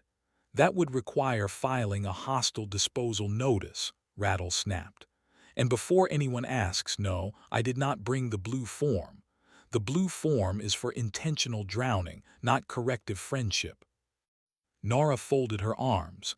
There is a form for corrective friendship. There is a form for everything, Rattle said, offended by the limits of her imagination. Civilization began when someone looked at chaos and said, in triplicate. Mara studied the cues as if deciding which one she would stab first if paperwork became aggressive. Vivienne looked delighted. Lilith looked professionally nostalgic. Eddie looked at all four women and decided that if the city had a line for men who were about to be killed by attention, it would need benches. The sign above line 3 flickered. Under managers with active personal doom, new words appeared, and unresolved witness entanglements. Eddie pointed at it. That is slander. The dead ledger warmed in his pocket. It is jurisdictional classification. That is slander wearing a hat. Cashin did not smile, but the corner of his mouth committed a minor procedural offense. The city displays relevant burdens at transit thresholds. It helps courts root cases before managers begin lying. I feel targeted by architecture. You are being targeted by architecture. The joke helped, not because it made the city smaller, but because it let Eddie breathe inside it. The tiers above him were not merely buildings. They were categories of death: appealed death, disputed death, misfiled death, rented death, inherited death, deaths that had been postponed by money, deaths that had been hurried by kindness, deaths no one had wanted to admit were murders because paperwork made cowardice look tidy. Black Hollow was not alone in the world. That should have comforted him. Instead, Eddie looked at the endless city of graves and thought, so everybody has been hiding disasters in nicer handwriting. Every district was a necropolis, not metaphorically, literally. There were streets paved with headstones, bridges made of mausoleum roofs, towers assembled from stacked crypts, markets under iron arches where silent figures traded urns, bells, witness candles, grave salt, burial licenses, orphaned epitaphs. Gothic chapels leaned beside marble columbaria. Desert tombs stood next to drowned churchyards. Glass memorial halls glowed beside plague pits sealed in amber.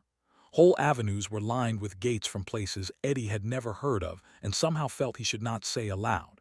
The air smelled of rain, wax, ink, cold stone, lilies, smoke, and the metallic taste of final decisions. No one shouted. No one hurried. The city moved with the awful patience of things that knew everyone arrived eventually. Eddie stared. For once, words did not immediately save him.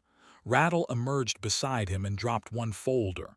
"Oh," the skeleton said, "they renovated." Eddie turned slowly. "You've been here." "Once in a box, briefly." "I disliked the labeling." Nora stepped to Eddie's other side, lantern dim against the city's vast dead light. Her face was pale, not from fear exactly, but from recognition. The kind of recognition that happened when someone who had always heard whispers finally saw the mouths. "There are so many," she said. Mara scanned rooftops, bridges, windows, alleys. "Too many angles, too many watchers." "It is a city," Cashin said. "It is a kill box with architecture." "Many cities are." Lilith adjusted her gloves. She looked more at home here than anyone should have.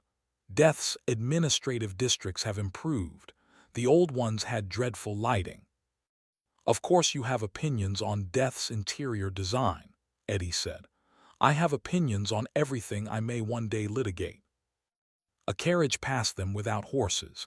It rolled on wheels made of bone-white wood and carried 3 coffins upright like passengers. One coffin had a small handkerchief folded neatly over its lid. Another snored. Eddie watched it go. "I hate that I am getting used to this." "Good," Cashin said. "You will need the capacity." They stood on a platform marked with silver letters. Temporary arrivals. Restricted, disputed, and improperly confirmed sites. Beneath it in smaller text: "Do not feed the unclaimed. Do not accept free flowers. Do not trade memories for directions. All souls must be declared." Eddie looked at Cashin. "Free flowers. Carnivorous condolences." "Of course." A line of figures waited at nearby counters beneath hanging lamps. Some were living. Some were dead. Some were neither in a way Eddie did not want to investigate before breakfast. A man in a velvet suit argued with a clerk about whether being cursed into a statue counted as burial. A woman with a veil made of moths filled out a form using a feather that bled blue ink. Two small stone angels dragged a screaming suitcase across the floor. Rattle watched the clerks with naked professional envy, which looked strange on a skeleton. "Their counters are magnificent," he whispered. "Do not defect," Eddie said. "Betrayal requires 24-hour filing under my reinstatement terms." "That's the only reason. Also, their chairs look uncomfortable." Cashin led them down a broad staircase into the city. The black stone underfoot was polished smooth by generations of footsteps. Names surfaced beneath Eddie's boots as he walked, glowing briefly, then sinking again. He tried not to step on them. After 3 minutes he gave up. There were too many. Every step was someone's life reduced to light underfoot. That irritated him. It irritated him more than he expected. "Do they all end up here?" he asked. Cashin walked beside him. "No." "Good." Only the disputed, delegated, managed, misfiled, contested, restricted, preserved, purchased, reclassified, redirected, administratively delayed, or territorially bound. So everyone interesting. Everyone complicated. Same crowd. The city did not like that answer. Eddie felt it before anyone explained it. The lamps in the archways lowered their flames. A marble bench on the left side of the avenue turned its carved lion head toward him. Somewhere above, a bell gave one quiet note and then seemed to decide it did not want responsibility for the sound. Cashin paused. "Do not insult the municipal classification system," he said. "I did not insult it. I summarized it with emotional accuracy." "That is often worse." Nora kept walking beside Eddie, but her eyes moved everywhere. The city of cemeteries did not have streets in the normal sense. It had corridors wide enough for funeral coaches, stairways broad enough for processions, bridges that passed over avenues of tomb doors, and canals of black water where sealed coffins drifted slowly under iron chains. Some buildings were chapels. Some were offices. Some were crypts pretending to be offices. Some were probably offices pretending to be crypts because bureaucracy enjoyed camouflage. At every crossing, a clerk stood behind a narrow lectern. None of them breathed. Most of them wrote. That bothered Eddie more than the not breathing. People who did not breathe could still be reasoned with if you caught them in a good mood, threatened them with paperwork, or introduced them to Kit, which was basically the same as threatening them with paperwork that had learned to talk. People who wrote without looking up were different. They had already decided the world was an inconvenience between one line and the next. Kit leaned toward Eddie. "Do you think there is a market here? You are not allowed to sell anything in Death's administrative district." "I did not say sell, I said market." "That is worse." "Only if I succeed." Rattle made a dry clicking noise. "All unauthorized commercial activity in municipal necropolis territory is punishable by confiscation of goods, proceeds, wrists, and optimism." Kit put both hands into his pockets. "I am a guest." "You are a pattern of future misconduct wearing boots." "That might be the nicest thing anyone has said about me today." A shadow crossed the avenue. Eddie looked up. Something like a carriage moved along a bridge above them. It had no horses. 4 pallbearer-shaped suits of armor carried it on their shoulders, walking in perfect silence. The carriage windows were curtained from the inside. On its door in pale lettering were the words, "Temporary soul holding, do not shake." Eddie watched it pass. "I have questions." "Most visitors do," Cashin said. "Do they survive the answers?" "The answers survive them." "That is not comforting." The city of cemeteries is not designed for comfort. It is designed for custody, transition, dispute resolution, jurisdictional storage, and the management of deceased interests until the point at which they cease being interesting to the law. So never. Cashin's mouth twitched. It was not a smile. It was the ghost of a smile that had filed a request to exist and been rejected pending review. Mara walked on Eddie's other side, silent, scanning windows, archways, and the gaps between stone figures. Her hand rested near her knife but did not touch it. That restraint worried Eddie. Mara Voss did not avoid weapons out of politeness. If she did not draw, it meant she had counted the exits and disliked all of them. Vivienne, by contrast, looked delighted. The witch moved through the dead city as if someone had built a cathedral out of leverage. Her umbrella was closed, resting against one shoulder. Gold rings flashed on her fingers when she brushed dust from a stone nameplate.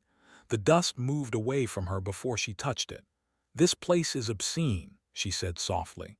That sounded admiring, Eddie said. It was. Lilith Quill walked behind them in a red coat that looked far too bright for the city and far too pleased about it. Municipal after-death architecture always confuses power with solemnity. Give a clerk enough marble, and he begins to think the universe agrees with him. "Does it?" Eddie asked, frequently. That is why litigation exists. They passed a building whose doorway was sealed by 12 locks and one polite sign. Voluntary hauntings, licensing and compliance. A line of transparent applicants waited outside, clutching forms. One of them had been waiting so long that a spider had built a web between his elbow and his complaint. Eddie pointed. "Do not let Mrs. Wren see that office." "Mrs. Wren would unionize it," Nora said. "Mrs. Wren would conquer it," Kit said. "Mrs. Wren would ask for tea," Rattle said. "Then conquer it." For a moment Eddie almost laughed normally. Then the avenue widened. Ahead of them rose a circular square paved with black and white stone. At its center stood an enormous map carved into the floor, not painted, carved. Every cemetery in the city had its own shape, its own border, its own little gate of inlaid metal. Some glowed gold, some glowed blue, a few were dark. One was hidden beneath a hinged plate of iron. Eddie knew which one before Cashin pointed. Black Hollow. It was not drawn like the others. Most cemetery marks had borders, walls, rivers, roads, a neat indication of where authority began and ended. Black Hollow had rings, 7 of them, not concentric exactly. The rings bent around plot 0 like a wound around a thorn. Thin lines ran from the rings into blank stone beyond the map, as if the carver had started drawing roads and then changed his mind because the roads had noticed. Eddie stopped. The little black hollow mark pulsed once beneath his feet. Everyone else stopped too. For one breath, the city listened.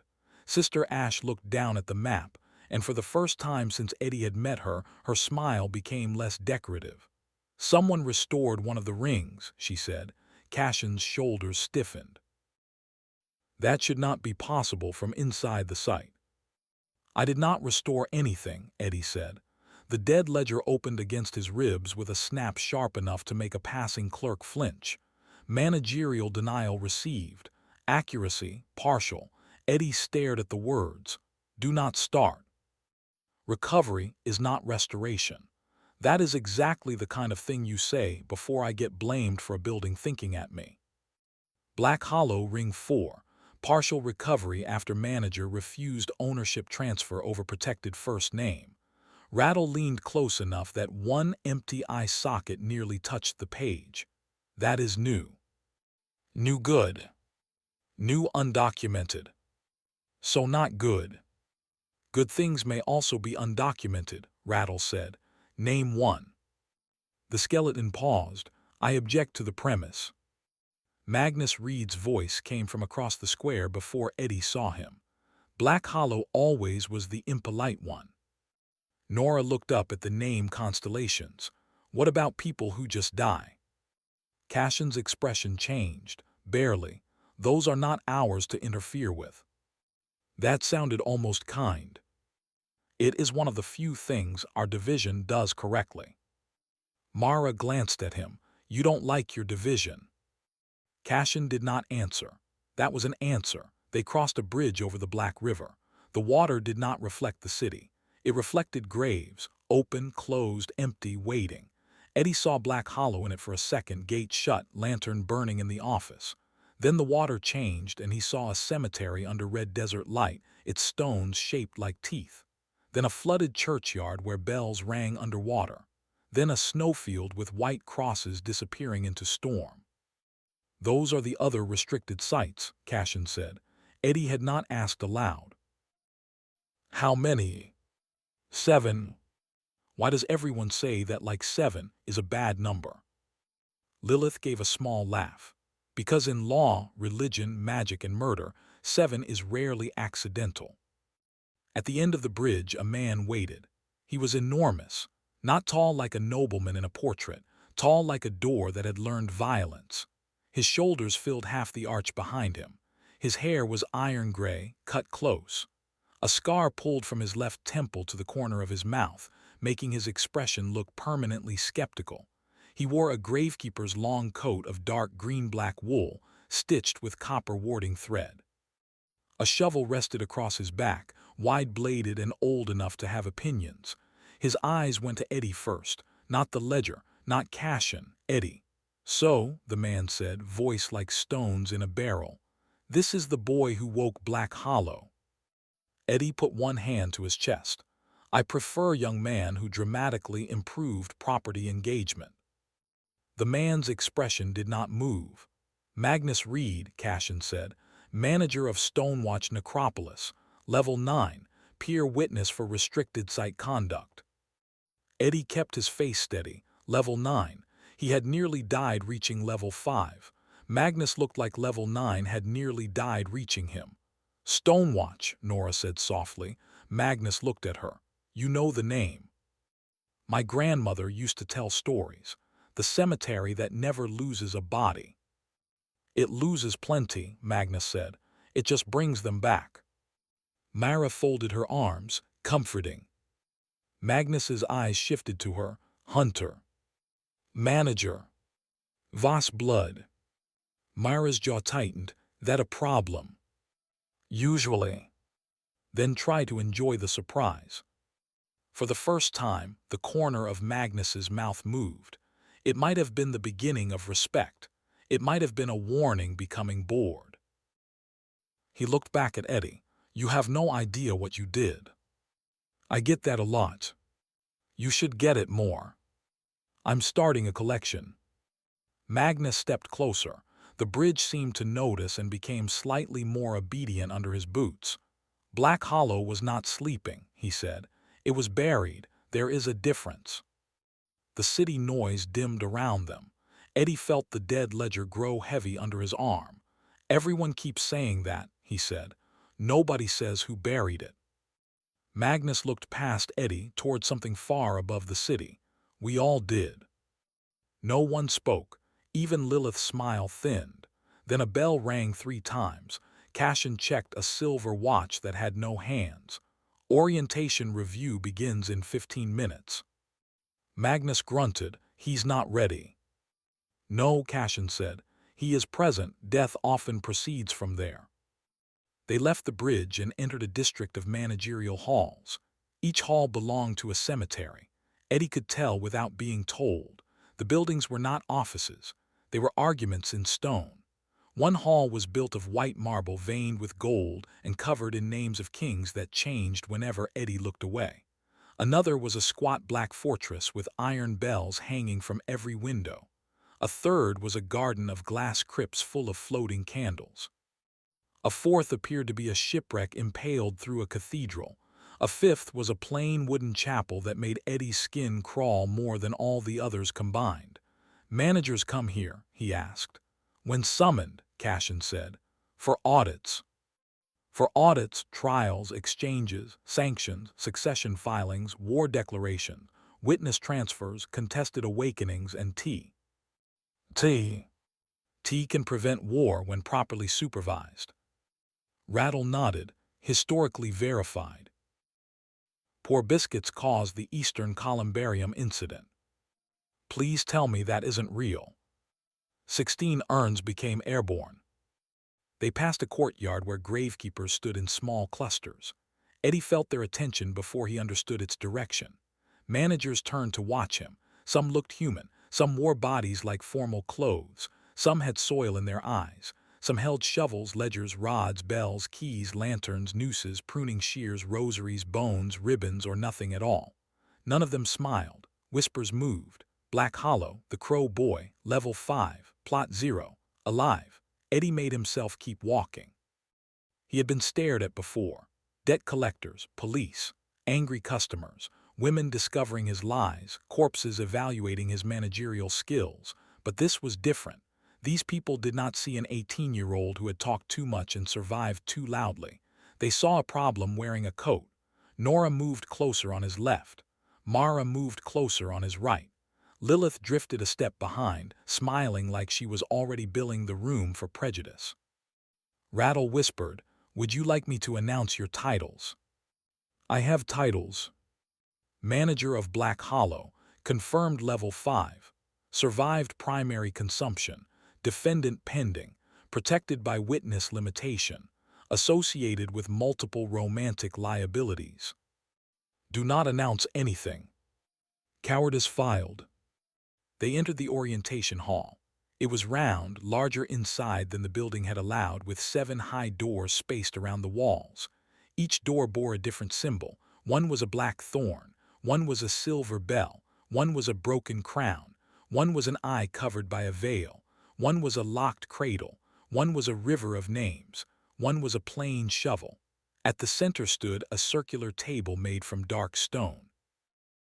Above it floated a map of the world, but not the living world. It showed death's infrastructure, grave routes, witness lines, necropolis authorities, boundary courts, family blood corridors, sealed zones, forgotten burial roads, disputed holdings, and 7 burning marks. One mark pulsed over Black Hollow. It glowed the color of a bruise under moonlight. A woman waited by the table. She was young at first glance, maybe 20, maybe younger, but the longer Eddie looked, the harder age became to attach to her. Her hair was white, cut blunt at her jaw. Her skin was ash pale. She wore a black uniform with silver buttons and a narrow coat that looked more like a sentence than clothing. Her eyes were black from edge to edge, but her smile was bright, delighted, and entirely wrong. "Oh good," she said. "You're still alive." Eddie looked at Cashin. "Why does everyone greet me like a failed prediction?" "Because you keep becoming one," Cashin said. The woman crossed the room with quick, light steps and offered Eddie a hand. "Sister Ash, Restricted Necropolis Division, Temporary Orientation Officer, Containment Historian, and if things go poorly, one of the people who will recommend how much of you needs to be removed from the record." Eddie did not take her hand. "Charming." "Thank you, I practice on condemned sites." Lilith murmured, "I like her." "Of course you do," Nora said. Sister Ash's smile did not waver. "You brought witnesses. Sensible, you brought a demon lawyer. Risky, you brought a hunter. Traditional, you brought a skeleton clerk. Adorable." Rattle stiffened. "I am administratively reinstated." "That makes you more adorable." His jaw opened, closed, opened again. "I have no form for this." "Most men don't," Lilith said. Eddie stepped between the conversation before Rattle combusted from clerical confusion. "What exactly is this?" Sister Ash turned, and the world map above the table shifted. The 7 burning marks grew brighter. Restricted orientation. You need to know what Black Hollow is before you can fail to defend it properly. Comforting remains out of fashion here. Comfort is for ordinary cemeteries. Restricted sites have function. And Black Hollow's function is classified. Partially. By whom? She smiled wider. By everyone responsible. Magnus Reed stood at one of the 7 doors, arms folded. "Tell him enough." Sister Ash glanced at him. "You have grown sentimental." "He is ignorant, not useless." "That may be the kindest thing anyone has said to me this week," Eddie said. "It was not praise," Magnus said. "I take what I can get." Cashin set his audit case on the table. It opened without a touch. Files rose from it in neat spirals. "Black Hollow's status," he said. The map collapsed into a single image. Black Hollow Cemetery seen from above. Gates, rows, chapel, witch line, unmarked field, mausoleums, north wall, plot 0. Every part of it was outlined in silver except the last grave, which was black even in the projection. Sister Ash tapped the air. 7 labels appeared. Restricted Necropolis. Class Witness Containment Site. Foundation Era, redacted. Primary Risk, redacted. Secondary Risk, Testimony Contagion. Managerial Line, CROWLINE disputed. Current Status, improperly awakened. Eddie read the last line twice. Improperly awakened, he said. Yes, Sister Ash said brightly. It was going to eat me. I feel like waking it was emotionally understandable. Emotionally, yes. Administratively disastrous. Myra leaned over the table. What is testimony contagion? Sister Ash turned to her. When a buried truth begins telling itself through unsuitable witnesses. Define unsuitable. Living people, dead people, managers, hunters, witches, lawyers, clerks, chaplains, children, bloodlines, soil, dreams, mirrors, rain. Nora's expression tightened. That is almost everything. Exactly. Eddie felt Seraphina's hum in the back of his teeth, though she was far away under plot 0. Or perhaps distance did not matter. Perhaps distance had never mattered. Seraphina is the witness, he said. The room changed, not visibly, but every person at the table became still in a way that told Eddie he had just said a name too freely. Cassian looked down. Magnus's scar pulled tighter. Sister Ash's smile remained, but the delight left it. Do not use that name casually in this room, she said. Eddie lifted his chin. It is her name. It is one of them. She gave it to me. That is part of the risk. Everything is part of the risk. The risk has excellent appetite. Cassian raised one hand. Continue, Sister Ash. For a moment Eddie thought she might not. Then she turned back to the projection. Ordinary necropolises manage rest. They receive the dead, correct disputes, defend boundaries, and maintain the distinction between departure and return. Restricted necropolises are different. They exist because something about their territory, residence, witness matter, or foundation debt cannot be permitted to spread unsupervised. The 7 marks appeared again. Stonewatch, she said, and one mark brightened, a fortress cemetery on cliffs above a gray sea. Class, return prevention. Its dead cannot leave without bringing something back. Manager Reed keeps them honest. Mostly. Magnus grunted. Mercy drowned, she continued, and a flooded churchyard appeared, bells moving underwater. Class, submerged memory reservoir. It stores the last thoughts of plague cities. Another mark, red desert graves under a sunless sky. Saltwake, class, bodiless burial zone. Another, a city cemetery with glass towers. St. Orison, class, St. Fraud containment. Another, a snowfield of white crosses. The Quiet Mile, class, war repetition lock. Another, a green burial wood full of hanging keys. Hawthorne, class, inherited resurrection suppression. Finally, Black Hollow filled the air. Black Hollow, Sister Ash said softly, class, witness containment site. The projection zoomed toward plot 0, but the last grave resisted. The air around it pixelated into black dust. Your site contains a sealed witness whose testimony, if released improperly, may invalidate foundational records across multiple necropolis lines. Eddie stared at the black square. Invalidate records, he said. That sounds like a paper problem. Lilith's voice was quieter than usual. No, darling, that sounds like a world problem wearing paper's clothes. Rattle clutched his folders. Foundational invalidation can collapse jurisdiction, transfer liability, nullify debt, unbury suppressed claims, and force retroactive review of every decision built upon the original record. Eddie looked at him, in human words. Rattle hesitated. If the first lie breaks, all later paperwork may bleed. That Eddie understood. He wished he did not. Nora's lantern flickered. What did the witness see? Sister Ash touched the table. The projection vanished. That is restricted. Everyone keeps saying that, Eddie said. It is starting to sound like none of you know. Cassian did not meet his eyes.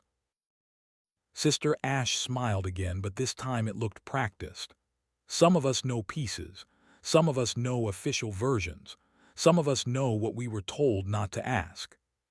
Magnus said, and some of us remember when the order came to bury Black Hollow's history under itself. The room went cold. Eddie turned toward him. You said we all buried it. Magnus's eyes stayed on the map. Managers obeyed. Some protested. Some disappeared. Some signed and lived long enough to regret it. Did Silas sign? Silas Crowe signed everything, Magnus said, usually after altering the terms. Cashin's files rearranged themselves. This orientation is not a trial of Silas Crowe. Everything is a trial of Silas Crowe, Eddie said. He made sure of that. For the first time, Sister Ash looked almost approving. Good, you are learning. A bell chimed from above the table. A new document descended through the air and landed before Cashin. He read it. His expression did not change, which Eddie had learned meant something had gone wrong in a way paperwork respected. What? Eddie asked. Cashin handed the document to Sister Ash. She read it. Her smile sharpened. Excellent. The first question has accepted escalation. The first question, Nora repeated. Mara's hand moved toward her blade. Is that a person? Worse, Lilith said. A standard. Sister Ash tapped the table again. One sentence appeared above Black Hollow. Why does this site exist? Eddie stared. That's it. That is never it, Magnus said. Cashin closed his case. A restricted site under review must answer its first question before higher audit can proceed. Black Hollow's original answer is sealed, corrupted, or buried. Therefore, the current manager must produce a working answer from available testimony. I have to answer why Black Hollow exists. Yes. I inherited it 2 weeks ago. That may be included in mitigation. Mitigation does not feel like help. It feels like a pillow under a guillotine. Sister Ash laughed once, delighted again. Oh, he is funny. That will make the report sadder. Nora set her lantern on the table. What happens if he cannot answer? Cashin looked at her, then at Eddie. The site fails legitimacy review. And then, external authority may recommend division, sealing, transfer of residence, closure of gates, extraction of protected witness matter, or removal of current manager. Eddie felt all the eyes in the room on him.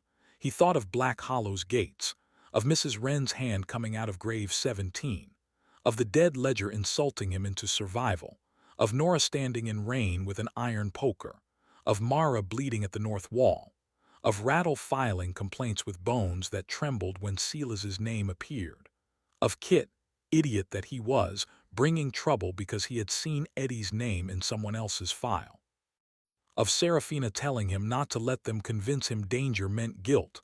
No, he said. Cashin's eyes lifted. No. No one is dividing Black Hollow. No one is extracting anybody. No one is closing the gates because an old record is hiding behind fancy language. Sister Ash watched him with bright interest. Magnus's mouth did that almost smile again. Lilith leaned in, amused. Do you have evidence? Cashin asked. Eddie looked at the floating question. Why does this site exist? Not yet. Then your refusal has limited procedural value. Story of my life. The dead ledger opened in Eddie's arms. It had been quiet since they entered the hall, too quiet. Now its pages flipped hard enough to stir Nora's hair. Text appeared, black on gray. Restricted query received. First question acknowledged. Internal record sealed. External evidence required. Then beneath that, Black Hollow will cooperate. The room changed again. This time everyone noticed. Cashin stepped closer. That is not standard. Sister Ash's smile vanished entirely. Magnus lowered his arms. Rattle whispered, "Oh." Eddie looked down at the ledger. What does that mean? The page wrote, managerial request accepted before request was spoken. I hate when you get poetic. The next line appeared slowly. Evidence chambers awakening. On the map, 3 points in black hollow began to glow: the chapel, the unmarked field, the locked drawer in the office. Then a 4th point flickered, plot 0. Cashin's voice became very still. That point is not authorized. The ledger wrote, "It is awake." In the distance, through layers of city, stone, fog, and law, Eddie heard a woman laugh. Not loudly, not cruelly, patiently. Sister Ash leaned over the table. "Your sealed witness just attempted to enter restricted orientation record." "She does that," Eddie said. "That is not a defense. It is becoming a schedule." Cashin closed one hand around the edge of the table. For the first time since Eddie had met him, the young auditor looked unsettled. "This hearing is adjourned," he said. "Hearing," Eddie said. "I thought this was orientation." "It was. What is it now?" Sister Ash smiled again. "Evidence collection." The city bells rang once. All 7 doors opened. Behind each door was not a room. It was a cemetery: stone watches, cliffs, flooded bells, red desert graves, snow crosses, glass saints, hanging keys. And Black Hollow. The door to Black Hollow showed the broken chapel at midnight, though Eddie had left in dawn. Its shadow stretched across the floor of the orientation hall. Inside the shadow, something moved. A child's toy block rolled out of the darkness and stopped at Eddie's feet. One side bore the letter A, another side bore a word scratched in Crowe's handwriting: "Hide." Nora's hand went to her mouth. Mara swore under her breath. Cashin looked at the block like it might explode. Magnus said, "That was not in the original record." Eddie crouched and picked it up. The wood was cold. The letter A burned faintly against his palm. From the open Black Hollow door came Father Gideon's voice, distant and strained. "Edward," the dead chaplain called. "The chapel shadow has opened without permission." Rattle's jaw clicked. "That is usually bad." Eddie stood. "Define usually." From the chapel shadow came another voice, Sila's Crowe, dry, amused, waiting. "Come on then, boy," Sila's whispered. "Let's see what your mother tried to bury." The city of cemeteries went silent, and Eddie understood with perfect clarity that the audit had stopped being a test. It had become a map. Back to every grave Sila's had lied into the ground. Sister Ash looked delighted again. "Well," she said, "that is definitely not orientation anymore." Eddie closed his fist around the block. "Good," he said. The Black Hollow door widened. The chapel shadow waited. And somewhere beneath plot 0, Serafina laughed as if someone had finally opened the right wound. They returned through the door instead of the transit fog. That should have worried Eddie more than it did. The passage from the city of cemeteries into Black Hollow did not feel like travel. It felt like being pushed through a confession. The orientation hall folded behind them in layers of black stone and silver ink. The 7 doors became 7 bells, the bells became 7 names, and the names became a cold wind that smelled of chapel dust. Then Eddie was standing inside the broken chapel, not at the door, not near the altar, inside the shadow. The first thing he noticed was that the chapel had grown. That was not possible in any construction sense, but Black Hollow had stopped asking construction for permission several disasters ago. The broken chapel used to be a sad little ruin with a cracked stained glass window, damp pews, and a roof that kept rain out only when feeling sentimental. Now its interior stretched too far. The aisle ran longer than the building. The ceiling rose into darkness instead of rafters. The shattered window showed no sky, only the city of cemeteries' name constellations flickering faintly beyond the glass. Nora appeared beside him with a gasp, lantern flaring. Mara came through next, blade drawn before both feet touched the floor. Rattle arrived in pieces, politely assembling himself with the offended dignity of a clerk who had been mailed without proper padding. Lilith stepped out last, unruffled, checking her hair in a pocket mirror that reflected flames instead of her face. Cashin did not come through. Neither did Sister Ash. Magnus Reed appeared only as a reflection in the cracked altar stone, his severe face distorted by old fractures. "Temporary observation only," his voice said through the stone. Black Hollow's evidence chamber has accepted internal jurisdiction. Outsiders cannot enter unless the manager petitions. Can I petition you in? Eddie asked. Yes. Should I? No. Appreciate the clarity. The reflection faded. The chapel doors slammed shut. The dead ledger opened in Eddie's hand. Evidence chamber, chapel shadow. Jurisdiction, Black Hollow internal. Subject, first question support. Hazard, confession residue, maternal record, prior manager suppression, unauthorized memory teeth. Eddie stared at the last phrase. Memory teeth. Rattle raised one finger.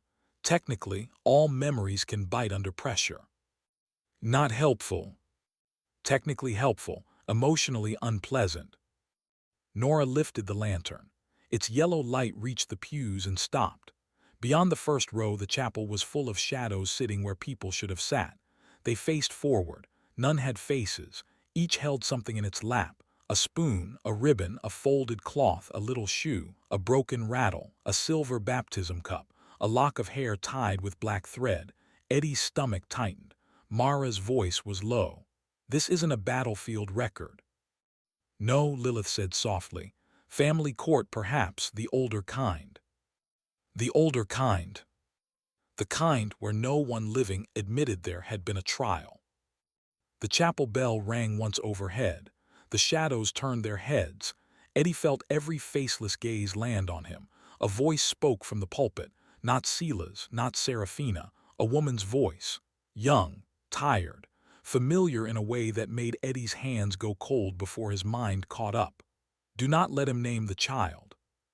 Nora's lantern guttered. Eddie did not move. The voice came again. If he names him, the line opens. If the line opens, the boy belongs to the debt. Rattle whispered, maternal confession. Mara looked at Eddie. Lena, she said. Eddie hated that she said it gently. He hated more that he needed her to. The shadow in the pulpit changed shape.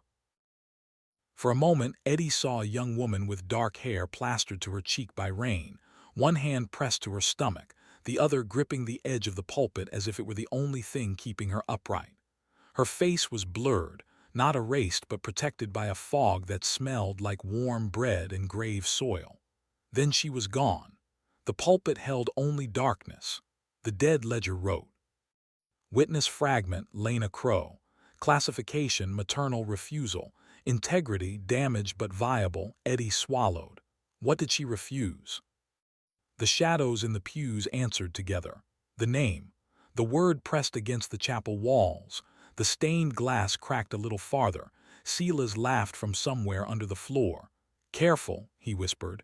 Names are expensive. Mara stepped toward the aisle. Show yourself. Hunter, Silas said. Still thinking problems improve when stabbed. Your mother had the same poverty of imagination. Mara went still. Eddie moved before she could. He caught her wrist not hard, just enough. Her eyes snapped to him. Don't, he said. He wants clean anger, it files better. Mara breathed once through her nose. Then she lowered the blade half an inch. You learned something. I hate when that happens.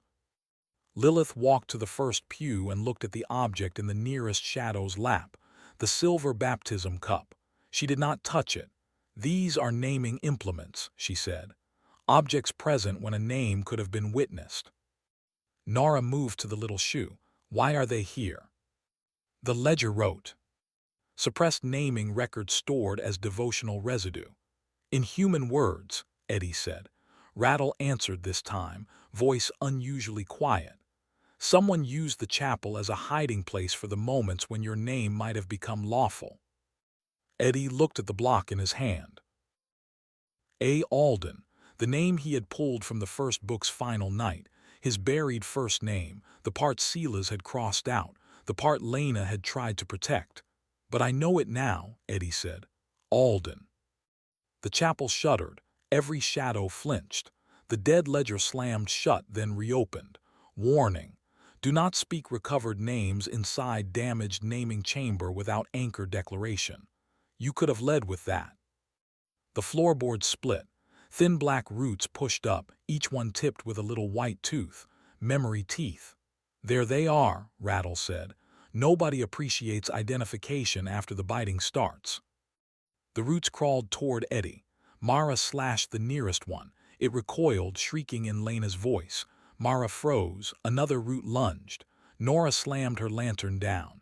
Yellow light burst across the floor in a circle. The root stopped at its edge, teeth clicking. "Do not cut them," Nora said, voice shaking but firm. "They are carrying pieces." "Pieces of what?" Mara asked. Him, maybe both." Lilith looked delighted despite herself. "Miss Quinn, you are becoming dangerously useful." "I hate that from you." "Most people do." Silas's voice slid along the pews. "The neighbor girl hears better than she should. That will cost her eventually." Eddie lifted the shovel. "Talk to me, Silas." "Always so eager for attention." "I had a weird childhood. Apparently you helped." A laugh. "I helped everyone. Nobody thanked me properly." "You sold unborn bloodline collateral." "I invested in survival." "You crossed out my name." "I prevented your mother from making a sentimental mistake." The roots clicked faster. Eddie stepped to the edge of Nora's lantern circle. "What was the mistake?" For a moment, Silas did not answer. That frightened Eddie more than the roots. Then the chapel pulpit filled again with Lena's blurred shape. She was kneeling now, not standing, both hands around something wrapped in cloth. A baby. No details, no face. No infant shown clearly, just the shape of a bundle and a woman's desperation around it. Lena's voice filled the chapel. "I will not give him a name you can spend." Silas stood behind her in the memory, younger than Eddie had ever seen him, thin and elegant and dry as paper. His face was shadowed, but his smile was clear. "You think refusal protects him?" "It keeps him mine." "Nothing born from a Crowe line stays private." "Then I will make him less Crowe." The memory flickered. Silas reached for the bundle. Lena turned away.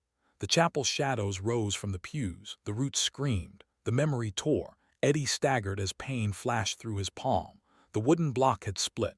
Inside it, hidden in the grain, was a sliver of silver, a spoon handle. Kid had found one in the last chapter's end, or would find it. Time in Black Hollow's evidence chambers clearly considered sequence a negotiable asset. The spoon handle bore tiny engraved letters, ALD. The rest had been scraped away. The dead ledger wrote, "Evidence acquired, partial naming implement. First question relevance, high, maternal refusal confirmed. Prior manager interference confirmed." Eddie closed his fingers around the silver. "Black Hollow exists because of this." The chapel did not answer. Serafina did. Her voice came from the cracked, stained glass, a whisper wrapped in moonlight. "No, Eddie, this is why you matter to it, not why it exists." The roots stopped moving. Silas cursed. It was the first honest sound Eddie had ever heard from him. Serafina continued, "Ask the chapel what it hid before your mother came." The pulpit split open. Behind it was not wood, it was a door. A very small door, too low for a grown person, set into the stone behind the pulpit and sealed with black wax.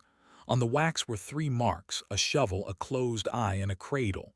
Rattle made a thin, awful sound. "Clerk," Eddie asked. "That seal," Rattle said. "I filed objections about that seal. Silas destroyed the objections. Then he destroyed me." Mara's blade came up again. "What is it?" Rattle's voice shook. "A pre-Crowe foundation compartment. Something Black Hollow hid before Silas, before Lena, before Eddie." Nora's lantern brightened. Lilith stopped smiling entirely. The dead ledger wrote, "Foundation evidence located. Access restricted. Current manager authority insufficient for full opening. Partial witness extraction possible. Cost, 1 true admission." Eddie exhaled slowly. "Of course." Mara looked at him. No clever answer. "I'm rationing them. We are in a bad economy." Nora stepped closer. "What true admission?" The ledger answered. "The manager must state why he wants Black Hollow to exist." Silas laughed again, harsher now. "There, that's where boys fail. They confuse wanting with deserving." Eddie looked at the sealed little door. Why did he want Black Hollow to exist? Not because it was his, not because level 5 made him important, not because Serafina whispered through the cracks and made danger sound like trust, not because he liked the ledger. He absolutely did not like the ledger, not because the place had saved him. It had tried to eat him first. He thought of Mrs. Wren's hand, of the unmourned guest asking whether anyone came, of Rattle murdered for filing objections, of Gideon carrying confessions that hurt him, of Elspeth Thorne hungry in the witch line, of wrong names, wrong graves, wrong debts, of Nora's lantern and Mara's blade and Kit's stupid loyalty and Lilith's legal traps and Vivienne's dangerous bargains, of all the dead who had not been allowed to be simply dead because someone living found profit in their silence. Eddie placed the shovel blade on the chapel floor. "I want Black Hollow to exist," he said, "because somebody has to keep the buried from being used by people who speak better than they do." The chapel went still. Even Silas fell silent. Eddie swallowed. "And because I was one of those people, I used the dead as a business model. I sold peace I didn't believe in to people who were scared of dying. Black Hollow made the lie real. So if the place is going to punish anyone for that, it can start with me. But it does not get to hand everyone else back to the people who buried them wrong." Nora's face changed. Mara looked away first. Lilith studied Eddie like she had discovered a clause she could neither exploit nor dismiss. Rattle stood straighter, bones clicking softly. The dead ledger wrote, "True admission accepted." The black wax on the little door cracked. Not open, just enough. A strip of cloth slid out. Old, white once, now gray with grave dust. It carried one stitched word, refuge. The chapel shadow breathed. Sister Ash's voice came faintly from the other side of the evidence chamber, no longer amused. "That word is not in the official Foundation record." Cashin's voice followed, sharp and quiet. "Record it." The dead ledger wrote, "Foundation fragment acquired. Refuge. First question working answer updated. Black Hollow may not have been founded as containment only. Contradiction registered." The roots sank back into the floor.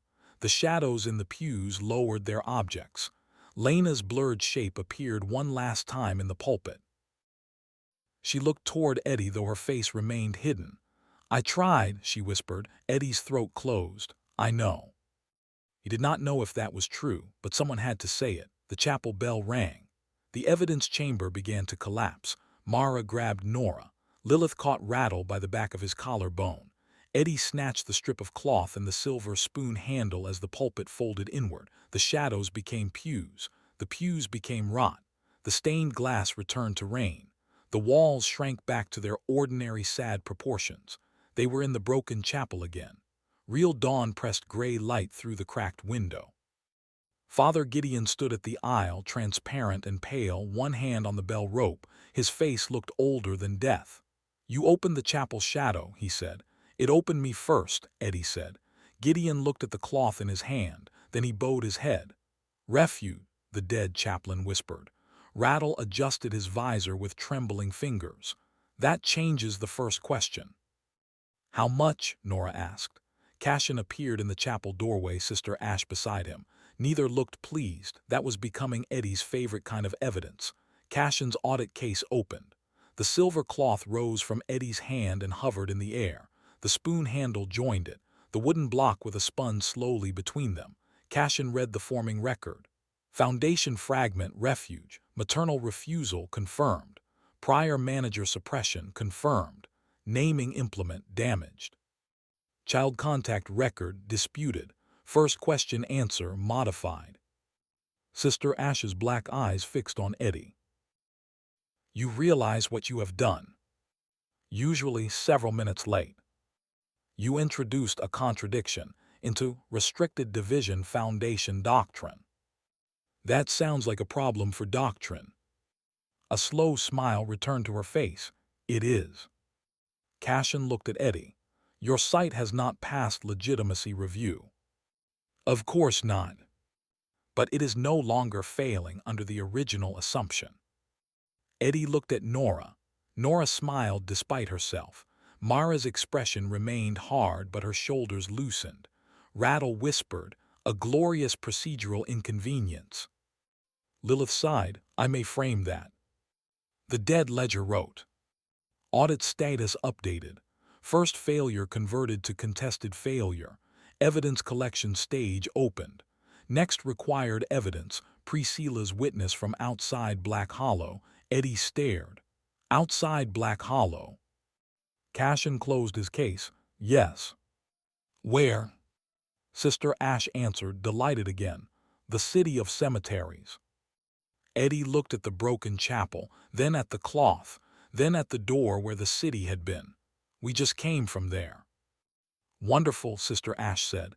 "Then you know the way." From somewhere deep beneath Plot Zero, Serafina laughed again.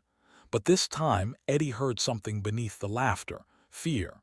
The dead ledger turned one page. New objective.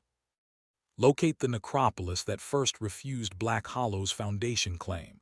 A second line formed beneath it. Destination, Stonewatch. Magnus Reed's reflection appeared in the chapel window. He looked at the word refuge, then at Eddie. For the first time, the old manager looked afraid. "No," Magnus said. The window cracked from corner to corner. Then Black Hollow's chapel bell rang for a cemetery that did not want to remember. End of Chapter 4. If the City of Cemeteries made you want a safer hobby, support the channel with a like and subscribe. Chapter 5 puts Silas Crowe on trial. Chapter 5. The Trial of Silas Crowe. Stonewatch Necropolis did not look like a cemetery. It looked like a fortress that had buried itself out of embarrassment and then spent several centuries pretending the decision had been architectural. Its outer wall rose from a gray moor under a sky the color of old steel. The stones were not decorative. They were not romantic. They were not trying to make visitors feel the dignified sadness of mortality. They were piled, locked, bolted, sealed, named, renumbered, and carved with so many boundary marks that even Eddie could feel the laws humming through them from 20 yards away. Black Hollow whispered. Stonewatch held its breath. That was the difference. Black Hollow had become awake in the way a hungry house might become awake if someone lit a lamp in its stomach. Stonewatch felt awake in the way a judge was awake. Patient, unamused, prepared to sentence furniture if it moved wrong. Eddie Crowe stood outside the eastern gate with wet hair, a borrowed dark coat, 2 hours of sleep, and a silver spoon wrapped in grave cloth inside his inner pocket.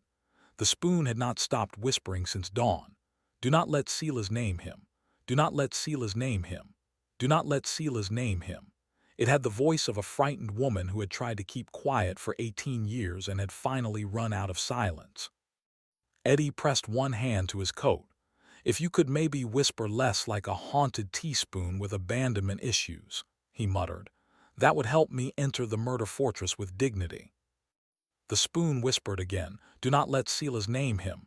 Right, no dignity." Dignity canceled. Beside him, Kit Mallory leaned toward the gate and squinted at the carvings. "Do you think they have a gift shop?" Nora Quinn looked at him. Kit held up both hands. "That was a cultural question." "You stole from a funeral collector last week." "I stole from a hearse," Kit said. "Different industry." Archibald Rattle stood on Eddie's other side, wrapped in a clerk's coat that had been cut to fit a skeleton and still somehow looked offended by the assignment. His skull tilted toward Stonewatch's gate. A small stack of complaint forms was tucked beneath one bony arm, bound in red thread. "Stonewatch does not have a gift shop," Rattle said. "It has a disciplinary archive, a confiscated tool registry, and a room where visiting clerks are corrected for errors in ink pressure." Kit brightened. "So it has souvenirs." "It has teeth marks on clipboards." "That's almost better." Mara Voss ignored them both. She stood with one boot on the edge of the boundary line, Hunter's coat open enough for Eddie to see the knives at her belt. Her gaze moved across the wall, counting exits, wards, blind corners, and things Eddie would only notice after they bit him. "This place is old," she said. Father Gideon Marsh, who was dead, looked worse than usual under Stonewatch's light. His chaplain's collar had dulled, and the shadow in his hollow cheeks seemed deeper. "Old is kind," he said. "Stonewatch is what happens when grief learns engineering." That's awful, Kit said. Thank you. Vivienne Thorne stood a few steps away beneath a black umbrella that did not need to exist because the rain bent around her. She wore a dark dress, red gloves, and the expression of a woman considering whether the moor would be improved by burning several laws off it. Stonewatch hates witches, she said. Lilith Quill, infernal solicitor, smiled beside her with a red leather case under one arm. Stonewatch hates everyone equally. The witch-specific hatred is a decorative tradition. How comforting. Comfort is not admissible in restricted proceedings. Nora gave Eddie a look.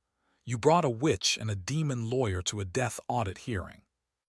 Technically, Eddie said, they followed me. Mara's eyes narrowed. You invited Lilith. I sent a legal notice. Lilith smiled brighter. That is an invitation with better handwriting. Eddie pointed at her. You are not helping. I am counsel. Helping is expensive. The eastern gate opened without sound. No creak, no groan, no gothic drama. The iron simply recognized that it had made a decision and stepped aside. Magnus Reed waited inside. The manager of Stonewatch Necropolis looked like he had been carved from a gatepost, taught to scowl, and then given a coat so people would stop leaning on him. He was tall, broad, white-haired, scarred across the mouth, and carried a shovel over one shoulder like it was a royal staff that had survived a war. Crowe, he said. Reed, Eddie said. Magnus looked at the group. His eyes paused on Kit. Why is that one here? Kit smiled. Personal charisma. He is evidence, Cassian Vale said from just behind Magnus. The junior auditor stood in the gate's shadow with a slim folder in one hand. He looked too young to scare anyone until he spoke. Then the heir remembered paperwork could be a weapon. Mr. Mallory's possession of a silver hearse token placed him inside the chain of external claim pressure. He may be questioned. Kit's smile weakened. Questioned as in asked or questioned as in the furniture screams. Cassian looked at him for 2 calm seconds. That depends on the quality of your answers. Kit nodded. I will become honest immediately. The dead ledger tucked under Eddie's arm opened one page by itself. Visiting jurisdiction detected. Stonewatch Necropolis. Restricted evidence site. Local authority Magnus Reed. Audit observer Cassian Vale. Restricted division observer Sister Ash. Trial object Sela's Crowe residual activity. Manager risk severe. Recommended demeanor less mouth. A second line appeared beneath it after a pause so theatrical Eddie assumed the book had learned timing from Lilith. Secondary recommendation, substantially less mouth. That is harassment in ledger form, Eddie said. Stonewatch answered by opening its eastern gate 1 inch. The sound was not a creak. It was a verdict rehearsing. Magnus Reed waited beyond the threshold. The old manager looked broader inside his own cemetery, as if Stonewatch lent him weight the way Black Hollow lent Eddie headaches. His coat was the color of weathered iron. His scarred hands rested on the head of a shovel that looked old enough to have buried kingdoms and resentful enough to remember their names. Rules, Magnus said. Hello to you too, Eddie replied. Magnus ignored him. No weapons drawn unless the court declares a breach. No bargain struck with residual activity without witness. No name spoken into open flame unless the name-bearer consents or death compels. No touching Stonewatch walls. No feeding the gate. No flirting with the murder glass. Eddie blinked. The what? Behind Magnus, a pane of black reflective stone hung in the air above a sunken chamber. It reflected Eddie too clearly. In it he looked thinner, older, and much too easy to bury. Vivienne's smile warmed by one dangerous degree. Murder glass. No, Mara said immediately. I had not even said anything. You smiled at it. A woman may appreciate craftsmanship. Lilith stepped beside Eddie, close enough that her perfume cut through wet stone and grave salt. It smelled like smoke, red paper, and the kind of promise that charged interest. Do not worry, Eddie. If any enchanted surface attempts to seduce you into confession, I will object on procedural grounds. Only procedural grounds. Her red eyes slid to him. I reserve emotional grounds for better lighting. Nora made a small sound into her scarf. Mara's mouth became a line. Vivienne looked delighted. Eddie decided the safest legal strategy was immediate death, but the cemetery had already rejected him as food, which was frankly inconsiderate timing. Rattle stepped through the gate carrying 3 folders, 2 ink bottles, and a clerk's bell he had stolen from Black Hollow's chapel desk. I will require a table. Magnus looked at the skeleton. Rattle looked back with all the dignity available to a man composed entirely of evidence. Court record cannot proceed without a table. I hate how often that sentence saves my life, Eddie said. Rattle seized the nearest workbench, dragged it into the center of the chapel with the moral outrage of a clerk rescuing a child from traffic, and began arranging documents in small fortified territories. He placed Cassian at the head, Lady Morta behind the black rail, Sister Ash where her smile could frighten everyone equally, and Eddie at the position marked current manager probable problem. Kit leaned over Eddie's shoulder. Probable. That is generous. Your friendship is a disease, Eddie said. A loyal disease. Lilith approached the table with a slim folder tucked against her chest. She moved as if every court in existence had been built in the hope that one day she might cross it slowly. Vivienne arrived from the opposite side, green-black silk whispering at her wrists, smiling like a contract that had learned perfume. For one deeply unfair second, both women stood close enough to Eddie that the air warmed with expensive danger. Nora looked at them, then at Eddie. Breathe, she said. I am. Not like a man deciding which beautiful disaster will kill him first. Mara did not look away from the table. If either of them tries to bind him, I cut the contract hand. Lilith smiled. Hunter Voss, that is almost protective. It is tactical. Vivienne rested one gloved finger on Eddie's witness position. How touching. The manager has acquired advocates, knives, and domestic supervision. I also have a skeleton, Eddie said. I am trying to diversify. Rattle slapped a paper down. No one is flirting across the evidence table during prior manager trial initialization. Everyone looked at him. He adjusted his spectacles, without minutes being taken. The dead ledger wrote at the edge of the table.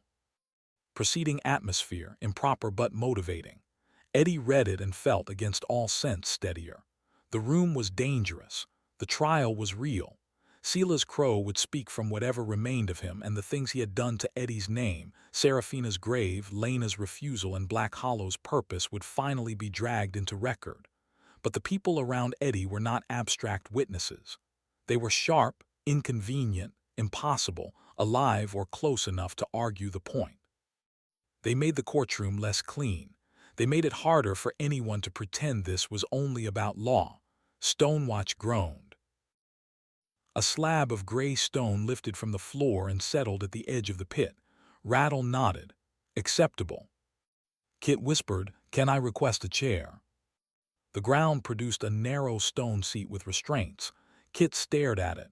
I withdraw my civic engagement. The small absurdity should not have helped. It did. Eddie stepped into Stonewatch with Nora at his left, Mara half a step ahead, Lilith half a step behind, and Vivienne moving as if every grave in the place owed her attention. For a second, Eddie felt the shape of the thing he had accidentally built around himself. Not a court, not a harem, not a team, not yet a family, but a disorderly ring of people who had all, for reasons ranging from loyalty to appetite, decided not to let him be eaten alone. That frightened him almost as much as Silas. The murder glass brightened. In its surface, something wearing Silas Crowe's face smiled before Silas had been called. Eddie looked down at the page. You know I can see that. The ink wrote. Yes, then why write it? Hope. Eddie shut the ledger with one hand. The spoon whispered, do not let Silas name him. Cassian's gaze flicked to Eddie's chest. The maternal implement remains active. The spoon is having feelings, Eddie said. I'm respecting its journey. Cassian made a note. Do not write that down as official phrasing. Too late. Sister Ash appeared beside the gate as if the mist had misplaced her and then corrected the error. Her white hair was bound in a perfect knot, her black uniform was spotless, and her smile had the cheerful neutrality of a knife displayed in a museum. "Good morning," she said. "Nobody has been dissolved yet. Wonderful start." Rattle raised one bony finger. "Is dissolution likely?" "Only if the trial recognizes prior manager authority over present managerial identity." Kit whispered, "That sounds like yes with jewelry." "It is," Lilith said. "A very expensive yes." Eddie looked at Cashin. "I thought this was an evidence visit." "It was." Cashin opened his folder. Stonewatch records triggered a mandatory residual proceeding. Silas Crowe's activity can no longer be treated as contamination alone. He will be permitted a voice under restricted supervision. The Moor seemed to lean closer. Nora's hand tightened around her storm lantern. Mara's thumb touched the hilt of one knife. Vivienne's umbrella tilted very slightly. Lilith's smile sharpened. Eddie felt the spoon go cold against his ribs. "You're giving Silas a trial," he said. "No," Cashin replied. "We are giving Black Hollow one. Silas is evidence that has learned to object." Magnus stepped aside. Beyond him, Stonewatch opened. Rows of graves stood in perfect military order. No leaning stones, no broken angels, no muttering holes. Every grave had a number, a name, a seal, and a small black tag fixed to the foot like a sentence. The paths were straight, the grass was short.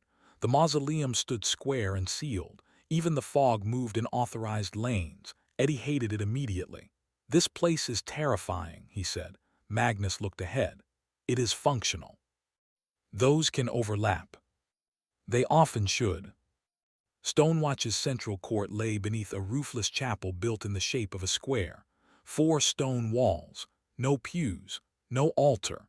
At the center was a circular pit lined with iron, salt, and black glass. Around it stood 12 empty chairs, each carved with a different cemetery mark. One chair had been covered with a black cloth.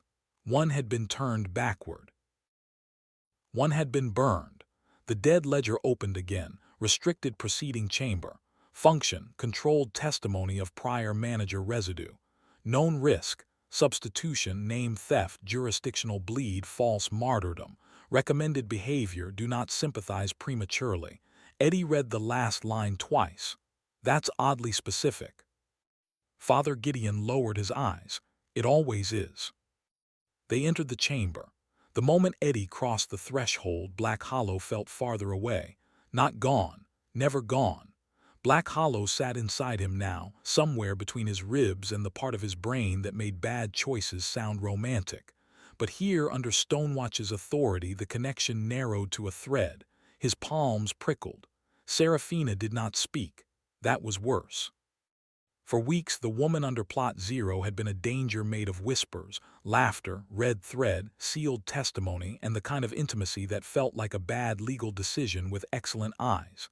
Eddie had grown used to feeling her attention around the edges of his thoughts. Now there was silence. Stonewatch had muffled her. A sensible person would have been relieved. Eddie was worried. Nora noticed. Of course she noticed. She stepped closer. "What?" "Nothing." "You say nothing like a man about to ruin a Tuesday." "It's Thursday." "That makes it worse." He almost smiled. Then the pit breathed. A black flame rose from the circle, narrow and vertical. It burned without heat. The light inside it showed not orange or gold, but records. Signatures, names, grave numbers, bills, old court seals, burial licenses, children's birth entries, and one page Eddie recognized before his mind could protect him. The yellow paper he had signed in Mrs. Wren's parlor. His own name in wet ink. Edward James Crowe.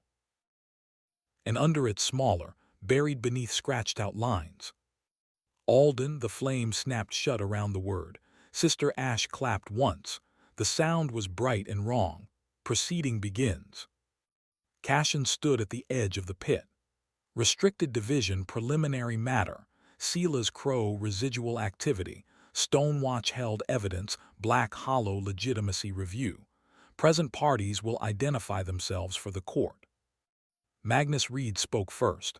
Magnus Reed, manager of Stonewatch Necropolis, host authority. Cashin followed. Cashin Vale, junior auditor, Death's Ledger Division, audit observer. Sister Ash, she said cheerfully, Restricted Division, watching. Lilith's heels clicked once. Lilith Quill, infernal solicitor, appearing in limited capacity for current manager council, and to protect my prior filing from being insulted by amateurs. Vivienne Thorne, Vivienne said. Witchline claimant, temporary ally, currently resisting the urge to set precedent on fire. Mara's voice was flat. Mara Voss, hunter witness. Nora lifted her lantern. Nora Quinn, living witness. Kit swallowed. Kit Mallory, mostly innocent. Rattle's skull turned. Objection to mostly. Fine, legally damp. Accepted, Lilith said. Rattle adjusted his red thread forms. Archibald Rattle, temporary assistant clerk of Black Hollow Cemetery, murdered staff claimant, filing under protest because Stonewatch Inc. smells controlling. Father Gideon placed both hands over his ruined prayer book. Father Gideon Marsh, former Black Hollow chaplain, confession custodian, unreliable man attempting reliable testimony. Everyone looked at Eddie. He suddenly wished he had rehearsed. Instead, he said, Eddie Crowe, manager of Black Hollow Cemetery, former fraud, current administrative disaster. No longer classified as food. The dead ledger wrote. Acceptable, Rattle muttered barely. Cashin did not allow the silence to become dramatic. Auditors, Eddie was learning, hated drama unless they could staple it, number it, and make it stand in a box. The junior auditor lifted one hand, and the air above the stone table flattened into a pane of pale light. Lines appeared on it. Names, charges, dates. Things Eddie did not understand, and several things he understood well enough to dislike on sight. The proceeding will continue with corroborating evidence, Cashin said. Prior manager residual activity has made partial admissions. Those admissions are not sufficient. Black Hollow's present management has alleged inherited damage. Stonewatch has acknowledged extraterritorial relevance. The Restricted Division has asserted continuing danger. Death's office has not dismissed any party. Therefore we proceed. Kit whispered, I love it when people use many words to say we are still doomed. Hush, Rattle said. I was being supportive. You were being audible. Silas Crowe's reflection in the iron-black glass gave Eddie a small, tired smile. That irritated Eddie more than open cruelty would have. Cruelty made clean sense. It gave a person a place to put his fists, his knife, his hatred, his impressive collection of unwise remarks. Tiredness was different. Tiredness tried to turn monsters into old men. It tried to make the cage look heavy for the man who built it. Eddie refused to help it. Do not look at me like you are the one who had a hard week, he said. Silas's smile thinned. Boy, I had a hard century. You spent part of it trying to own me. I spent part of it trying to make sure something worse could not find you. You keep saying worse like it turns theft into parenting. The pane of light brightened. Cashin said, personal comment recorded, useful phrasing. Great, glad my family trauma is administratively valuable. Lilith Quill leaned one elbow on the table, chin resting on her gloved knuckles. It often is. Bloodline cases produce excellent precedents, terrible childhoods, wonderful footnotes. Nora gave her a look. Lilith smiled without apology. I can be legally correct and emotionally awful at the same time. It is a professional qualification. Mara did not smile. Her attention stayed on Silas. You knew about the Voss writ, she said. Silas turned slightly, as if the iron glass had weight and he was shifting under it. I knew your line had been contracted to intervene if Black Hollow moved beyond containment. Intervene how? With force. That is not an answer. With enough force to prevent witnesses from becoming doors. Mara's face went still. Eddie had seen that expression before. Mara used it when something inside her wanted to draw blood, but the hunter in her demanded the patience to choose where. My mother died carrying that writ, Mara said. Silas did not answer at once. The chamber listened with the hungry silence of old stone. At last Silas said, yes. One word, not defense, not apology, not explanation, just yes. Mara stepped forward. Nora touched Eddie's sleeve, not stopping him exactly, but reminding him that he had a body and that the body could still do stupid things. Eddie had not moved. He realized with mild disappointment that he had been about to. State how, Cashin said. Silas's eyes shifted to the junior auditor. The Voss line came when the first nursery bell rang. They were meant to cut the path if the nursery opened outward. They discovered too late that Black Hollow had been reclassified in their orders, not as refuge, as infected ground. Mara's fingers whitened around her knife hilt. Who changed the classification? Not I. Sister Ash's smile returned by one careful degree. Careful, prior manager Crowe. Silas laughed once softly. I have been careful for so long it became indistinguishable from cowardice. No, I did not change the Voss order. I hid the result. I buried the complaint. I allowed a false death classification to stand because if the hunters had returned in full, they would have cut through plot 0 before asking what was beneath it. So you let my mother die under a lie, Mara said. I let many people die under lies. That is your defense. No, Silas said, it is my confession. For a moment the only sound was the scratch of Cashin's pen. Then Kit, impossibly, raised a hand. Everyone looked at him. What? Kit said. There seemed to be a participation rhythm forming. Cashin blinked. Mr. Mallory, you are not counsel. I am friend-adjacent testimony.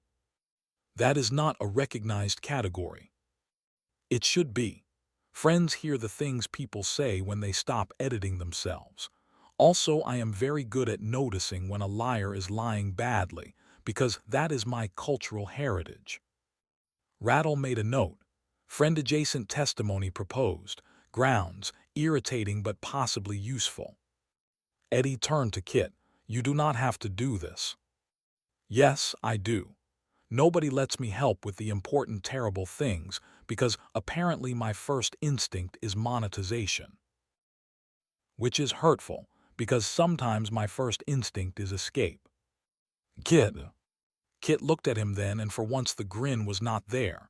You are still doing it, he said. Doing what? Trying to make this about whether you are allowed to be angry. You are allowed. Try not to make it your whole legal strategy. It gets repetitive. Eddie opened his mouth, closed it. Nora looked away, which was rude because she was clearly trying not to smile. Lilith's eyes gleamed. I withdraw my objection to the category. No one asked you, Cashin said. That has never stopped me. The pane of light shifted. New text appeared. Proposed category, living character witness. Status, permitted under emergency manager identity review. Kit spread both hands. See, death loves me. The chamber lights dimmed. The pane added. Correction, death tolerates evidence. Still a relationship. Cashin looked as if he had aged 3 years in 1 minute, which was impressive for someone whose profession probably measured aging in paperwork. Proceed briefly. Kit stepped to the side of the table, swallowed, and looked at Silas.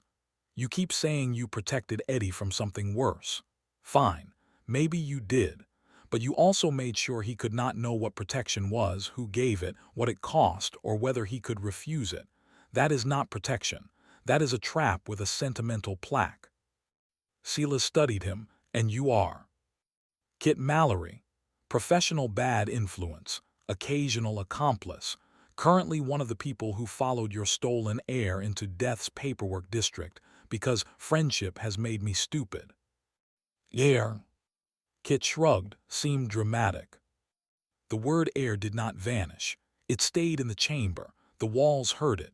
Black Hollow, from very far away, answered with one low knock. Cashin wrote faster. Sister Ash's gaze moved from Kit to Eddie. Eddie did not like the way she measured the word, not like a title, like a door handle. Cashin made a note. Identity recorded. The black flame bent. For a moment the chamber smelled of burned paper, wet soil, old blood, and smoke from a fire that had been lied about. Then Crowe spoke, not from the pit, from every chair at once. My. The voice was dry, amused, and intimate as a hand finding a lock in the dark. The boy brought an audience. Eddie had heard Silas through drawers, walls, soil, and recorded residue. Every time his body reacted before his mind did. His shoulders tightened, his jaw locked. Some buried part of him understood that Silas Crowe had reached for his life before Eddie had known how to say his own name. "Hello, Uncle," Eddie said. "You look terrible." The black flame flickered. "I look contained. There is a difference." "Small one." "You always did confuse vocabulary with courage." "And yet," Eddie said, "I'm not the one testifying from a barbecue hole." Kit leaned toward Nora. That was good. Nora did not look away from the pit. "Don't encourage him." Cashin spoke. "Silas Crowe residue, you have been granted limited voice under Stonewatch control. You will answer direct questions. You will not attempt substitution. You will not attempt name claim. You will not address the current manager by suppressed identity unless authorized. You will not invoke Black Hollow authority." Silas laughed softly. "So many knots. Death's clerks always did love fences." Sister Ash smiled. "Fences are what keep mistakes from becoming migrations." "And yet Black Hollow walks." The flame leaned toward Eddie. Mara moved before Eddie could blink. Her knife was in her hand, angled down, not striking but ready. Stonewatch's floor clicked. 12 thin iron lines rose from the stone and pointed at her wrist. Cashin did not raise his voice. "Hunter witness will not threaten contained testimony unless testimony breaches terms." Mara held still. Eddie said, "She's just affectionate like that." "Mr. Crowe." "Sorry." The iron lines withdrew. Silas's amusement deepened. A hunter defending a crow, that is new. Mara's smile was colder than the Moor. "Do not flatter yourself. I defend the boundary." That is what all hunters say before they choose a person. Mara's fingers tightened. Nora's lantern brightened. "Don't," Nora said quietly. Mara exhaled once and lowered the blade. Eddie made himself focus. Silas wanted reaction. He always wanted reaction. That had become clear across the last weeks. Every mark, every hidden clause, every buried name had been built not only to control, but to provoke. A man like Silas did not merely make traps. He wrote them so the victim would understand his cleverness while bleeding. Cashin opened the first folder. Matter 1. Stonewatch record, external stabilizing correspondence, filed 72 years ago by Silas Crowe, manager of Black Hollow. The record claims Black Hollow's Plot Zero containment was not punitive but protective. Silas Crowe, do you affirm? The flame thinned. "I do." Eddie's stomach twisted. Vivienne's umbrella closed by 1 inch. Lilith's pen stopped moving. Father Gideon looked pained. Cashin continued. "Protective of whom?" Silas did not answer immediately. Stonewatch did not tolerate dramatic pauses. The pit tightened around the flame. Silas hissed. "Careful." Magnus Reed rested one hand on his shovel. "Answer." The voice lowered. "Protective of the world." Eddie almost laughed. Almost. Because the line should have been ridiculous. It should have been the kind of thing villains said when they wanted applause from thunder. But in Stonewatch's chamber under black flame and dead law, it landed with awful weight. "From Serafina?" Eddie asked. Cashin looked at him. Question permitted. The flame turned. "From what she knows." There it was, not from her, from what she knows. Eddie felt that sentence settle into the room and take root. Sister Ash's smile vanished for the first time. "Clarify." Silas chuckled. "Oh, little Ash, still trimming candles in other people's dark rooms." Her voice remained gentle. Clarify, or Stonewatch will reduce your voice to mineral complaint. Serafina Black was not buried as a monster, Silas said. She was buried as a witness, and witnesses are more dangerous than monsters when the testimony concerns death. No one spoke. The dead ledger opened in Eddie's hand. Restricted testimony resonance detected. Plot 0 status pressure increasing. Manager emotional stability compromised. Recommended action breathe. Eddie did, once, badly. What did she witness? Nora asked. Cashin began to say something, but Sister Ash lifted one hand. Living witness question permitted. Silas's voice softened. A theft. The spoon in Eddie's coat went cold enough to burn. What theft? Eddie asked. The first one. Rattle's papers trembled. Father Gideon's eyes closed. Magnus Reed's jaw tightened. Cashin wrote without looking down. Define first.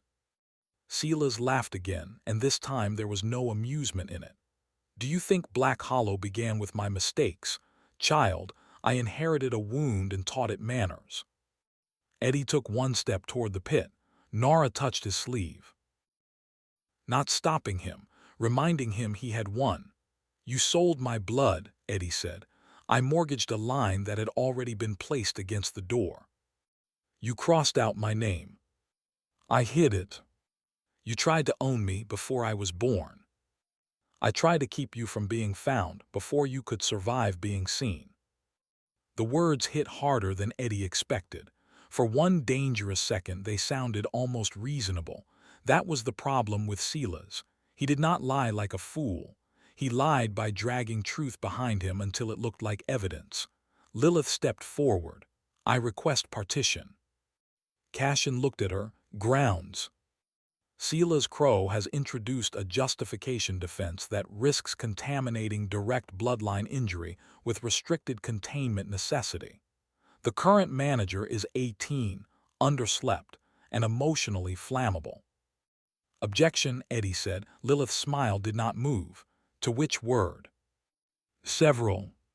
Then file properly. Sister Ash nodded. Partition granted.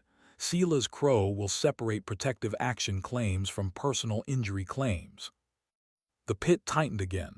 Silas made a sound Eddie liked very much. Pain. Personal injury, Cashin said. Did you suppress Alden Crowe's name? The room became very still. Alden. The name did not hit Eddie the way it had in the night Black Hollow reached level 5. It no longer felt like a stranger buried under his ribs. It felt like a locked room he had finally opened but had not yet furnished. He was Eddie. He was Edward. He was Alden. All true. None of them a chain. Silas answered, yes. Nora's lantern flared. Mara's hand found her knife again. Vivienne's red gloves curled. Kit whispered, oh, that's bad courtroom energy. Rattle whispered back, be silent or I will staple your tongue to a filing category. Cashin continued, did you do so with Lena Crowe's consent? The spoon screamed, not loudly, not in the air. Inside the chamber's law, every grave mark on the walls flashed white. Eddie staggered. Nora grabbed his arm. Mara moved in front of him. The spoon tore through the cloth inside his coat, slid out on its own, and floated above the black pit. It was a ridiculous object for the room to fear. Eddie had seen knives with family trees, contracts written on skin, graves that breathed, and a demon lawyer who could make a signature feel indecent. A spoon should not have been able to silence a fortress necropolis. Stonewatch went silent anyway. The silver caught no light. Instead, the light around it became careful, as if illumination itself had received legal advice. Nora's hand remained around Eddie's arm. Her fingers were strong, warm through the sleeve, and not decorative comfort. She held him the way a person held someone standing too close to a cliff. Eddie wanted to make a joke. He had several available, all terrible. None survived the look on her face. Mara had placed herself between Eddie and the black pit without being asked. It was such a practical movement that it almost concealed the fury beneath it. Almost. Her shoulders were rigid. A hunter hearing a mother's refusal and a child's theft was not merely hearing evidence. She was hearing a kind of hunt that had been allowed to wear law. Vivienne's amusement had disappeared. Red-gloved fingers rested lightly against the handle of her umbrella, but the air around her smelled suddenly of crushed roses and burning thorns. Lilith Quill, who treated nearly every catastrophe as an opportunity with excellent margins, did not smile. She opened a clean page in her folder and wrote one line slowly. Eddie saw the heading from where he stood. Consent cannot be inherited by the thief. His throat tightened. Silas's reflection watched the spoon without blinking. That object was not admitted, he said. Cashin's voice cut through the chamber. Objection noted and denied. Maternal refusal artifacts are self-admitting when named party authority is disputed. Convenient, Silas said. Lilith looked up. No, Mr. Crowe, convenient is what powerful men call evidence after it stops obeying them. For one sharp second, Eddie liked her so much it became dangerous. Lilith noticed, of course she noticed. Her eyes flicked to his mouth, then back to the court, and the smallest smile returned to one corner of hers. It was not tenderness, it was worse. It was recognition with teeth. Vivienne's gaze shifted between them. Careful, solicitor. If you make righteous fury attractive, none of us will survive the hearing. Some of us bill hourly, Lilith said. Some of us curse by lineage. Mara said, some of us are armed. Nora tightened her hold on Eddie's sleeve. Some of us are trying to keep him upright. Kit leaned toward Rattle and whispered, is this still court, or did we walk into the most dangerous dinner invitation in history? Rattle did not look away from the spoon. Both categories may coexist. Eddie inhaled through his nose. The room was too full. Law, grief, anger, women who made danger look personal, an old monster in glass, a mother's voice in silver. Under all of it lay the small, impossible fact that someone had fought for him before he had a name he could remember. He looked at Silas. You do not get to call that a complication, he said. You do not get to call it emergency authority. She said no. The spoon turned in the air. The bowl faced the murder glass like an eye. Lena Crowe's recorded voice spoke again, softer this time and more terrible because of it. No, it was small, silver, dented at the handle, ordinary enough that it should have belonged in a kitchen drawer, not a trial that made old cemetery managers wince. A woman's voice came from it, clear now, not a whisper. No. The word struck Silas's flame like a hammer. The black fire split. For half a second, Eddie saw a woman standing in rain, dark hair stuck to her face, one hand around her swollen belly, one hand holding the spoon like a weapon because no one had given her anything better. Lena Crowe, his mother, not a saint, not an image. A woman so frightened she had stopped wasting fear on shaking. No, Lena's recorded voice said again. I did not consent, I refused. I refused in blood, salt, witness, and name. I refused Silas Crowe the right to name my child. I refused him the right to count my child. I refused him the right to bury my child before birth. Eddie could not breathe, the chamber blurred. He had known in pieces that Lena had resisted. He had seen fragments, heard echoes, touched evidence, but this was not a fragment. This was his mother saying no, not elegantly, not symbolically, legally, furiously, against the man who had tried to turn her unborn son into collateral. The spoon turned toward Eddie. If this record reaches him, Lena's voice said, then he lived. Eddie's throat closed. Kit looked down. Nora's grip tightened. Mara stared at the pit like she might kill a ghost through procedure. Vivienne's expression became unreadable. Lilith looked, for once, almost gentle. Lena's voice continued. Alden, if they let you hear this, do not let Silas make protection sound like ownership. A cage can save a life and still be a cage. A knife can cut a rope and still be a knife. A man can fear the dark and still sell you to it. The spoon trembled. Your name is yours. The recording broke into static rain, then silence. Eddie stood very still. He had spent most of his life treating emotion like debt collectors. Avoid, distract, run, insult if necessary. But there was no running from a dead mother's voice in a court built to trap lies. Silas spoke first. Of course he did. Lena was brave. Eddie looked up. Something in him went quiet, not calm, quieter than calm. Do not, he said. Silas paused. Do not use her first name like you kept it safe. The black flame bent. You know nothing about what I kept safe. I know what you tried to keep. Cashin's pen stopped. Sister Ash watched Eddie with bright, fixed eyes. Magnus Reed's stone face had changed, not softened. Stone did not soften, but it had cracked in the right place. Cashin said, personal injury claim strengthened. Consent violation recorded. The dead ledger wrote. Maternal refusal confirmed. Alden Crowe named suppression unlawful as ownership instrument. Sela's personal injury liability increased. Eddie could have stopped there. He should have. He knew that. But the problem with winning one piece of truth was that it made the next lie louder. Now the protection claim, Eddie said. Lilith's eyes sharpened. Eddie. No, he doesn't get to hide behind my mother. He said Plot Zero was protective. He said Serafina knows a theft. Ask him. Cashin looked to Sister Ash. Sister Ash looked to Magnus. Magnus looked at the pit. Ask, Stonewatch's manager said. Cashin turned the page. Protective action claim. Silas Crowe, did you seal Serafina Black beneath Plot Zero to prevent her testimony from reaching death's ledger? Silas did not answer. The chamber tightened. The black flame compressed until it became a thin, hard line.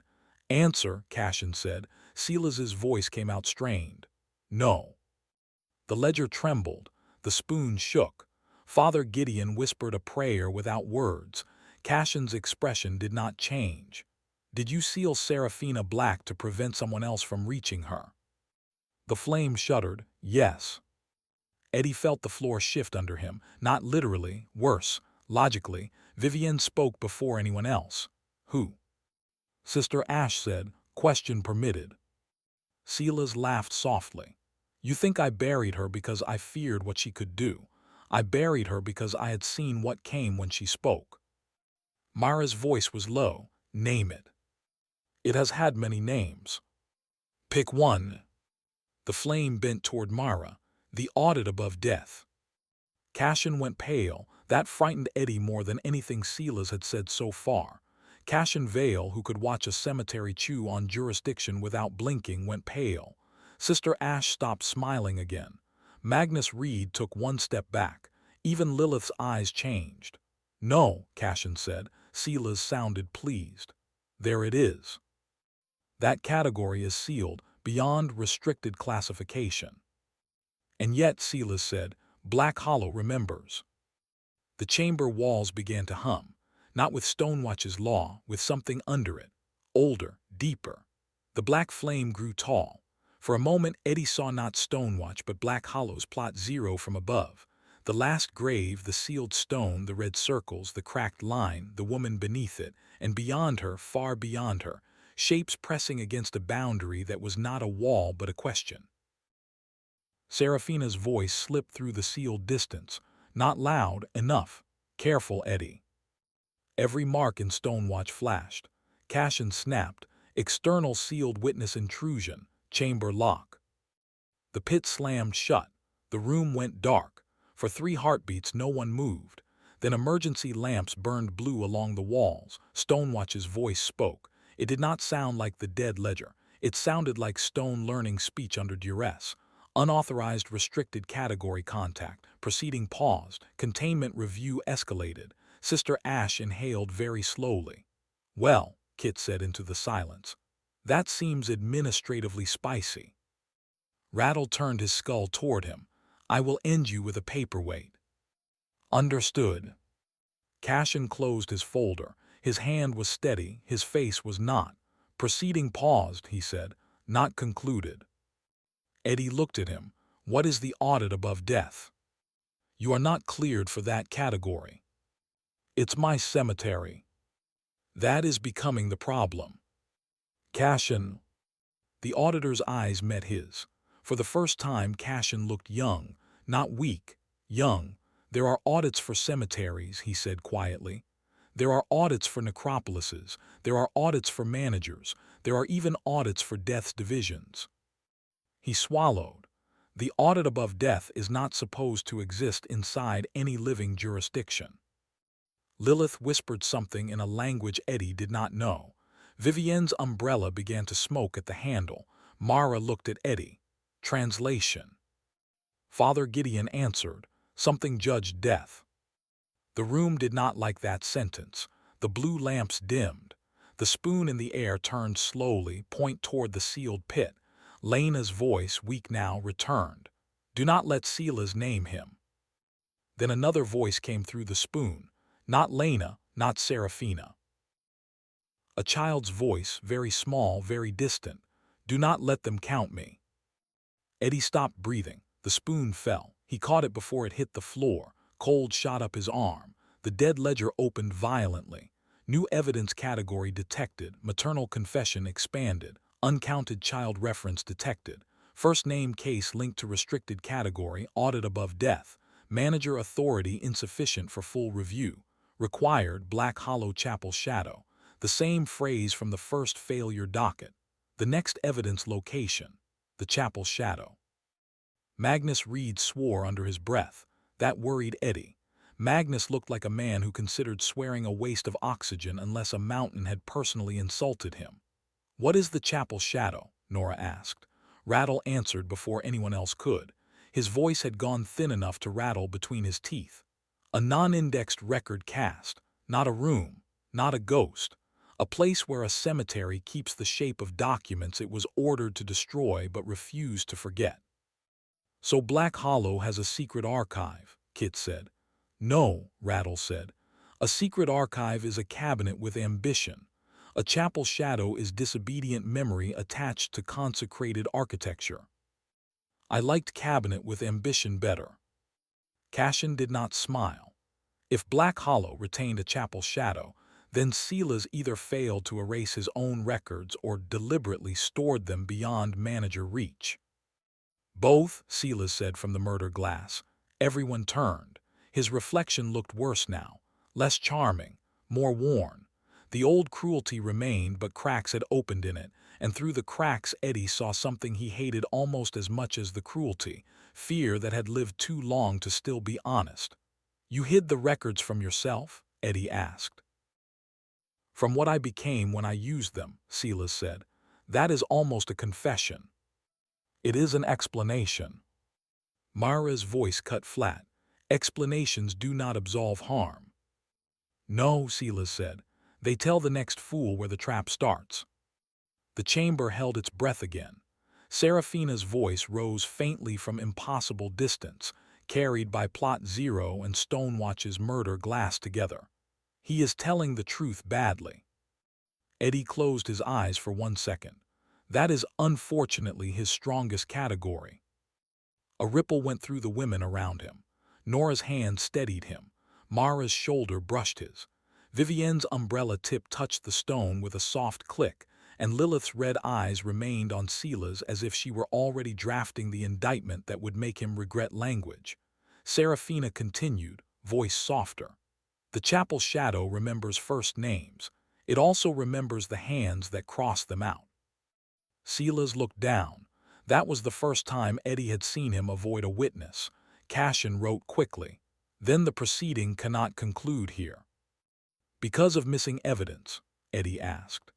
Because the court has just established that your name, Serafina Black's witness status, Lena Crowe's refusal, and Black Hollow's original purpose all occupy the same concealed record path. Kit raised a hand weakly. I understood almost none of that, but I hated the shape. Good, Rattle said. Understanding is how records get inside you.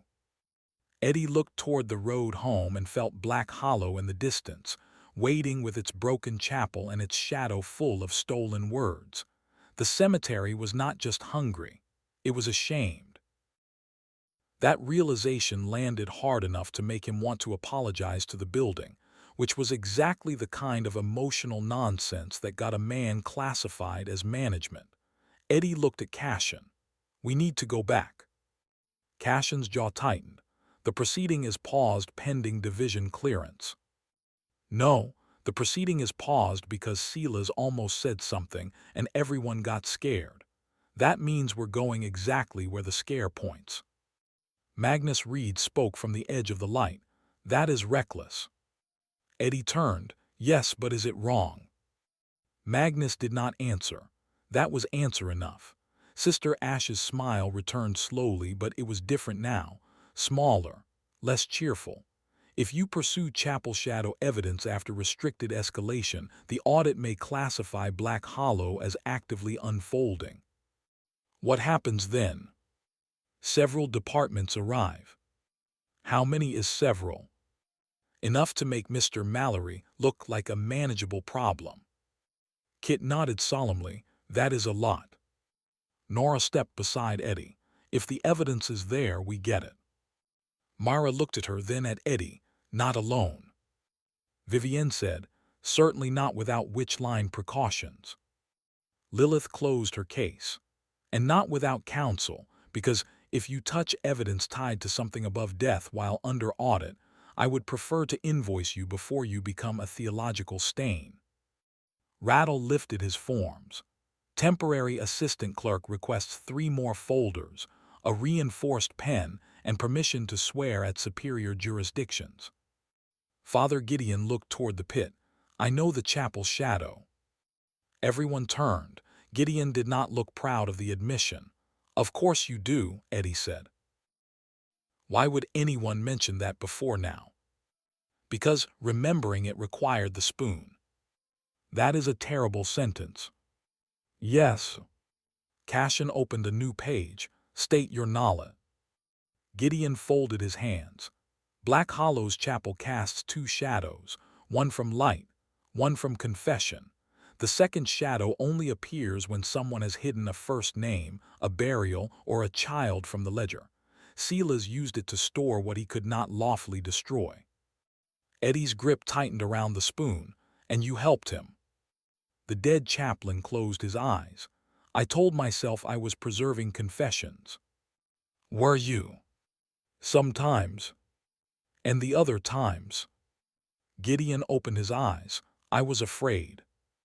That landed cleanly, not as an excuse, not as redemption, as fact. Eddie respected facts more when they did not try to wear a halo. Silas's voice returned from the sealed pit, faint but amused. Little priest, still confessing after everyone stopped caring. Gideon did not flinch. I care. Late is not the same as never. The pit hissed. Stonewatch's marks tightened and Silas vanished again. Magnus looked at Eddie. You have what you came for. No, Eddie said. I have more questions. That is what evidence is. I hate old people. You are surrounded by dead people. I am aware of the brand challenge. Nora almost smiled. Cashin stepped closer. Mr. Crowe, if you pursue the chapel shadow, do so knowing the audit will no longer be about whether Black Hollow may remain open. Eddie waited. Cashin's voice lowered. It will be about whether Black Hollow is evidence in a case nobody wants reopened. For a moment, Eddie saw the first night again. The gates closing, the ledger waking, grave 17 breathing, Mrs. Wren's hand pushing through wet soil with a contract. Everything had looked like a bad inheritance, a trap, a joke with teeth. Now it looked like the first page of something much older, and the ink had been waiting for him to bleed on it. Eddie looked at the spoon. Alden, Eddie, manager, former fraud, current disaster. The boy Silas had tried to name before birth. The man Black Hollow had decided not to eat. Good, he said. Cashin frowned. Good. If nobody wants it reopened, then someone worked very hard to close it wrong. Kit sighed. That sounded heroic. I hate when you do that. It makes following you harder to mock. You'll manage. I always do, badly. Sister Ash stepped aside from the gate. Stonewatch releases the party with evidence under escalation notice. Return to Black Hollow. Retrieve Chapel Shadow record. Do not open Plot 0. Do not allow Silas to speak outside controlled conditions. Do not let the sealed witness expand communication. Do not trigger the audit above death. Eddie counted on his fingers. That's a lot of do-nots. You are a lot of risk. Fair. The eastern gate opened again. Beyond it the Moor waited. Far away, impossible and familiar, Black Hollow pulled at Eddie like a hook under the ribs. Not hungry this time, afraid. He could feel it. The cemetery was afraid. That scared him more than the audit, more than Sila's, more than Lady Morta. Black Hollow, which had swallowed managers, hidden witnesses, bent grief into architecture, and survived decades of silence, was afraid of what waited in its own chapel shadow. Nora saw his face. Eddie. He tucked Lena's spoon into his coat. The spoon was quiet now. That was somehow worse. "We go home," he said. Mara checked her knives. And then Father Gideon answered before Eddie could. "Then we enter the shadow that kept his first name from the dead." Kit looked at the sky. "I miss stealing normal things, wallets, watches, the occasional decorative urn." Rattle sniffed, despite not having a nose. "Your nostalgia is criminally narrow." Lilith smiled at Eddie. "When we return, you will need to decide whether to treat Silas as enemy, witness, or prior manager acting under emergency doctrine." "Can I pick bastard?" "Emotionally, yes. Legally insufficient." Vivienne brushed rain from one red glove. "And Serafina?" Eddie looked toward the direction of Black Hollow. He could not hear her. He could not feel her laughter, only the absence of it. "She knows what this is." "Obviously. And she didn't tell me." Vivienne's mouth curved. Dangerous women rarely give away all their secrets before the second disaster. Mara glanced at her. "Is that advice or confession?" "Yes." Nora rolled her eyes. "Can we not flirt at the edge of a death audit crisis?" Eddie raised a hand. "For the record, I was not involved." The dead ledger opened, disputed. "I hate you." Acknowledged. They walked out of Stonewatch together. Behind them, the trial chamber sealed. Inside it, under black glass, Sila's Crowe's contained voice whispered once, too faint for Stonewatch to record. But Eddie heard it, or thought he did. "Come home, boy." The moor wind cut across his face. Black Hollow's thread tightened. And far beneath the last grave, in the dark where Stonewatch could not reach, Serafina Black began to hum. Not a song, a warning. The return path across the moor did not belong to either cemetery. That was Cashin's phrase for it. A neutral corridor. Eddie hated the term immediately because neutral sounded safe, and the corridor felt like the exact opposite. The path had no trees, no graves, no stones, no lights, and yet every step carried the pressure of being watched by things with no interest in being named. On one side of the path, Stonewatch's gray wall receded into mist. On the other, the pull of Black Hollow grew stronger with every breath. Halfway down the road, Kit stopped. "Question," he said. Nobody stopped with him. "Important question." Nora glanced back. "If this is about snacks."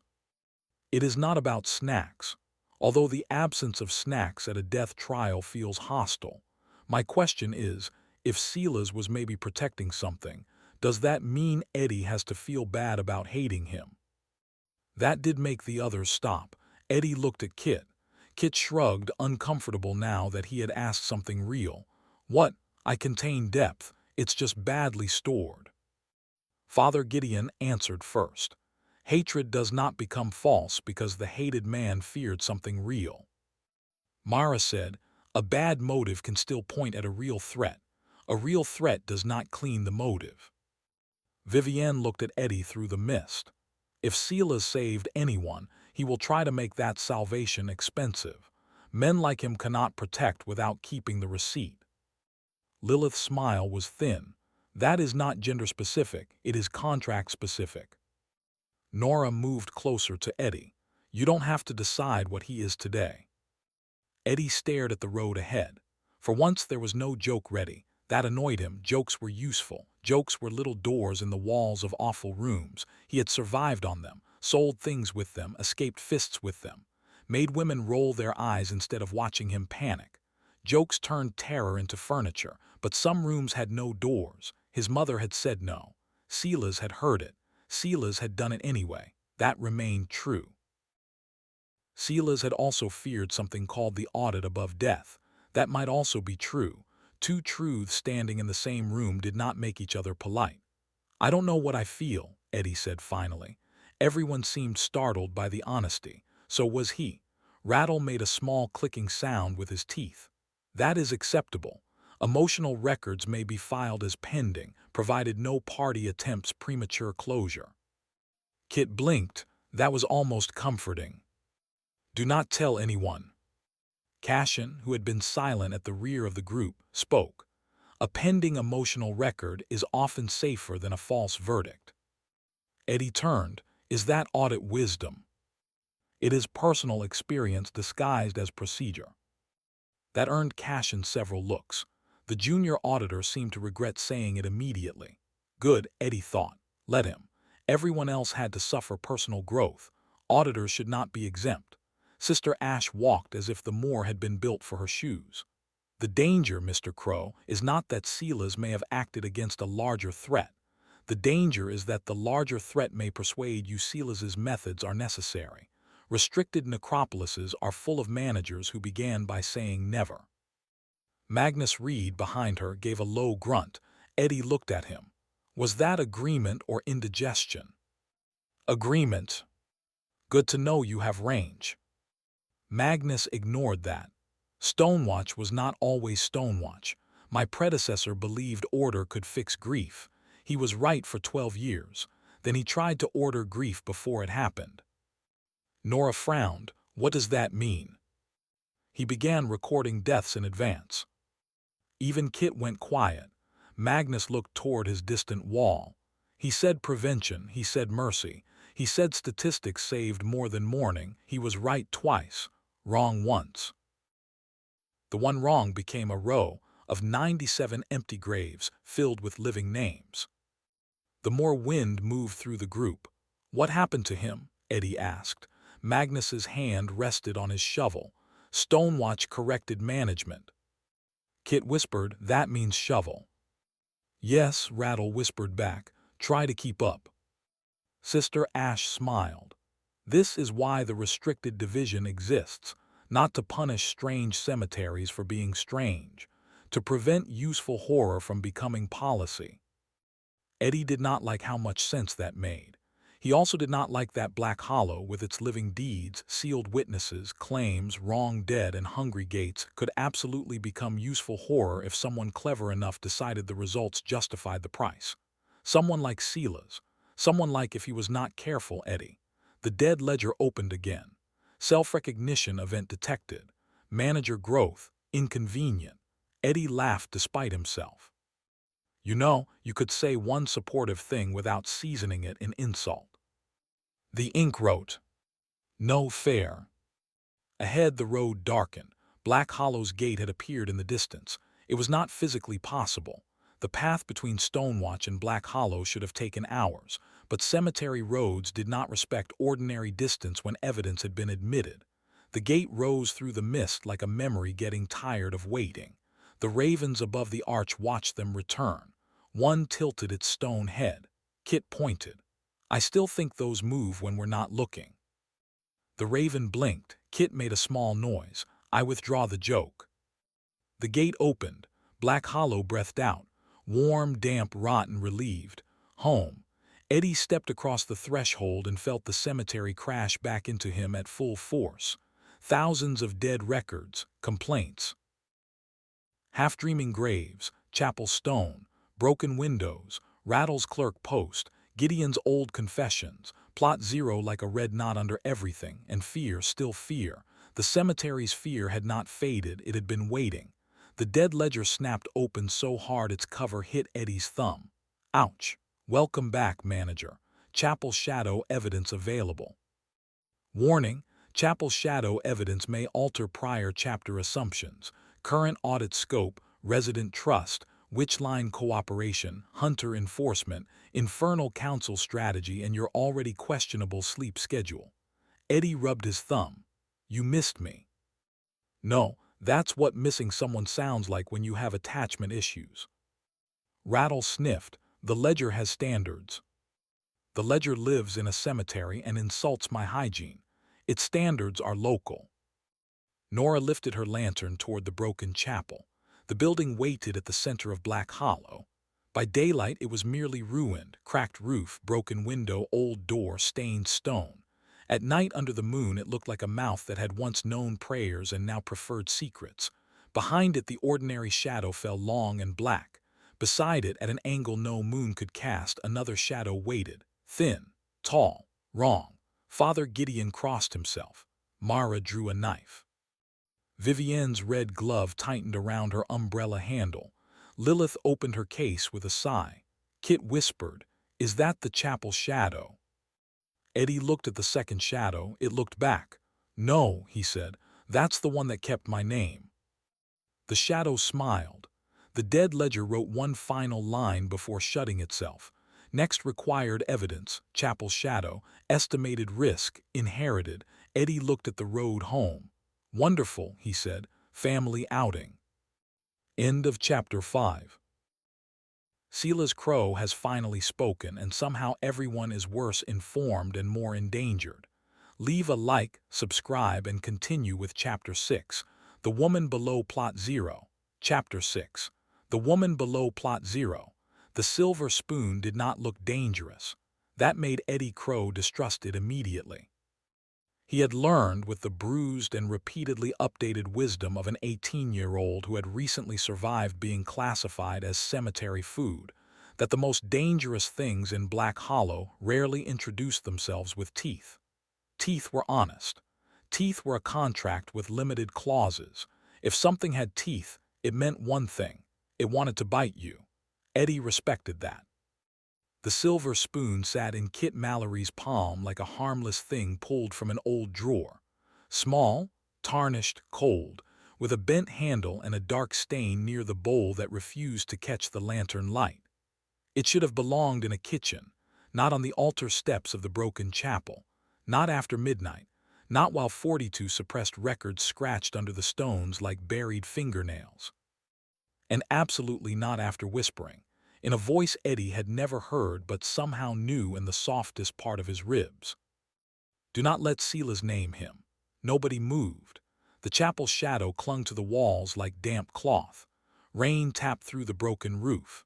Somewhere in the nave, Archibald Rattle's bones clicked in a pattern that might have been fear or administrative excitement. Father Gideon Marsh stood near the cracked lectern, his dead hands folded over a prayer book that had been burned down the center and still insisted on being holy. Nora Quinn held her storm lantern high, yellow raincoat darkened by water and grave dust, her face pale but stubborn. Mara Voss had one hand on a blade and the other on Eddie's shoulder, the grip firm enough to be reassurance and warning at the same time. Kit looked at the spoon, then at Eddie, then at the spoon again. "I would like the record to show," Kit said, "that when I agreed to help I thought we were stealing evidence, not being emotionally assaulted by cutlery." The dead ledger, open on the chapel floor beside Eddie's boot, turned a page by itself. Emotional assault by cutlery is not a recognized category. Kit pointed at the page with the spoon. "Make one." Rattle leaned forward. "There is a category for utensil-borne testimony, but it was archived in 1782 after the pudding knife incident." "Do I want to know?" Eddie asked. "No," Rattle said, "and legally no one was permitted to know after the second witness melted." Eddie stared at him. Rattle gave a small shrug that involved more clavicle than dignity. The living always underestimate dessert. Mara tightened her grip on Eddie's shoulder. "Focus." Eddie took a breath. The spoon had stopped speaking. It lay still in Kit's palm, but the chapel had not returned to quiet. Beneath the broken floor, beneath the old confession stones, beneath the rot and root in Black Hollow's long memory, something had opened. Not a door. Eddie knew doors now. He had been locked behind, threatened by, and legally insulted by enough doors to recognize their particular arrogance. This was not a door. This was a mouth deciding whether it wanted to confess. Cassian Vale stood at the chapel entrance, rain silvering his dark audit coat, his pale face unreadable. The young auditor had not drawn a weapon. He rarely needed to. He carried a narrow black folio pressed under one arm and a pen of bone-white metal between two gloved fingers, and somehow both looked more threatening than Mara's blade. "Mr. Crowe," Cashin said, "do not let go of the testimony." Eddie looked at Kit's hand. "Technically, Kit is holding it." "Mr. Mallory," Cashin said without blinking, "do not drop the testimony." Kit nodded very carefully. "I am extremely committed to not dropping the haunted spoon." "Good. Unless it speaks again. Then I reserve the right to throw it at a priest." Father Gideon looked offended. "I have suffered enough tonight." "You're dead," Kit said. "That is not a rebuttal." Cashin ignored them. His attention stayed on Eddie. "The testimony has invoked a protected maternal objection. That makes it admissible but unstable. If the chapel shadow recognizes the objection as relevant to Plot Zero, it will try to drag the record downward. If it recognizes it as relevant to Sela's Crowe, it will try to drag the record sideways. If it recognizes it as relevant to you, it may try to name you." Eddie swallowed. "That sounds bad." "It is generally discouraged." The ledger wrote, "Recommended action, remain unnamed." "Helpful," Eddie said. The spoon trembled. Kit yelped and nearly dropped it. Nora stepped forward so fast her lantern flame snapped sideways.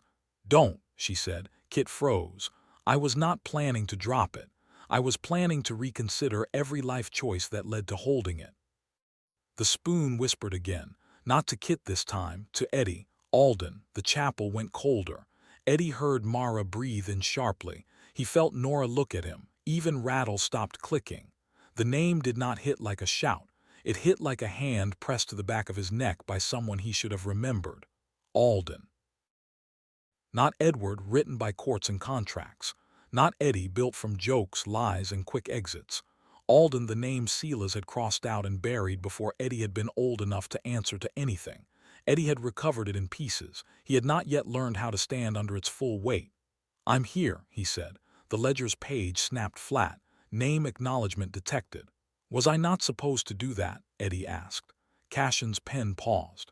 "It depends on what you intend to be." "Alive. Ambitious but insufficient." Mara's mouth twitched. "He's been working up to alive for months." "I started at not eaten," Eddie said. "Progression matters." The chapel's shadow thickened around the altar steps. Serafina laughed beneath the cemetery, not loudly, not cruelly, softly like a woman in another room hearing a joke that had taken decades to reach her. Eddie closed his eyes for 1 second. There it was. The pull. Plot Zero did not call him like a grave. Graves called downward. Plot Zero called inward. It made the world feel thin, the way glass looked thin before it broke. It made him think of rain against a window, dark hair over pale shoulders, a throat marked by a seal, a woman's voice saying, "Trust what costs something. Lies try to be free." Nora stepped close enough for her lantern warmth to touch his sleeve. "Eddie." "I know." "Do you?" "I know approximately." "That's not the same thing." "It is in my profession." Mara's hand slid from his shoulder to the back of his coat and held there, not dragging, not gentle. "If she pulls you, I cut the connection." "With what?" "You if necessary." "Comforting." "I specialize." Vivienne Thorne had not spoken since the spoon whispered. She stood under the chapel's ruined arch, black dress dry despite the rain, red gloves folded over the silver head of her cane. Her expression was beautiful, composed, and too carefully empty. Lilith Quill stood near her, infernal briefcase open on a pew, eyes bright with the professional hunger of a lawyer who had just watched a document bleed relevance. "Maternal objection," Lilith murmured. "Lena Crowe filed against Sela's before Eddie's legal naming. That is not just evidence. That is standing." Vivienne's gaze moved to Eddie. "It is also a wound. To be careful where you press it." "I love how everyone keeps saying careful," Eddie said, "after putting me in rooms designed by dead maniacs." Father Gideon bowed his head. "This chapel was not designed by maniacs." The shadow under the altar crawled up the cracked stone, shaped itself into the outline of a child's cradle, then into a woman's hand, then into a long black line that crossed both out. Gideon looked at it. It was renovated by maniacs, he amended. The ledger wrote. Chapel shadow docket active. Suppressed records 42. Initial record retrieved maternal refusal object. Related docket plot 0. Related docket first name. Related docket restricted site legitimacy. Related docket Silas Crowe prior manager debt trial. A second page turned. Mandatory next action descend below plot 0. Everyone began talking at once. Absolutely not, Nora said. No, Mara said. Terrible idea, Kit said. Procedurally premature, Rattle said. Legally thrilling, Lilith said. Commercially unwise, Vivienne said. Spiritually catastrophic, Gideon said. Cashin only looked at the page. Eddie pointed at him. You are the only person who didn't object, which is either reassuring or a sign that I should run. Cashin closed his folio with a soft snap. The dead ledger is correct. Nora turned on him. You're sending him under plot 0. No, Cashin said. The audit is sending him. That is worse and less negotiable. He almost died last time he went near her, Mara said. That is inaccurate, the ledger wrote. Eddie leaned down. Please do not help. The ledger continued. He almost surrendered asset classification and accepted sealed witness intimacy without counsel. Kit blinked. Is that better or worse than dying? Lilith smiled. Depends on the witness. Nora glared at Eddie. Eddie lifted both hands. For the record, I did not surrender anything. I had a conversation. Mara gave him a look. A dangerous conversation, Eddie allowed. Vivienne's smile sharpened. With a woman buried under the most restricted grave in a restricted necropolis. Yes. Alone. Briefly. Nora's expression did not improve. Eddie sighed. I can feel this becoming less about audit procedure and more about my personal judgment. Rattle raised one finger. The two are increasingly difficult to separate. Cashin stepped into the nave. The chapel seemed to notice him properly for the first time. Its shadows recoiled by an inch. The dust on the pews shivered. A dead hymn hummed through the rafters and then went silent. Mr. Crowe, Cashin said, the first phase of your management crisis ended when you reached level 5. That made Black Hollow visible. The current phase of your problem began when Black Hollow was identified as a restricted necropolis. A restricted site is not judged by whether it functions. It is judged by whether it should be allowed to function. Eddie disliked how much sense that made, and descending below plot 0 helps how. Because the audit must determine whether Serafina Black is a threat, a prisoner, a witness, a boundary anchor, or a fraudulent classification. The words landed badly. Under plot 0, the cemetery went cold in a way that did not belong to weather. Eddie felt Serafina before he heard her, not as a ghost, not as a voice, but as the pressure of someone standing too close in a room too small, her attention sliding along his ribs and stopping where fear lived. I have been many things, Serafina said. Threat is the easiest word men use when they do not want to admit they are afraid of testimony. Nobody spoke. Nora's hand found the back of Eddie's coat and gripped the fabric once. It was not possession. It was anchoring. Mara saw it and her face tightened, not with jealousy exactly, but with the disciplined irritation of someone who hated noticing that comfort could be useful. Vivienne's eyes softened in a way that made Eddie distrust beauty more than danger. Lilith stopped smiling. Even Sister Ash, who usually looked as if the world had been written incorrectly for her amusement, went still. For the record, Eddie said, because silence was too clean and clean things had been killing people all week. I am officially against classifying women under my cemetery as furniture, weaponry, fraud, or decorative catastrophe. Decorative catastrophe, Serafina asked softly. I panicked halfway through the sentence. A breath of laughter moved through the chapel. It was small. It did not fix anything, but it put warmth back into the air. Cashin made a note. Manager objects to object classification. Please do not make that my legacy. Too late, Kit whispered. Serafina's attention brushed Eddie again, this time gentler and infinitely worse. Thank you, Alden. Nora's fingers tightened against his coat. Mara looked away first. Vivienne looked amused. Lilith looked as if she had just discovered a clause she intended to use later. Eddie stared at the floor because the alternative was looking at everybody and becoming flammable. The dead ledger wrote, "Manager temperature unhelpfully human. Not evidence," Eddie muttered, "potentially relevant." Seraphina's laughter moved under the stones again, closer now. Cassian looked toward the altar. "At the moment," he said, "she may be all five." The chapel floor cracked, not dramatically. Black Hollow had learned the value of timing, and Eddie hated that it had taste. A single thin line opened from the altar steps to Eddie's boot. Fog rose from it, white at first, then silver, then faintly blue. It smelled of wet roses, grave soil, and old ink. The spoon in Kit's palm turned black. Kit made a strangled sound. "It is doing a thing." The blackness ran up the handle and formed letters. "A witness is not a door." The letters faded. New letters appeared. "A witness is what survives the door." Then the spoon cracked straight down the bowl. A child's voice, no older than memory, whispered from both halves, "Do not let him name what she is." Nora looked at Eddie. "That wasn't Seraphina." "No," Eddie said. He knew without knowing how. "That was my mother." The chapel shadow opened.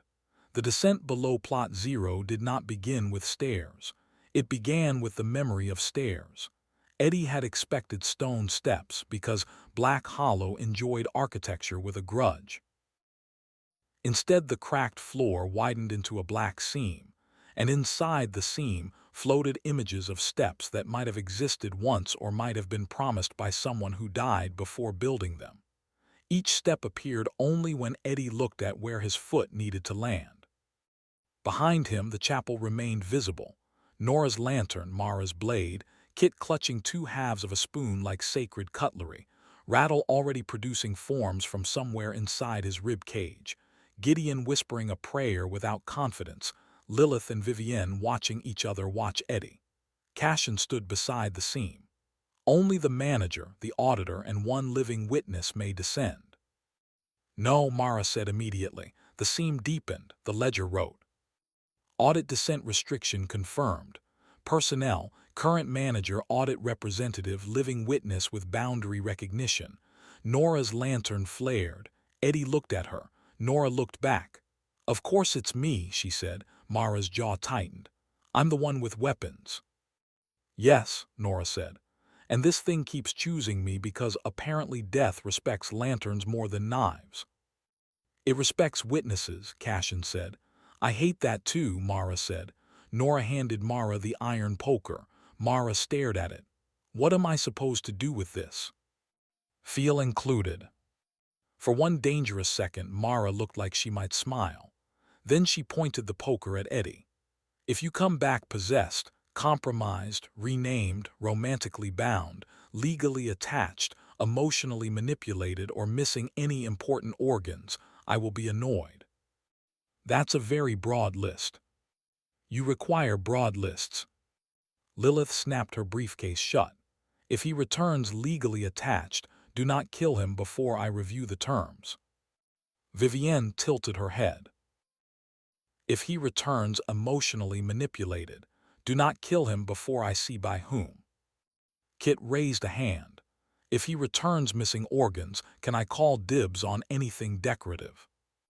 Everyone looked at him. "What, too soon?" "Always," Eddie said.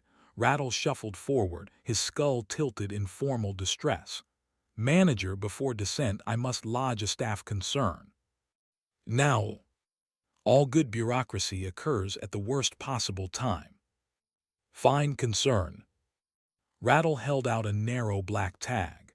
"If you are killed below plot 0, eaten by witness classification, or converted into a precedent, I would like written confirmation that my temporary assistant clerk status does not expire retroactively." Eddie took the tag. "Rattle, if I die under the forbidden grave, I promise not to fire you retroactively." The tag glowed. Rattle placed a bony hand over his sternum. "Leadership." "Don't get emotional. I removed most of those organs centuries ago." Father Gideon stepped forward next, quieter than the others. Eddie. The use of his first name without the usual mockery made Eddie pause. Gideon held out the burned prayer book. Take this. Is it safe? No. Then why would I take it? Because it is honest about being burned. Many holy things are not. Eddie accepted the book. It was warm, not comforting, warm like ash under a blanket. Gideon lowered his voice. Do not ask Seraphina what she is first. Ask who benefited from her being named incorrectly. Cassion's gaze shifted to Gideon. Gideon ignored him. That question, the dead chaplain said, cost Silas a year of sleep. Eddie tucked the book under one arm. Good. I hope it was an uncomfortable year. It was, Gideon said. I listened. The seam pulsed. The ledger wrote. Descent window, 4 minutes. Nora stepped to Eddie's side. Her lantern flame burned blue at the center. We go down, she said. We get answers, we come back.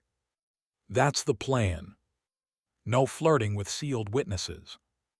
That was one conversation. No almost flirting. Define almost. Eddie. Fine minimal charm. Mara made a sound. None, Nora said, cruel. Cassion stepped onto the